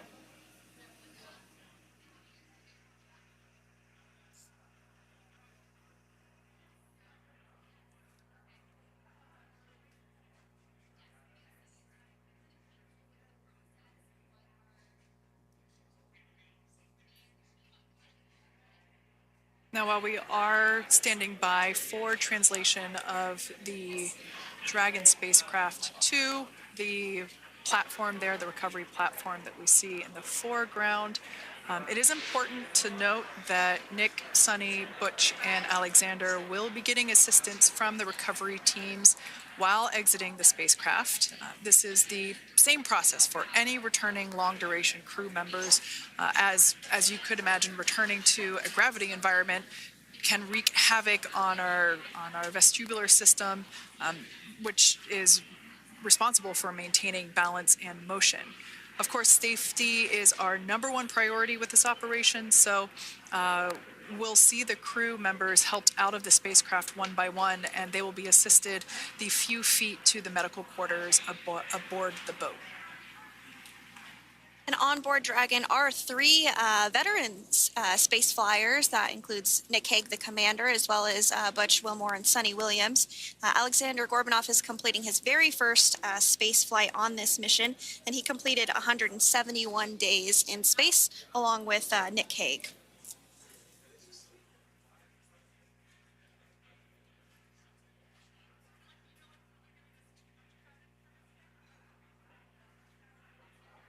For those of you that have just recently joined us, well, I would encourage you to hit that rewind button and go back a few minutes. It was a beautiful splashdown of Dragon Freedom with the Crew 9 cohort on board.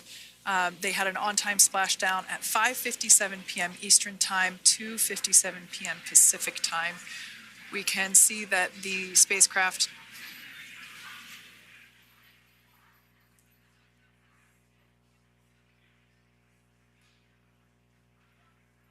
we can see that spacecraft was successfully recovered from the ocean surface and is now being washed with fresh water, as obviously they splashed down in salt water. So we're trying to rinse off as much of that salt water as possible.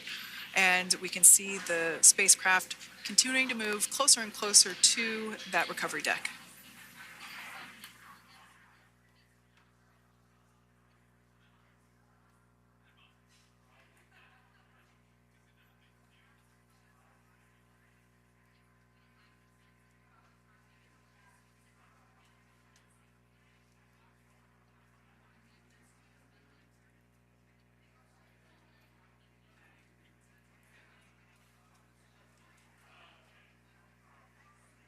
This is a pretty exciting moment coming up. We are working to open the side hatch.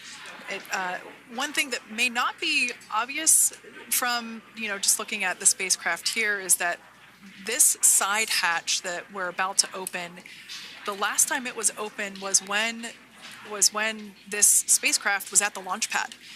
This side hatch is what is used for initial capsule ingress and final capsule egress, but all comings and goings from the spacecraft while it is on board the space station are from the forward hatch, which is located at the top of the spacecraft under that nose cone.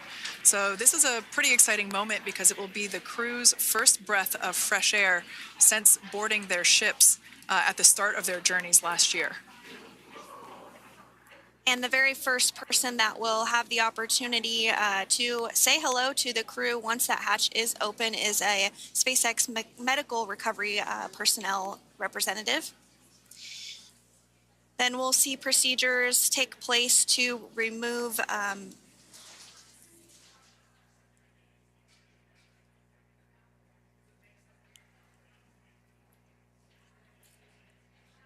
the footrests of Dragon. That will just help the recovery personnel get a little bit more room to access the crew and help get them out of the spacecraft. Yeah, you're absolutely right. Safety is, once again, top priority here, and removing those footrests from all 4 seats will be helpful as a recovery as a SpaceX recovery team member will actually go into the capsule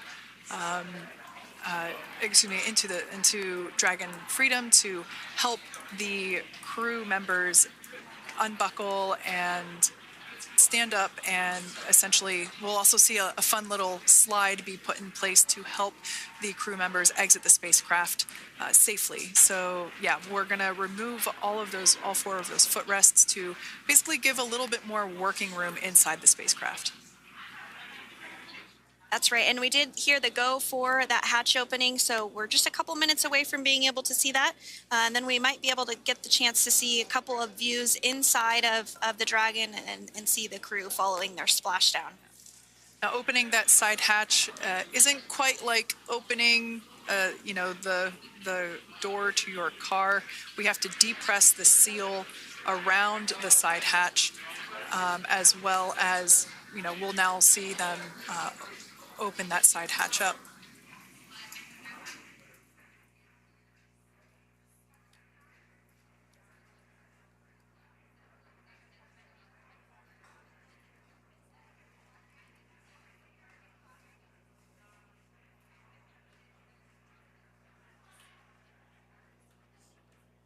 And there you have it. The side hatch is open for the first time since September.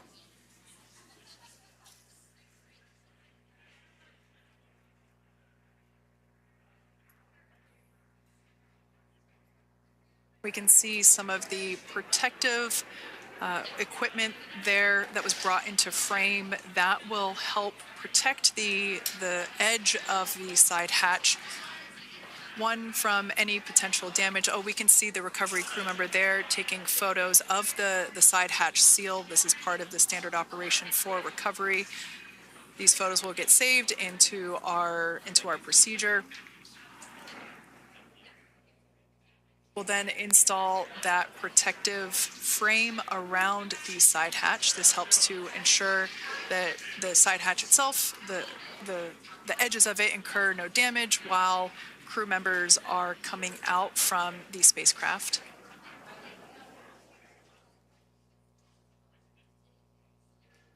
If you missed it, there was also a recovery team member that went inside. So there are now 5 people on board the Dragon spacecraft.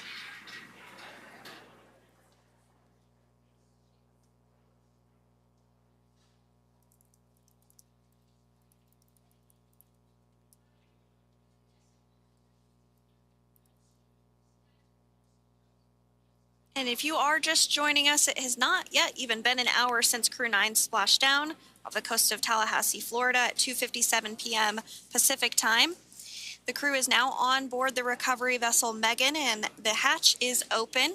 The next major milestone that we'll see is when the crew will actually egress or exit the spacecraft. But before that, they'll continue to, the recovery personnel rather, will continue to install that protective area around the hatch and then remove the footrests. So we're a couple minutes away from seeing the crew egress, but not too long away.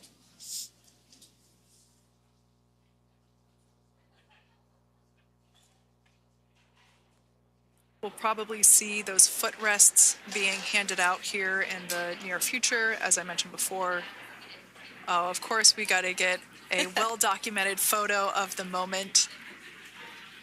Although we can't see it from here, I'm pretty sure there are 4 smiles on board right now. And we did hear that report out from the commander, Nick Hague, following Splashdown, that there were four smiles as far as he could see. Yeah, capsule full of grins. Now, generally speaking, and there we do see Crew 9, some happy waves, smiles all around back on Earth.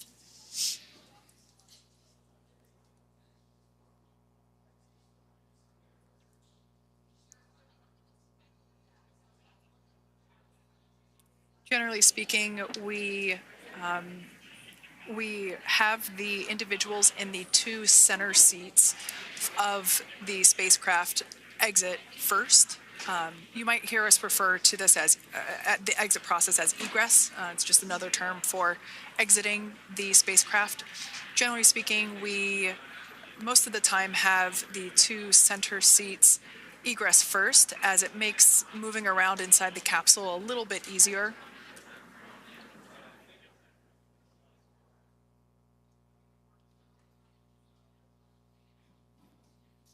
We can see the tablets that were previously located on the upper leg of the crew members. We can see those being handed out to the recovery team.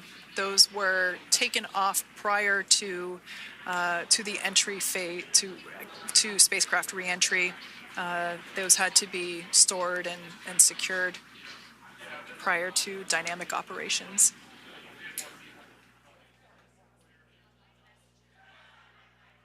It looks like we are starting to see the footrests also be removed. I just saw one there on the screen.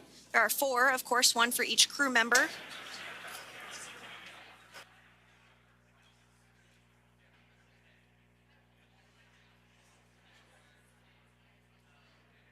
Those footrests are made out of carbon fiber and are actually sized appropriately for each crew member, as everybody has different measurements and different leg lengths.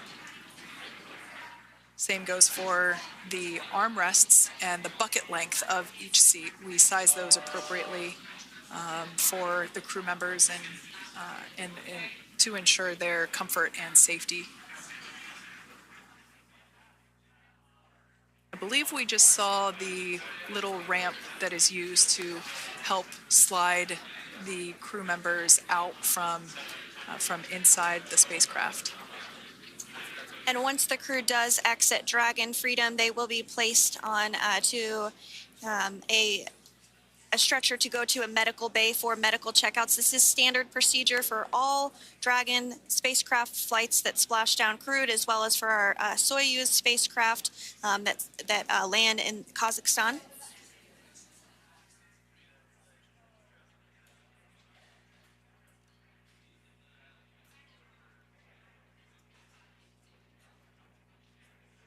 We could see the exterior of Dragon Freedom quite clearly in this shot, and it's such a beautiful sight.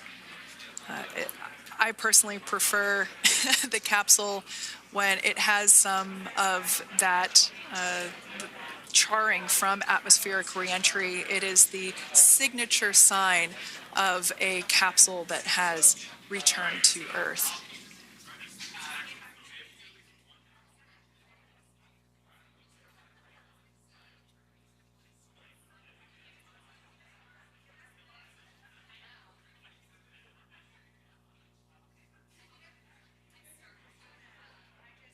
Continuing to stand by for our first crew member to egress or exit for Dragon Freedom following their splashdown at 2:57 p.m. Pacific time. Dragon undocked from the International Space Station at 10:05 p.m. Pacific just yesterday, so it was about 17 hours of phasing.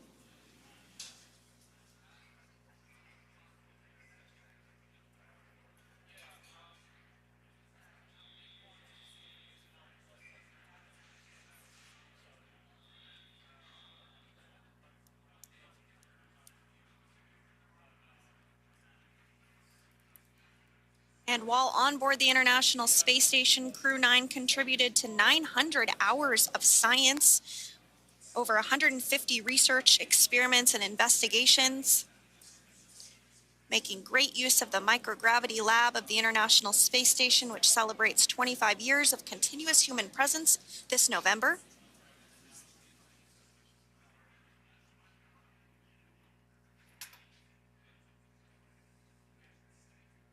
Looks like we're about to get our first crew member here upon egress of the Dragon spacecraft.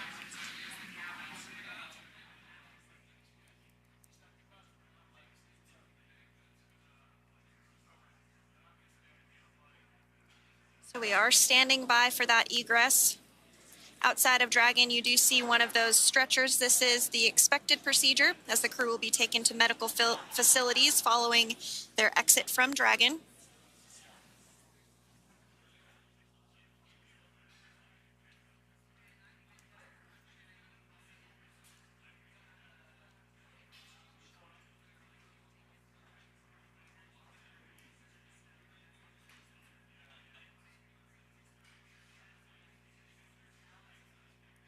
We can see folks on board clapping as our first crew member.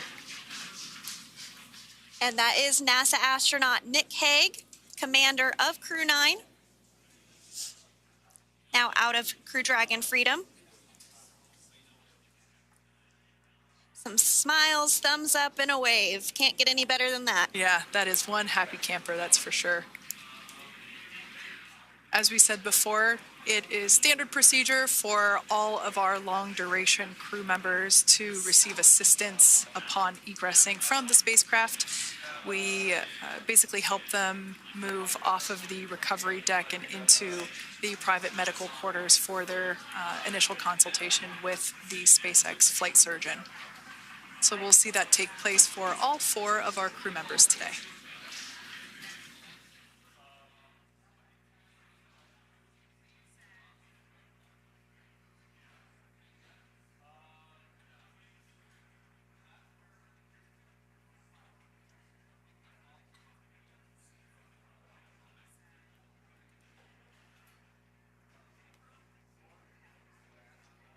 And we are standing by for the next crew member to exit Freedom.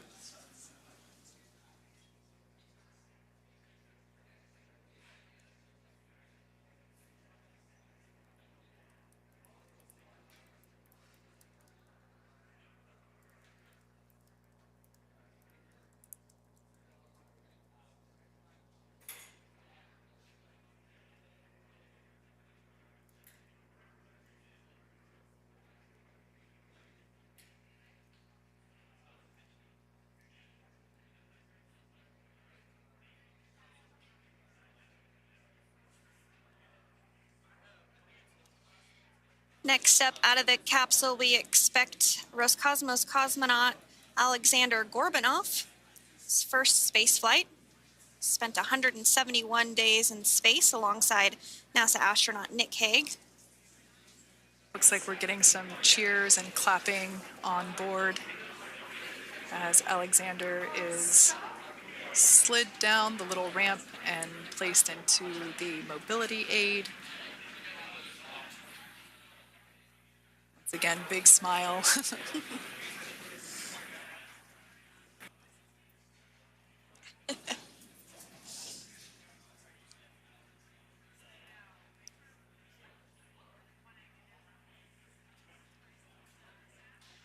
Now the 2 crew members remaining in Dragon are NASA astronauts Sunny Williams and Butch Wilmore.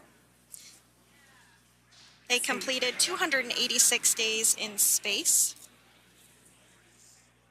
One of the remaining footrests being removed from the Dragon spacecraft.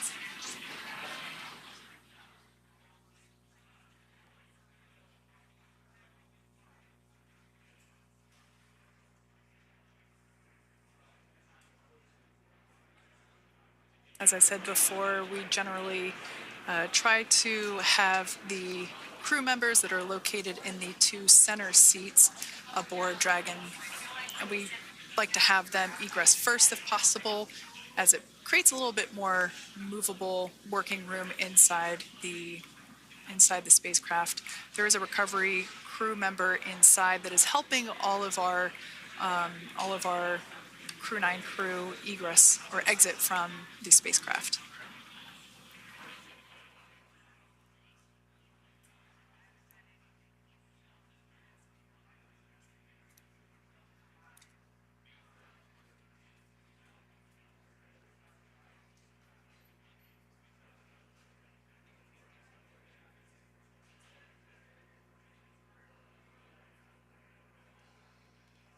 We are standing by for the next crew member to egress or exit Crew Dragon Freedom following the splashdown not even an hour ago at 2:57 p.m. Pacific time.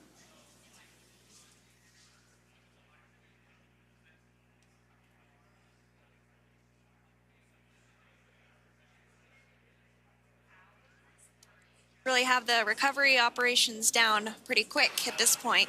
Yeah, it's pretty incredible to think that, just 5 years ago when we were doing the initial demonstration missions of the Dragon for Crew Dragon, that now we're under about 30 minutes for, to retrieve the spacecraft from the water, and just several minutes here while it's been on board and to get everyone really to get that side hatch open.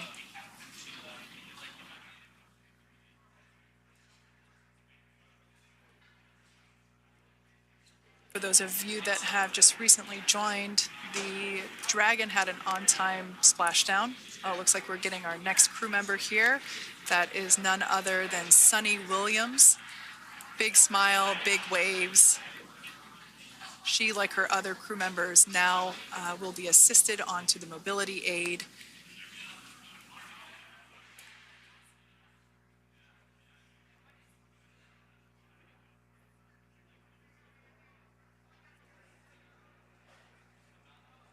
There we have it, some waves, some thumbs up, and some smiles.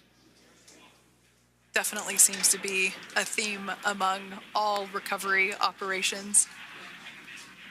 Absolutely. And of course, that leaves NASA astronaut Butch Wilmore inside Dragon in seat 4.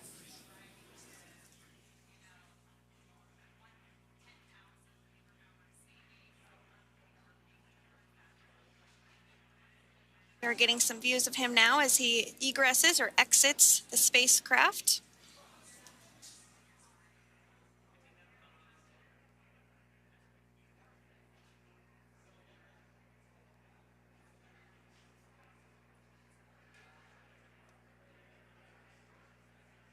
Once again, some elation and cheers there from Butch Wilmore.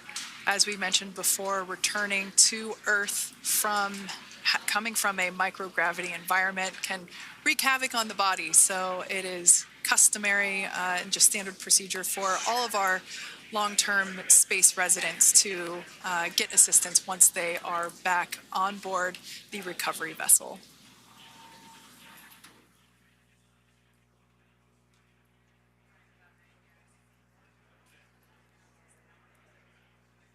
Well, now that Nick, Butch, Sunny, and Alexander are safely back home on Earth and getting checked out by the NASA medical team, we're going to wrap up our live coverage of their return. The Crew 9 mission began a little differently than usual since Butch Wilmore and Sunny Williams were already aboard the space station when Nick Hague and Alexander Gorbanoff arrived on the Crew 9 spacecraft in September. Having arrived as the crew flight test crew for Starliner, Wilmore and Williams were fully incorporated into the space station's Expedition 72 team and began research and other work aboard the station along with the other crew members. Williams commanded the orbiting laboratory for much of the expedition. After a successful liftoff and separation from Falcon 9, Nick and Alexander made a short flight on board Dragon to the International Space Station. Veterans of long-duration space station missions, both Williams and Wilmore conducted spacewalks during their 9 months in space. Like all crews on the station, Crew 9 had the ability to leave at any point had there been an emergency. With their full-duration mission coming to an end, the crew began packing up their personal items for their return to Earth about a week ago and worked through tasks and shared lessons learned with Crew 10 teams as they arrived a few days ago. Their journey home began about 17 hours ago when they closed the forward hatch to Dragon and undocked from the space station at 10:05 p.m. Pacific, 1:05 a.m. Eastern. After 4 successful departure burns and a phasing burn to line up their orbit, Nick, Butch, Sunny, and Alexander rested for a few hours before waking up to prepare for re-entry this morning. We jettisoned Dragon's trunk and performed our final on-orbit maneuver, the approximately 7.5-minute-long deorbit burn, and that occurred at 2:11 p.m. Pacific, 5:11 p.m. Eastern Time. And that sent Dragon on its path home. The spacecraft re-entered the Earth's atmosphere and slowed its descent with successful deployments of 2 drogue parachutes and 4 main parachutes, with the final splashdown occurring off the coast of Tallahassee, Florida at 2:57 p.m. Pacific, 5:57 p.m. Eastern. Following that successful splashdown, we saw SpaceX recovery experts move in and prepare Dragon Freedom for its lift onto the recovery vessel. And just a little less than an hour following splashdown, we saw Nick, Sunny, Butch, and Alexander make their way out of Dragon and into the recovery ship's medical facilities, safe and sound. Next up, they'll catch a helicopter flight back to shore, where they'll transfer to aircraft that will take them home. The astronauts will take a NASA plane for the short flight back to Houston, where they'll be reunited with family and friends to bring an end to this mission.